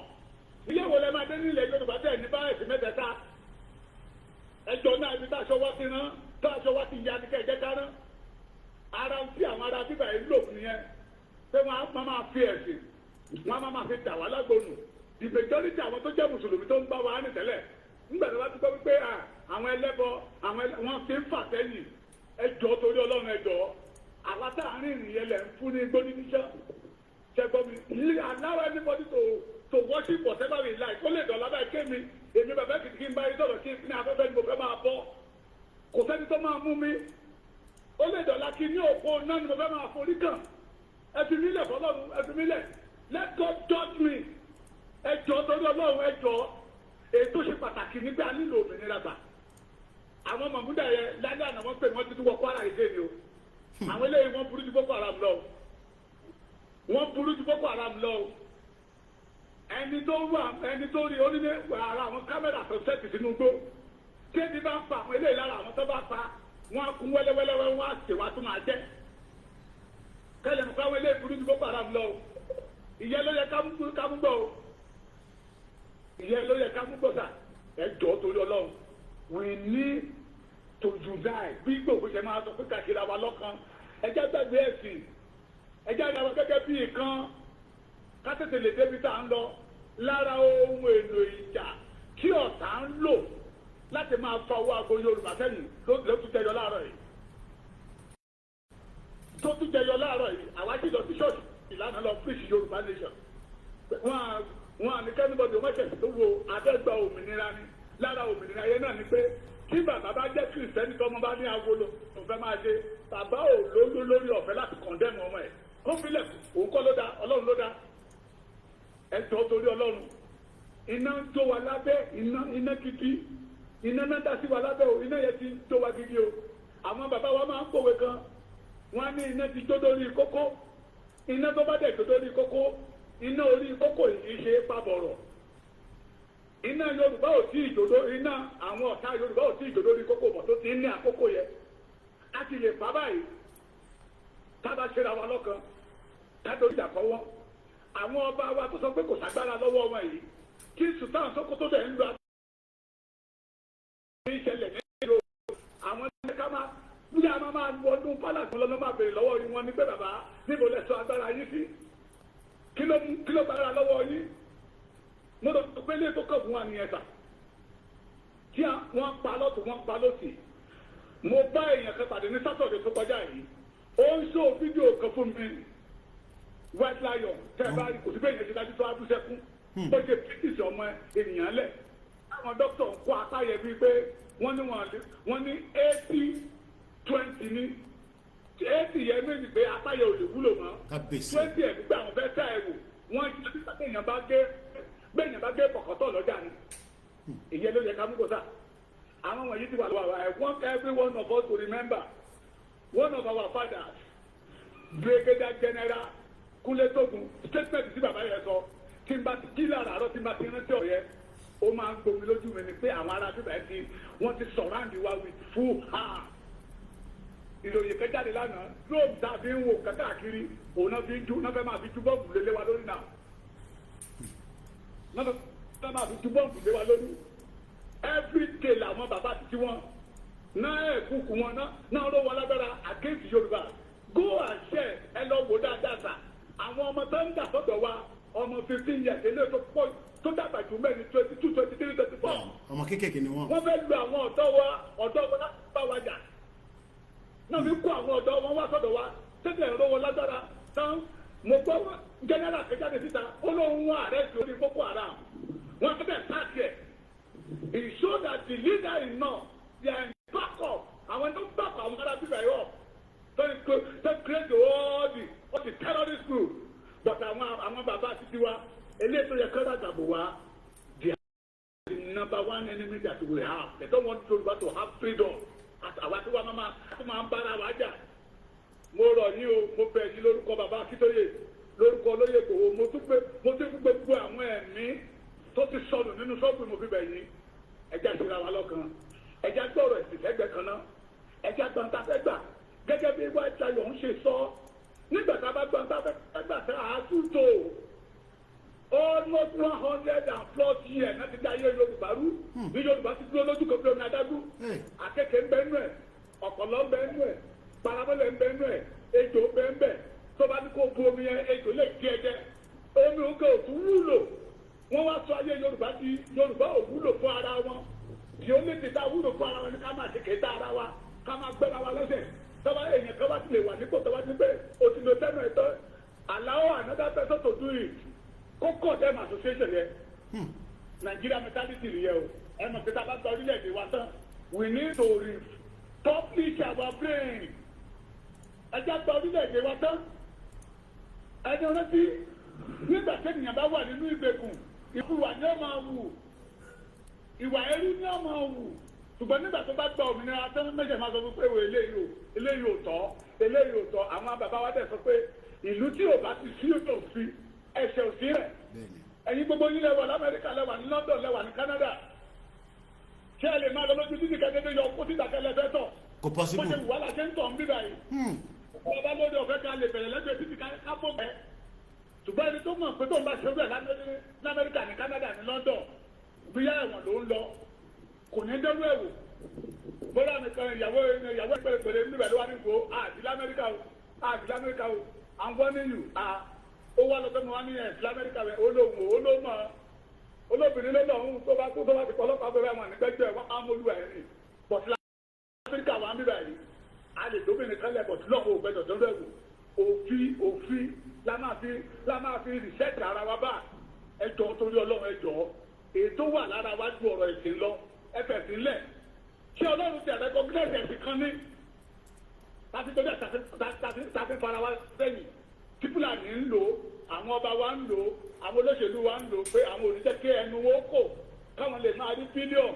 The former MD of NFP only one account wọ́n bá $800 billion ẹ̀ṣẹ̀ tó wọ Nàìjíríà lọ́wọ́ èèyàn kan gbogbo ọdọ́dọ̀ ẹ̀kọ́ ilẹ̀ Yorùbá náà kó bí mo jẹ́ báyìí sọ̀rọ̀ yìí ní Ilé Ifẹ̀ ní Ilé Ìṣà lẹ́sìtì níbà yìí wọ́n wá góòdì wa lọ́wọ́ bí mo jẹ́ báyìí sọ̀rọ̀ yìí tẹ́tẹ́ àwọn tó ń wà lọ́wọ́ AK-47 làwọn ọlọ́pàá kó tì wọ́n sẹ́kì tí àwọn tó mọ̀ wá ló ṣe wá ní. ọ̀nà tá a lè fi gbára wa lè fi ó lé hó fún Yorùbá rẹ̀ sí ní kí Yorùbá ó ní òmìnira wọn. tá a bá ní òmìnira wa a máa ṣe Fúlàní kú ni. and if you miss this opportunity kágbàgbé ẹ̀ tábàtì lè miss opportunity ẹni máa kó sọ̀tà nínú wa kókó sọ̀tà ẹni máa kó sọ̀tù kókó oṣù ẹ̀yìn tẹ́ wà nínú ìgbò kẹ́mọ̀ pé ẹ̀ ní orísun kankan mọ́. Tí a bá fẹ́ lọ sórí sun wa we must unite and face our enemy. Ẹ kó tó bàbá mi. Ẹ ṣé gan ni bàbá wa lẹ́kìtì mo dúpẹ́ àmọ́lére torí pé òun ni ẹ ti gbọ́ tí bàbá yìí sọ ọ̀pọ̀lọpọ̀ ọ̀rọ̀ kalẹ̀ kí làwọn kan tí bàbá lẹ́kìtì ń bá wa sọ òun náà ni pé àsìkò yìí kọ́ ni ó jẹ́ kí a mú ìjà ẹ̀sìn wá nítorí pé tá bá fẹ́ mobilize bá fẹ́ jáde kò ń ṣe oníṣẹ̀ṣe tó wà nílé nìkan ni a fẹ́ kó jáde ọmọ Yorùbá tó jẹ́ Muslim a fẹ́ jẹ́ kó jáde ọmọ Yorùbá tó jẹ́ Christian a fẹ́ jẹ́ kó jáde ọmọ Yorùbá tó tẹ̀ gbà pé ẹ̀sìn kankan lòun fẹ́ tẹ̀lé a fẹ́ kẹ́ni náà jáde bọ̀ nígbà tá bá bẹ̀rẹ̀ sí àtáàkì Islam àtáàkì Christian báwo la ṣe fẹ́ káwọn èèyàn jáde ṣé mi nìkan ni mo fẹ́ jáde ṣé Ìgbòho nìkan ló fẹ́ jáde à ń sọ pé a fẹ́ mobilize 50, 30, 20, 10 million people kó jáde kọ́dẹ̀ wà níta for many days àdètí tún fẹ́ máa sọ̀rọ̀ ẹ̀sìn nísìn No. Eba Agbonsuke, Baba Stark. The entire Yoruba land is saturated with bandits. Brigadier General Kunle to ma play video yẹn nígbà tí a bá gbọ́ brother wa tó ń sọ̀rọ̀ tán. Mo kí bàbá wa bàbá Èkìtì ẹ káàsán ẹ káàbọ̀ sórí ìkànnì wa lẹ́ẹ̀kan sí brother Agbonsuke à ń gbọ́ yín. Ẹ̀jọ́ mo fẹ́ bẹ̀ ọgbọ̀n ọmọ Yorùbá nílé lóko lẹ́yìn odi pátápátá àtọmọdé àtàgbà wa. Ẹ jẹ́ ká jọ fọwọ́sowọ́pọ̀ fún òmìnira ilẹ̀ Yorùbá. Torí pé òmìnira ilẹ̀ Yorùbá ló jọ jẹ gbogbo wa lógún. Ẹ má jẹ́ kẹ́nìbọ̀dì ẹ má ẹ̀ka sáfẹ́yìn. Kìíní gan tá a bá jáde fúnra ní wọ́n máa pa wá wọ́n máa àkáàtì wa. Freedom wa ní free. Kò séèyàn kan tó gba òmìnira tó kọ̀ gbòmìnira pé gbà á fún yín a máa jà gẹ́gẹ́ bí bàbá mi ṣe máa ń sọ ọmọ ní pé a máa jà tẹ́nìkan máa ń sọ fún wa bá ní jà fún nǹkan tá a gbé dání wàláhì tàláhì à ń parọ́ fúnra wa ni. Mo fi Ọlọ́run bá tó jọ dá gbogbo wa mo fi ṣẹ̀yìn à ń pa ẹ̀rọ a máa jà gidi a máa tutọ́ síra wa lójú. Tábà tó wá wò pé bí àwọn tó jẹ́ wọn pọlitíṣà wa ọmọ ọba wa ipe wọn ti wá ní support Nàìjíríà gọọmenti wà látàlá wọn máa support wọn torí pé kí ni àwọn ọba yìí wọn wà lára wọn tí wọn gbowó nígbà tó máa parí ọlá o. So táwọn ọmọ Yorùbá máa ń lérò wípé bóyá tọ́ba fún àwọn bàbá lówó àwọn ọba wọn tọ́ba fún wọn lówó wọn ní tọ́ wọn á support olóṣèlú torí pé kí ni ìdí òṣèlú gbọ̀ngàn wọn náà ti ń jẹ. Tẹ́ bá wo àwọn ọba wọn àtijọ́ tó ti ń pa àwọn èèyàn ọba mélòó ló jáde sáré pé wọ́n ń pa àwọn èèyàn. Tẹ́ bá wo orí sẹ́fì tí bàbá wa Ọọ̀ni of Ifẹ̀ kábíyèsí tí wọ́n bá tọ́lọ́ bá bàbá wa tí Sunday Igboho ṣe mítì ṣé mo gbé mítì lọ́ọ́ di ti láti ìbàyẹn nìkan nìyẹn ṣọ́dẹ̀ pé bàbá tún Sunday Igboho mọ́. Torí pé kí ni olè ní gbogbo wọn olè nǹkan tí wọ́n máa jẹ lóníkà tí wọ́n bá káàkiri àwa gbọ́ngàn láàrin gbà fún wọn. Nígbà tí láyé ìgbà wá tẹ̀ tọ́bítọ́ bá kan tó bá ṣe nǹkan tí ò dáa àwọn aráàlú máa yẹ máa lọ sí ojúde ọba wọn máa ṣèwọ́de wípé nǹkan báyìí ṣe ọ̀wọ́n nǹkan báyìí ṣe ọ̀wọ́n ṣé àwọn ọba wa máa lọ wọn ò gbọ́ pé Fúlàní ń pa wá kí lè tí wọn tó sọ̀rọ̀ láti jọ lọ́rọ̀ yìí bọ́ wọn san kọ́kàn torí pé kí ni ọmọ pa wọn jẹ wọn pa àwọn ọmọ wọn kò sí nǹkan tó ṣe àwọn fámìlì wọn àwọn ṣẹ̀ dí òdì gbàgbọ́ bí wọn tó ṣẹ̀ jí ìkan lára àwọn fámìlì wọn gbé kan tó ṣẹ̀ sọ̀rọ̀ àwa ọ̀gán la wò nígbà torí pé kí àwa táwọn pa àwọn èèyàn wa tí wọ́n ń jẹ́ àwọn èèyàn wa gbé tẹ́gbọ́n àwọn àgbẹ̀ wa ò lè lọ sóko àwa gbogbo fún àwa la ní fojúlẹ̀ fún wọn. Mo ṣe ń bẹ̀ yan ọmọ Yorùbá bẹ̀rẹ̀ ṣe jẹ́ ká lọ jáde fún ìwọ́de yìí ẹ ká yọ fọwọ́sowọ́pọ̀ kódà ká máa ju wọ́n ní pé wọ́n ti kọ́ lè yí kéyìn máa ju 2 mẹ́ta lọ tó bá ti ṣe san ègún ó kú dáa ju ọ̀pọ̀lọpọ̀ eyín tó pọ̀ tó yẹ pé tí ò lè san ègún lọ. Wọ́n sì ń pè fún rálì ìgbéyẹ̀ rálì ń bọ̀ àwọn ẹlòmíì wọ́n ń takò àwọn ẹlòmíì wọn tako níbi gbogbo ilé yìí ó yẹ kí wọn alájọ fọ ohun kájọ ṣe ọ̀kan gbogbo ìgbà tí àwọn Fúlàní tí wọ́n ń pa àwọn èèyàn ṣé wọ́n pa Kírísítẹ́nì nìkan wọn pa Kírísítẹ́nì nìkan bẹ́ẹ̀ sì ni wọ́n pa Mùsùlùmí nìkan wọn pa oníṣẹ̀ṣe nìkan káwọn tó yí wọn ọ̀tẹ̀ lè ronú tó kiri gbàdúrà bá ń pa àwọn èèyàn mi ò gbọ́ gbọ́dọ̀ bá fi wọ́n pa kan lára àwọn oníṣẹ̀ṣe tẹ́ bá wọ̀ wọn ọba tí wọ́n ní bọ́ pa ní sáàjì Èkìtì mọ́ Oǹdó State yẹn ṣẹ́rí pé àwọn ọba fẹ́ẹ́ tó dira ṣẹ́rí pé àwọn èèyàn ò ṣùgbọ́n tí ò dira ń kọ́ ó bà lọ. Ṣẹ́ẹ̀kì àwọn pípù yìí wọ́n kàn fi ẹ̀sìn bójú fún wa irọ́ lásán ni wọ́n ń pa fún wa wọ́n rẹ́dí àti gba ilẹ̀ wa. Tọ́wọ́n èèyàn wa bá sì wà ní gbàgbọ́ nínú pé ìjọba Nàìjíríà máa dá wọ́n ń parọ́ fúnra wọn ni. Ó yẹ wò nígbà tí àwọn terrorist tí wọ́n lọ sí Burkina Faso tí wọ́n wà ní nọ́jà Burkina Faso sí Côte d'Ivoire àti Burkina Faso tí wọ́n máa yẹ pé wọ́n lo drone lọ́wọ́ Burkina Faso ni wọ́n kọ́ bọ́ọ̀bù gbogbo wọn dànù wọ́n pa gbọ́n ọ̀rọ̀ tí mo ní sọ ó ti ṣẹlẹ̀ ní recently nínú ọ̀sẹ̀ tó àlùkọjá ìlú ṣẹlẹ̀ nígbà tí Burkina Faso tí wọ́n ń tayọ̀ tó lọ sí Moscow ní Russia wọ́n bọ́ọ̀bù gbọ̀mọ́ terrorist yẹn over 1000 terrorist wọ́n pa gbogbo wọn lẹ́ẹ̀kan náà pẹ̀lú bọ́ọ̀bù. So àwọn Nàìjíríà gọọmẹ̀ntì àwọn arìnrìn sí terrorist Boko Haram gbogbo wọn tí wọ́n ń pa àwọn èèyàn lójoojúmọ́ tó yẹ pé terrorist wa náírà àwọn orílẹ̀-èdè àwọn tó ń lo drone máa fi bọ́ọ̀bù sójà ẹ ti mọ̀ pé kọ́ńtì ilé ìgbòsí kò ṣe orílẹ̀-èdè mọ́. So táwọn èèyàn wa kan táwa sì wà kọ́ àwọn èèyàn wa kan tó ṣe nígbàgbọ́ nínú Nàìjíríà kí ẹ mọ̀ pé wọ́n yẹn wọ́n rí nǹkan kan jẹ nínú ara àwọn olóṣèlú ní gbogbo ọtí wọ́n ń ṣe. Ẹ̀yin èèyàn wa ẹ jọ̀ọ́ ní wọn mo fi ẹlẹ́dàá Odùduwà, mo fẹ́ lẹ́dàá Ọbàtálá, mo fẹ́ lẹ́dàá ọba àlùfọ̀n, mo fẹ́ lẹ́dàá Lísàbí, mo fẹ́ lẹ́dàá gbogbo àgbààgbà mẹ́rìndínlógún tí wọ́n so ilẹ̀ Ifẹ̀ gbogbo bí tí gbogbo wa wà lẹ́nu ilẹ̀ Ifẹ̀ ni o. Àtẹ̀gbá ọjọ́ wa Ìjẹ̀bú ilẹ̀ Ifẹ̀ ní gbogbo wa ẹ jọ̀ọ́ ẹ jẹ́ ká jọ fọwọ́sowọ́pọ̀ ẹ má jẹ́ ká dúró de ọba o torí pé àwọn ọba tẹ̀ ń wo ìwọ̀n ń ṣe ọba o fìdíhẹ́ lásán lọ sí jẹ ṣùgbọ́n tá a bá gba ilẹ̀ Yorùbá àwa la ṣe máa padà sanwó ìjọba gangan. Nígbà wọn lè sọ̀rọ̀ irọ́ lásán ni wọ́n lè sọ̀rọ̀ ṣùgbọ́n olùgbé nǹkan tí wọ́n máa jẹ ni kò ní jẹ́ kí wọ́n sọ̀rọ̀. Ẹ ṣé. Ok, nígbà tí ọmọ tí wọ́n lè sọ̀rọ̀ nígbà tí bàbá wa Aláàfin Ọ̀yọ́ ilé tí wọ́n tẹ̀ fún wọn jẹ wọ́n ṣe ń jáde kó òkú èmi lọ́ba èmi lálágbára èmi gan lálágbára kí ló dé tí wọ́n ṣe kọ́kọ́ jà fún ìkan tó ń ṣe àwọn ọmọ èèyàn tó ń ṣe àwọn ọmọ ilẹ̀ Yorùbá kọ́ wọ́n pa wá ṣé wọ́n máa lọ́kọ̀ wọn kọ́kọ́ ń pa wá ó lè jẹ́ pé ipò èmi lọ̀gá kó ń ṣọ̀gá ni gbogbo wọn já kẹ́lẹ̀ mọ́ àwọn ẹni yìí wọn ọ̀rá ìwà rárá wọn bó ṣe máa jà fún ìdílé wọn ní gbogbo wọn bá kàkiri sẹ́fìtẹ̀ àwa gbogbo la nígbà fún wọn wọ́n máa ní wípé tó bá kọjú sí èèyàn máa ta tó bá fẹ̀yìn síyàn èèyàn máa ta tó bá wá kó èèyàn nìkan èèyàn máa dèrò ara èèyàn pa òun lọ̀rọ̀ tó wà lẹ́yìn o àjọ máa tutọ́ síra wa lójú gidi gan ni bẹ́ẹ̀ ti wà yìí ìgbà tí bá sọ fún wọn tó tọ̀wọ̀n ẹ̀gbọ́n mi àwọn ẹgbẹ́ máa sọ pé kíní kan kí n parí wọ́n jẹ́ káàrí kí lè dùn tó ń jẹ́ ògùn wọn ò gbé à ẹ má bí mi sọ fún pé kí ni mọ̀mọ́ tó ń jó ògùn ṣé Fúlàní òfin pa wá wọn ní Fúlàní pa wá ebi òun pa àwọn èèyàn wọn ebi ń pa àwọn èèyàn mo ní pé ogun wọn ló wá kọjá yẹn nígbà tí ebi ń pa àwọn èèyàn àìsàn ń ṣe àwọn èèyàn tọwọ èèyàn kù tó yẹ pé ọ ẹ lè dé hospital ìjọba báyìí mo fẹ́ fi ọ̀rọ̀ kan mo fẹ́ fi ṣe sample nínú last year tẹ́bá wọn ti pé gbàtà ìṣe lóṣù kan níbi last year ju mo tẹ kíní kan tó yẹ ṣó yín mo sọ wípé dáàdì mi ṣaláìsí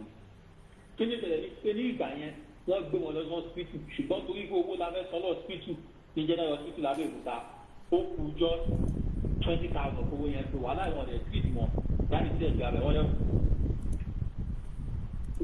ní general hospital lábẹ́ òkúta ṣé ogun kọ̀ọ̀kan ni ẹ̀mú wọn sàlẹ̀ fẹ́ gbọ́n mo ní pé ṣé ogun kọ̀ọ̀kan lè léyìí wọ́n ní tó bá jẹ́ pé ìlú jẹ́ pé tó jẹ́ ìjọba gidi ṣé ojúṣe àwa fámìlì ní àbò ojúṣe ìjọba láti mọ̀ pé yẹ kí wọ́n fọwọ́ sí èpè ẹ̀mí bọ̀ wọn ọ̀rẹ́dà ti fi sí èpè ẹ̀mí débi pé tí wọ́n sí èpè àwọn tí wọ́n ń bàjọba ṣiṣẹ́ gbọ̀ngàn lọ́fẹ́ sí ìkànnì ọ̀yàn tàbí tí wọ́n ti ṣiṣẹ́ pẹ̀lú ìjọba. so gbogbo kí ni iye èèyàn á lè ẹgbẹ́ káyọ̀ fọwọ́sowọ́pọ̀ láti ìjà òmìnira ló dáa ilẹ̀ Yorùbá alágbá ọ̀rọ̀ onífìyà ìyàlẹ̀ ẹ ṣe ìgbọ̀n bàbá mi. Mo kí gbogbo ẹ̀yin èèyàn wa tí a ṣùgbọ́n wà lórí ètò ẹ̀dá lọ sórí Twitter space àníyàn kan tó fi bá wa sọ̀rọ̀ níbẹ̀ Ganja Yorùbá ẹ̀dá gbọ́hùn yín mo kí àwọn tó wà lórí MixLR Akin Games Adeniyi Olúwadámiláre mo kí gbogbo ẹ̀yin èèyàn wa tí a wà lórí jókòó ẹ̀yin tí a wà lórí Instagram ẹ̀yin tí a wà lórí Twitter tá a bá gbọ́ Twitter space tán ẹni tó ń ṣe sọ̀rọ̀ àwa lọ play General Retired Togo nípa the invasion of the Fulani. Mo máa sọ kò sí bí a ṣe fẹ́ progress in a country where the insecurity and the identity and our culture continue to affect us. Kò sí bí a ṣe fẹ́ progress. A kò máa mí síra wa lára ni but a ní lè expand like Yoruba people that wants to go to the moon. Ẹgbọ́n sókè ẹ̀ńtọ́ wà lórí Twitter space.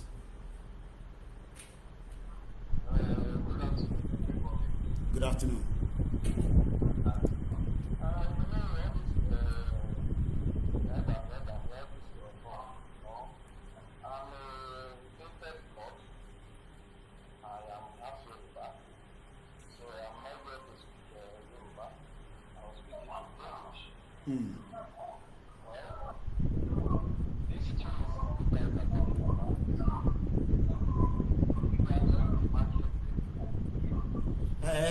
Please hold on there before you go further, okay? Hold on there. Which Nigeria you are demarketing? Which kind of Nigeria?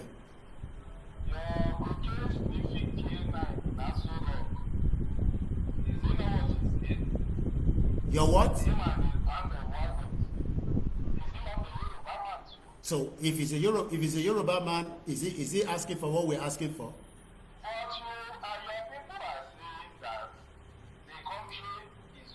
Well, hold on. When you say you're hold on there.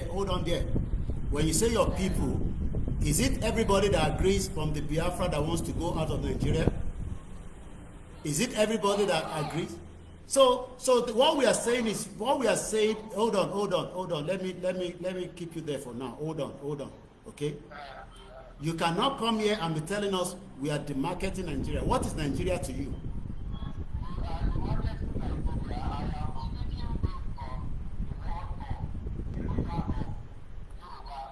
Orí bàbá ò pé born bastard. You're all over the place. Mo ti yọ wèrè dànù. Orí bàbá ò pé born bastard. Òun sọ̀rọ̀ pé àǹtí market Nigeria. Wèrè màlélé ìkẹ́. Mo rò pé nǹkan gidi mà ló fi wá bá wa sọ̀kẹ́. Àbẹ́ ẹ̀gbọ́n ká bàbá tó ń sọ. Ó ń gbọ́ mi báyìí, mo ti yọ wèrè kúrò lórí mic. We are demarketing Nigeria, wèrè. Wèrè. You are demarketing Nigeria. Ọmọ Fúlàní. Ara àwọn tí wọ́n máa káàkiri tàbá jáde nílé. Ẹni tó ń sọ̀rọ̀ yìí, ẹ lọ múra sílẹ̀. Ó máa àtàkì wa. Àwọn náà rẹ̀ máa gba, ìyàwó mi ti sọ pé kí n má sọ pé báyìí mọ́. Ó náà máa ń sọ fún mi, mo gbọ́ràn. But ẹ lọ múra sílẹ̀. Òun orúkọ yẹn náà ganja, ó kọ Yorùbá sí, ó kọ ganja. G-A-N-J-A, ganja. Bẹ́ẹ̀ ni, ó ti ya wèrè. Àbẹ́ẹ̀rí kábàkàbà tó ń sọ. You are the mark. Ọ̀rọ̀ tó tẹ̀ kọ́kọ́ sọ láti bìgínì nìyẹn, ó ti nullify ẹ̀. Ó ti sá lọ níṣẹ́ olórí burúkú, ó ti kúrò ní program. Ó ti sá lọ báyìí níṣẹ́, kò sí níbẹ̀ mọ́, ó ti jáde.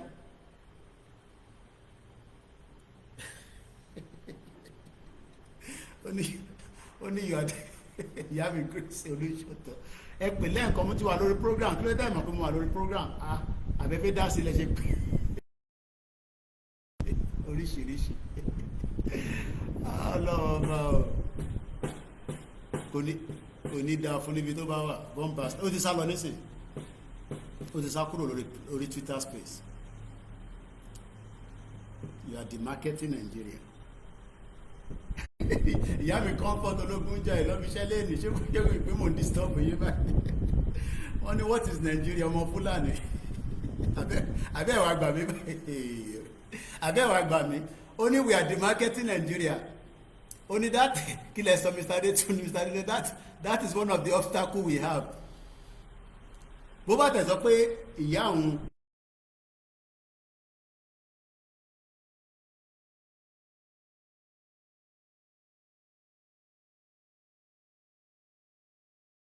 Koiki, give us that full number. Because Sunday said, "My post number NC."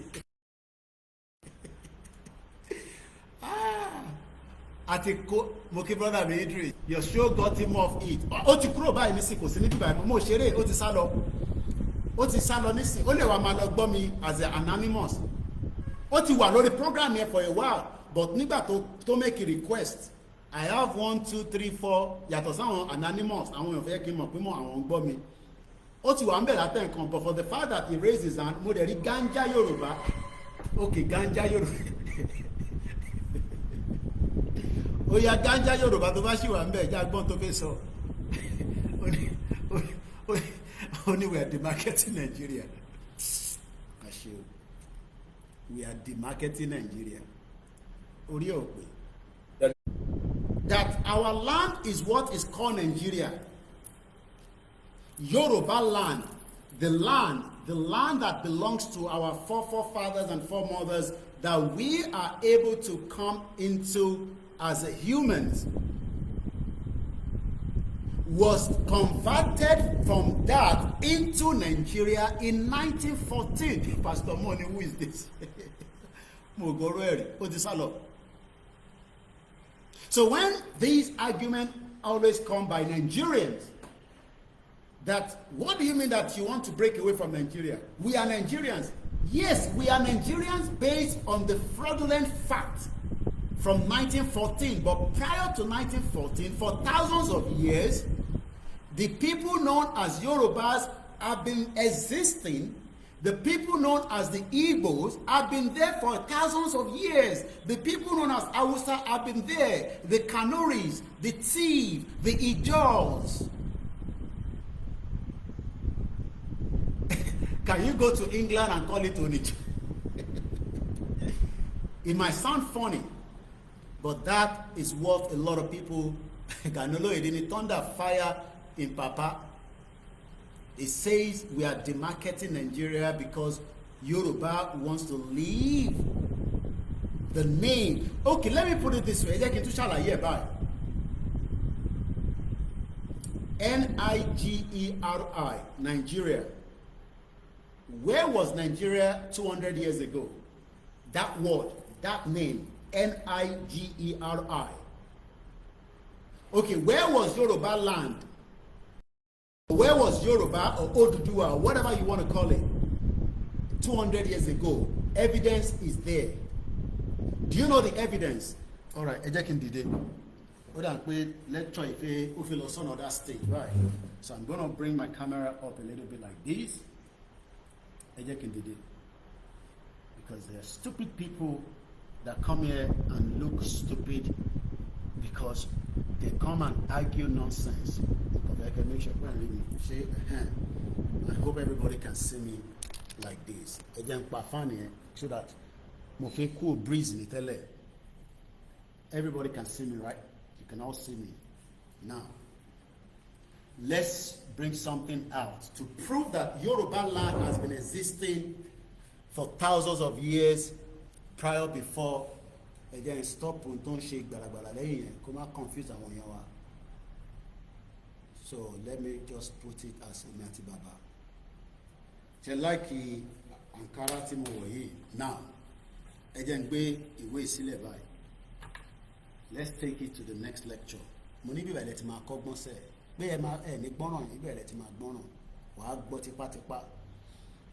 bring this back like that. Now, everybody can see me, right? Now, we are back into the lecture room.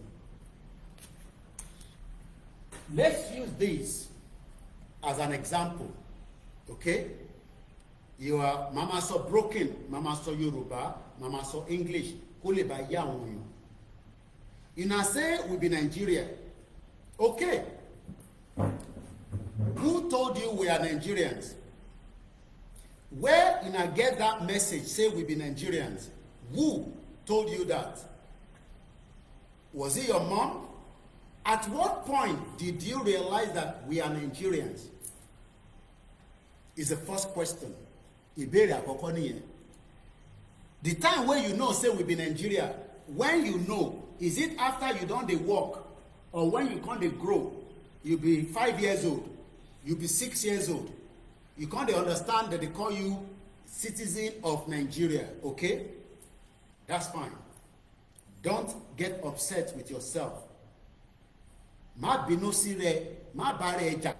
And I want to record this because we don't want to take calls because this is a very important recording that needs to go on a VN. So again, your Wi-Fi Mikuro so that nobody will call in. And I put it as record. This will be the part 2 VN. The first one was 58 minutes. It's already been sent out. So let's record this. Because video because Atiwa need 3 hours 49 minutes. Not everybody at home will have the privilege. So even if it's 15-20 minutes or 30 minutes, why should go VN here? Boni Koikimedia team, why even man should recording you see? Yeah, that's it. Koita bringing the world closer to your doorstep. Initially, 12 May 2025, 11:33 a.m. Ìbéèrè tí ó ń béèrè.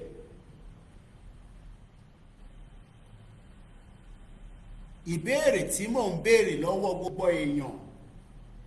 Àwọn tí wọ́n ní we are demarketing Nigeria. Gẹ́gẹ́ bí ẹni tó pè sórí program wa through Twitter space. Ó ní gbogbo wa à ń demarketing Nigeria. Mo wá fẹ́ padà sí ìtàn díẹ̀, a máa sọ òyìnbó, a máa sọ broken, a máa sọ English. My question first is, at what point did you realize you are a Nigerian? At what point? Ní ìgbà wo ni wọ́n understand pé I am in Nigeria? Was it after you were given your birth certificate? Or when you went to primary school? Or when you went to nursery school? At what point do you fully believe that you are a citizen of Nigeria? At what point? Everybody, wait, get this voice note. whether you be Igbo, Hausa, Yoruba, or whether you be foreigner, whether you are not a Nigerian, what we want to prove today on this platform is that nobody is called Nigeria prior before a particular year. But for now, let's work with the Nigeria from 1914. Yes, according to Britain, the criminal country that brought Nigeria into existence on people's land, Ile. You know when you take Ile, the land where in a day, that land in a sea, and they touch land.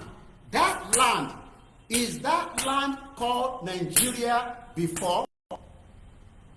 That land where in a day, whether you there for Onitsha, whether you there for Kaduna, whether you there for Sokoto, you there for Ondo, whether you there for Lagos, that land, go ask, was that land Nigeria before 1914? Mo ṣàlàyé ni. Ṣé ilẹ̀ yẹn, was it there prior before 1914? Is a question. Àbí some people, àwọn èèyàn kan, they have been there prior before 1914. Were people living in that land before 1914? And when those people were living there, before the white man from Britain came, known as Lugard, what was the name of that place? So the word Nigeria, N-I-G-E-R-I, that you now say with the demarcate, what land does he have? The land that Nigeria, what land does he have? Ilẹ̀ wo ni Nigeria ní? Because I want to prove that Yoruba has a land prior before 1914, and that land is still there as we speak today. Now, look at this image. Those of you that cannot see it, it is called Oriolokun. This Oriolokun, according to evidence base, has been existing for 600 years, produced on a land, Ile, and that land is called Yoruba land. So this land is the one we are asking that we want to return back as the people who own the land, because the word Nigeria was forced on every one of us in a fake union in 1914 amalgamation by Lugard working with the British Empire, that told us that if we join them together and call them Nigeria, the nigger area, they can use that for their own purpose. So whether it is 100 years, it will expire. We have the right to return back, either by force, either by war, either by peace, either by anarchy, either by crisis, to return back to the land that our forefathers and our foremothers used to be, with this evidence of Oriolokun. And one of these artifacts, this sculpture rather, it's not artifact, it's a sculpture, is currently being detained by the Metropolitan Police. Everybody in the UK can ask for evidence under freedom of speech. They will give it to you that yes, we have it. So this sculpture, one of it, is currently being held in London. So there is evidence that Yoruba people have been existing prior before the fake amalgamation that they are now calling everybody Nigerians. Because nobody is Nigerian before 1914. Na Barawo Bansa, na Ole, na Jaguda. Na Jaguda Britain, because Britain na Jaguda welcome our land as they did during that period.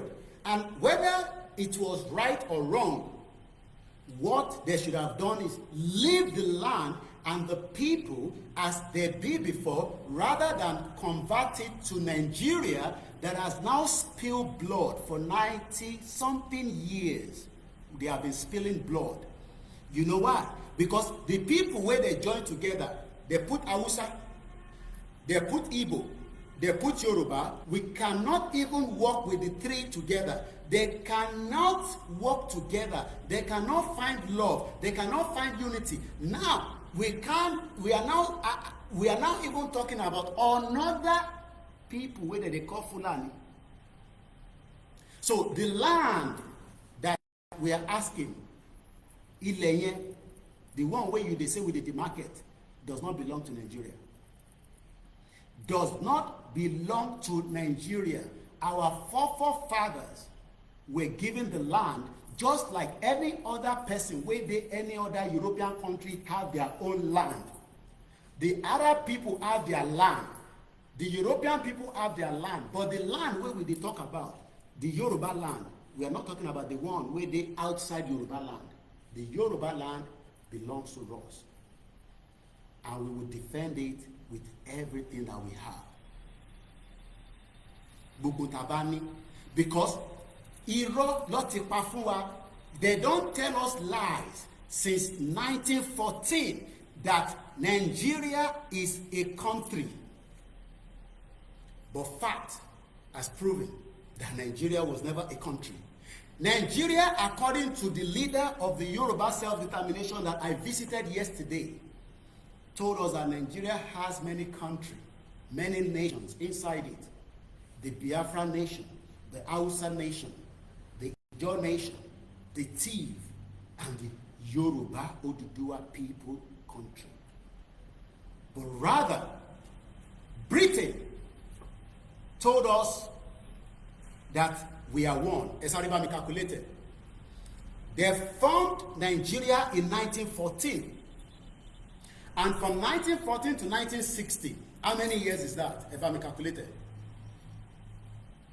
1914 to 1960, how many years? So even as Britain formed Nigeria and forced our father, our mothers that are known as Oduduwa people, Yoruba people, as the other side knows themselves as Igbo, Hausa, they now say from today, January 1st, 1914, you are no longer going to be known as that people of the land. But you will still have the land, but 46 years. I want us to hold on to that. 46 years. From 1914 up to 1960. That is 46 years. I'll tell you why I need that number.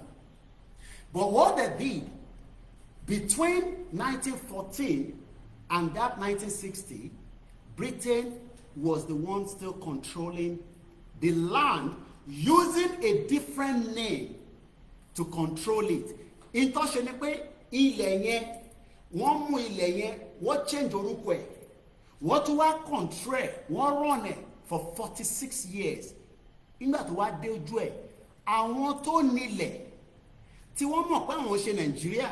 But the fact that Britain used weapon and war against us to convert it because it was not Ojulaso. So to buy Ojulaso, no. What Britain did was they forced everybody to be called Nigeria. And using that to negotiate with IMF, the World Bank, every this, every that, and started using us as statistics. Until the people started asking for independence. That is not where we're going.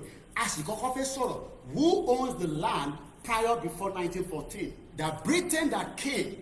Oh, imagine how many miles they travel from. If I was going to London this morning or tonight, it is about 6 hours.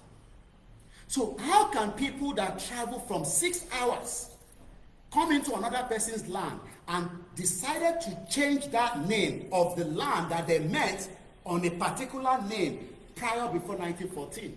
Because everybody knew that it was not called Nigeria. Why did they not call it Nigeria in 1913?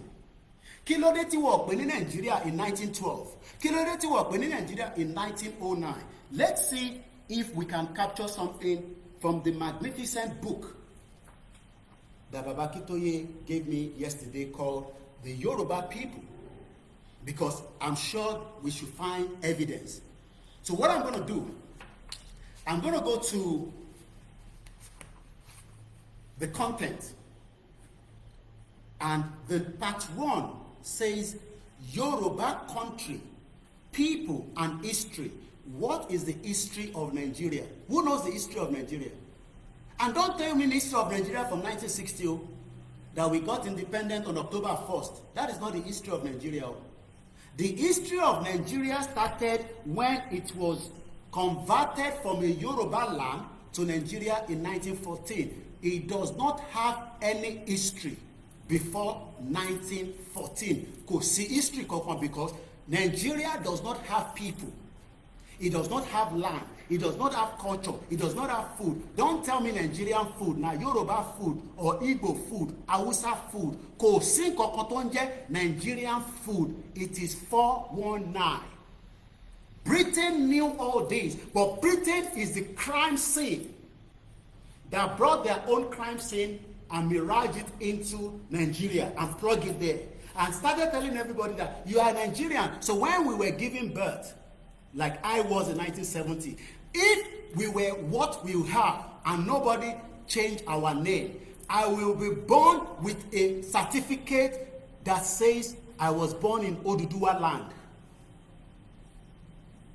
I would have been born as an Oduduwa person with a certificate. Just like, can I go to Britain now and tell Britain that any of my children that is born there, I want the birth certificate to indicate that they are born in Yoruba land? Is Britain a Yoruba land? Ṣé ilẹ̀ Yorùbá ni Britain? Can my children change their name in their birth certificate and say, I am not born in Britain, I am born in Yoruba land? Is that possible? So why then are you telling us that we should remain one, knowing fully well that the land does not belong to Nigeria, because the word Nigeria was only coined and put together? What joined it together? Nigger area by Lugard and his girlfriend Laura Shaw. What joined it together? One merged it together during that period as they wanted to force a marriage union on the people that does not speak the same language. So if you like, have a Yoruba president, it will never satisfy the Igbo people. Person there, it will not satisfy the Yoruba, because we are not the same, but they want us to remain the same so that they can continue their criminal activities within our land. But Akintoye has been able to tell us the truth with his book, and we are going to review the book quickly. Chapter 1, Yoruba country and people. Can somebody say, I hear you, in the comment section? The Yoruba are one of the most populous people in Africa. Why are we populous? Because we have been existing for thousands of years. Out of that thousands of years, 600 years in between, this sculpture was produced. This sculpture was produced out of many thousands of years. There was no AI, no artificial intelligence, no computer, but yet the white people, the Oyibo people, are still wondering, how did they make this sculpture with no technology? You know why? Because our technology was being used from our own background of the people that has been created on the land. Whatever technology they was using, it was from that culture of who we are. But today, even with all the computers in the world, Nigeria still remains in darkness. Cannot give all the citizens electricity to run what we can call the tech age that we are today. Now, let's go back to the book, The Yoruba People. They are famous as one of the Black Africa's most outstanding civilization. Baba Akintoye sọ fún mi lánàá during my discussion with him. He says that when the white Portuguese came on the land, àti ń waṣọ àsí nínú ìwòwò. We were not naked people. They didn't come and meet us as people where they walk on the street with our nakedness. We were already civilized before the white man. We were far civilized before the white man came on our land. It was the white man that decided that this land must now be called Nigeria.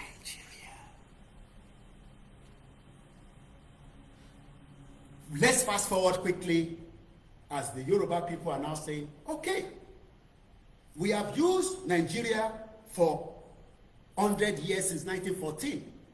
A fẹ́ padà sí what it used to be before Lugard changed it to Nigeria.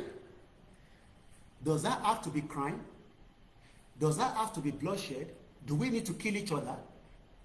Why do I need to kill somebody? Why do you need to kill me? A fẹ́ padà.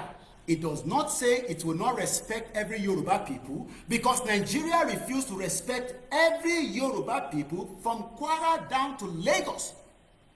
You know why? Because we were told to speak a language that doesn't belong to us. Wanika sway delay for many years. You cannot speak Yoruba. But when you go to Germany, you dare not speak in English in Germany, because a delay in English. So Baba told us that when the Portuguese came in the 15th century, and let's look at it. So your argument is that we should save something that was not even existing for 1,000 years. Nigeria have not existed for 1,000 years. Nigeria will be destroyed. And that will save millions of people's lives. Because Britain destroyed 60 million Yoruba people's lives for 100 years. Many Yoruba people die before their time. Many British citizens that are old are kept in their own care home, even at their 90. You dare not pinch anybody that is 90 years old, because they have gone back to become a newborn baby. But Nigeria destroy aye agbalagba, ọmọdé, arúgbó for 100 years. And it needs to destroy as well, so that we can kill the last empire that Britain created. Britain created Nigeria, and we will make Nigeria to go down, whatever it takes. If blood needs to spill, let the blood spill. Because when Britain was created in Nigeria, people refused to accept it. Blood spilled during that period. Yoruba kingdom, just like the kingdom, United Kingdom. They want to be kingdom, why we want to be slaves. No. Kò sí orí méjì tí ọmọ British ní tó ju ọmọ Yorùbá lọ. Ọmọ Yorùbá ní orí tó ju ti Britain. But yet, a British will carry their passport, and their head will be respected all over the world. But the fake Nigerians will carry their passport, because that passport does not represent you as an indigenous person. That is why we will fight to make sure that our life will change from 2025.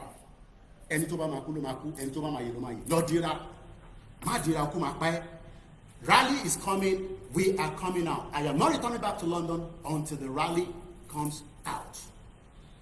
Let's go further. Yoruba kingdoms and settlement occupy the southern western region of the country that is now Nigeria. So that means that we have been settling across every part that is called Nigeria today, because the word Nigeri that has been established around the globe is a fraud. That name is a fraud, and we don't want to bear that name anymore. We need to change away from that name. Nothing is wrong with our land, because our land remains stable, fertile, prosperous. But the Olori Buruku Nigeria that was forced on it has messed everything up. Will destroy Gbogbo, and we will destroy it back. Let's go further.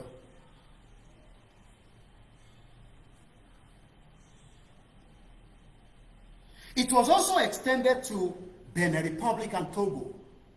Today, these are very small countries in Africa, but it is gone far better than Nigeria. Let me give you what exchange rate is between Benin and Nigeria. 300,000 naira that was sent just in the last 3 days to somebody in Benin Republic gave them 100,000 safer. 300,000, which is meant to be like big money in Nigeria. Because if you have 300,000 naira in Nigeria today, even though inflation is not going to make it work, because it's not a country. It is not going to function as a country because there is nothing called Nigeria before 1914. Yoruba land has been functioning with the civilization, respecting the women, giving access as the British citizens are enjoying the access today. The same Britain destroyed Yoruba people, destroyed the monarchy system, destroyed our economy, and forced Nigeria on us using Lugard as the government administrator in 1914.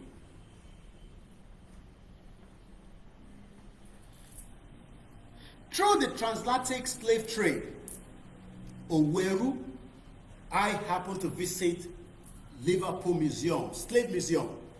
You will cry for what Britain did during the slave trade. People were used as guinea pigs.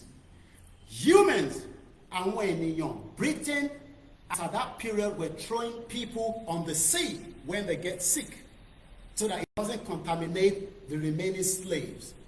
People were folded up, locked up. Every evidence travel to Liverpool if you are living in the UK and go witness what Britain did for many years till the death of the former queen and the current king. They refused to still apologize. When I want to apologize, we are not asking them to apologize, but what we are telling them is that Nigeria will go down for Yoruba to return back to the glory days. We're not asking them to apologize because they're not going to apologize. King Charles will not apologize. His late mother refused to apologize before she died. So this time around, tí wọ́n bá fẹ́ gbà pé kí ògo ẹlẹ́dìde tó bá ti pè fún rally kó jáde.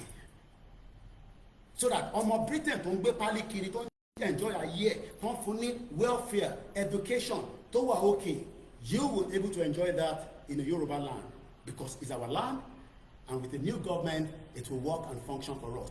No Yoruba politician can make your life better in Nigeria because Nigeria is a fraud. It does not matter what you pray to. Let's go further. Through the transatlantic slave trade, Yoruba religion, language, and culture were transported to the New World, where they survive and influence the thought patterns and ways of life of most people of African descent, estimated at over 100 million in population today. So when you go to Cuba, Yoruba was transported to Cuba. Yoruba was transported to Brazil, Jamaica, West Indies, St. Lucia, Europe. Kò wá síbi tó délé ní tí ò ní rí influence of Yoruba people. But that influence is not there anymore because we are known as Nigeria. So every time they want to identify us, they need to first use the fake name, call Nigeria on us, and then say, which part of Nigeria are you from? But if we are using a full Yoruba independent country, Ama are respected and will be told that, are you a Yoruba citizen? And you will say yes. Just like Igboho said, that tribal mark, that is his passport. Many of you, because you have feel so comfortable, you have feel a little bit relieved, forget that in tanja fún oni pé kí ògo wa kó padà síbi tó wà tẹ́lẹ̀. But ẹ ṣì ń dúró kí Ọọ̀ni of Ifẹ̀ wá announce pé Yorùbá gbọ́dọ̀ lọ. Can Ọọ̀ni of Ifẹ̀ challenge King Charles? We saw the sittings when he was a prince. He came to London. Can Aláàfin challenge King Charles, our colonial master? That we are saying no. Ní ṣe colonial master lé wa lórí mọ́.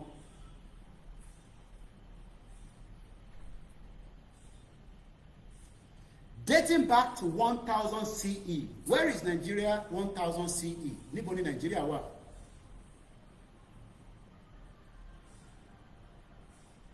Níbo ni Nigeria wà 1000 CE?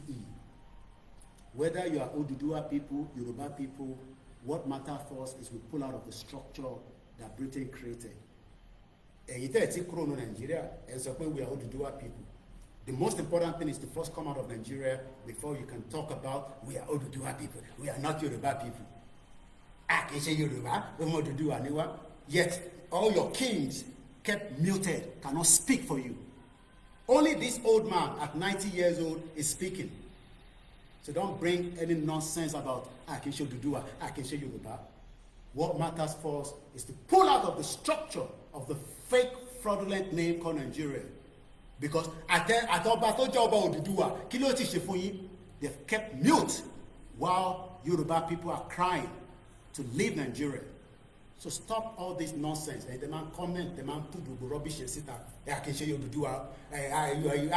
not Oduduwa. We are Yoruba nation. We are not Yoruba nation. We are Oduduwa. We are still in Nigeria, which is a crime scene. That is the first priority that we pull out. Pull out of the fake union, and we can sit back and decide. When Britain pull out of European Union, they return back to the passport that represents them, not any more passport that represent European Union. We are Oduduwa, but if you are still in Nigeria, it makes sense. At the same time, you want to be an Oduduwa, you want to be a Yoruba nation, and you are still Nigeria. Is that not what I just said? Everybody are represented as Nigerians to start with. Regardless of your tribal mark, Igbowo is still represented as Nigeria. But what he's saying is that this does not befit him. Because Nigeria or Kola, Kosi culture. Nigeria doesn't have a culture, doesn't have a land, doesn't have people. Oh, we are Nigerian people. No, we are Yoruba people. We are Oduduwa people. Yes, the two works together. But don't come and tell us, oh, don't stop using this Yoruba nation, no, because of the fight that is going on between Alaafin and Ile-Ife. You pull out of Nigeria first, there will be reconciliation. We will decide way forward. But you cannot be saying you want to be Oduduwa. Okay, what is the Oni doing about that to make sure that we have Yoruba nation? Stop wasting your time, because Oni is not going to say anything. Oni ti dákẹ́ kò lè sọ̀rọ̀.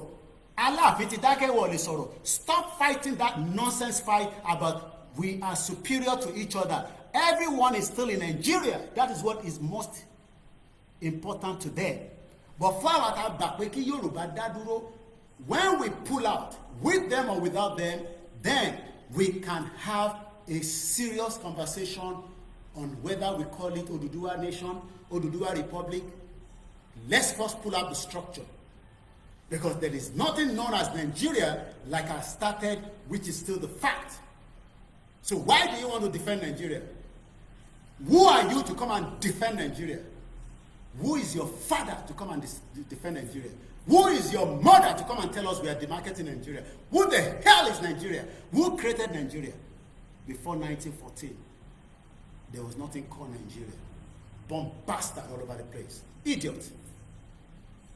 You think you know more than anybody about Nigeria. The Nigeria that Britain knew what they were creating and what it's going to create in the future ahead. Even if there was no 2,000 and 1,400 years, we have every right to declare, to pull out of that nonsense country without anything called referendum. Because when Britain was putting Nigeria together, they never asked us for referendum or decide whether we want to agree to be Nigeria. So don't come and tell us, hey, I'm at a referendum, all these nonsense, stupid people wants to continue to pin us and hold us down so that Tinubu can become the president again in 2027. My mother said I should not cause. Oh, you can fake with the Funyini. Bomb bastard. Who the hell is Tinubu? Tinubu has what life left on his body. Say he's a Yoruba man. Does he represent us? Even the king that doesn't represent us, you're talking about Tinubu. and sọ̀rọ̀ ìrànlẹ̀ Yorùbá and sọ̀rọ̀ Tinubu. Who the hell is Tinubu? Kò ṣòwò Lagos tó fi dìde ni. Who the hell was Tinubu that lives in the UK that kí ló dé tó wọn náà ṣe dúró sílé during Abacha era tó bá ti pàdánù? Idiot all over the place. Fulani killed MK Abiola.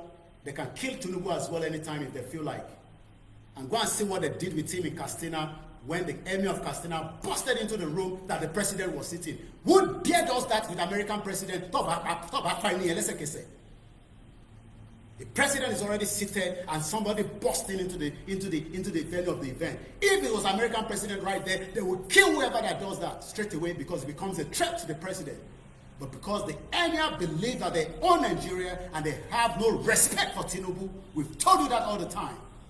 One, respect for Tinubu. Go and look at the video. It's out there in the social media. That Tinubu, the president of the Federal Republic of Nigeria, was inside a venue that was already locked and keyed. They did not even allow them to open it slightly for them to come in. They break the whole door and they still went into the venue. They should have been killed. That emir should have been killed right there on the spot.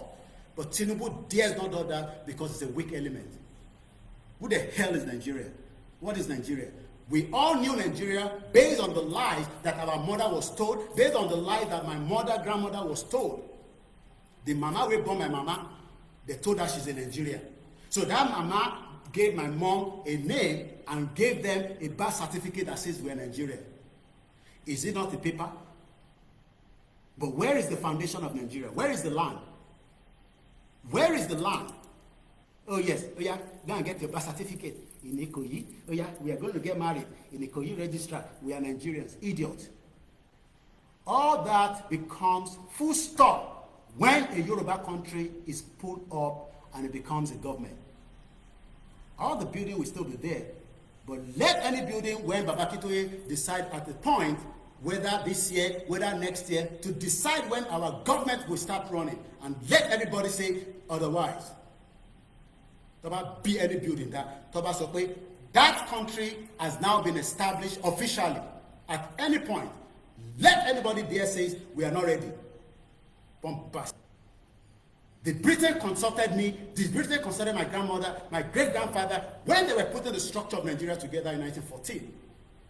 We have done more than enough to do consultation, to talk to people at Adebanji Soro for 5 years. Idiot! So you want us to sit and continue to talk and talk and talk till when? We forge ahead with you or without you. Bam bastard and be telling us that we're ready.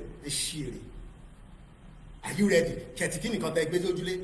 Are we fighting? Do we say we are fighting the government? Can the government fight 60 million people?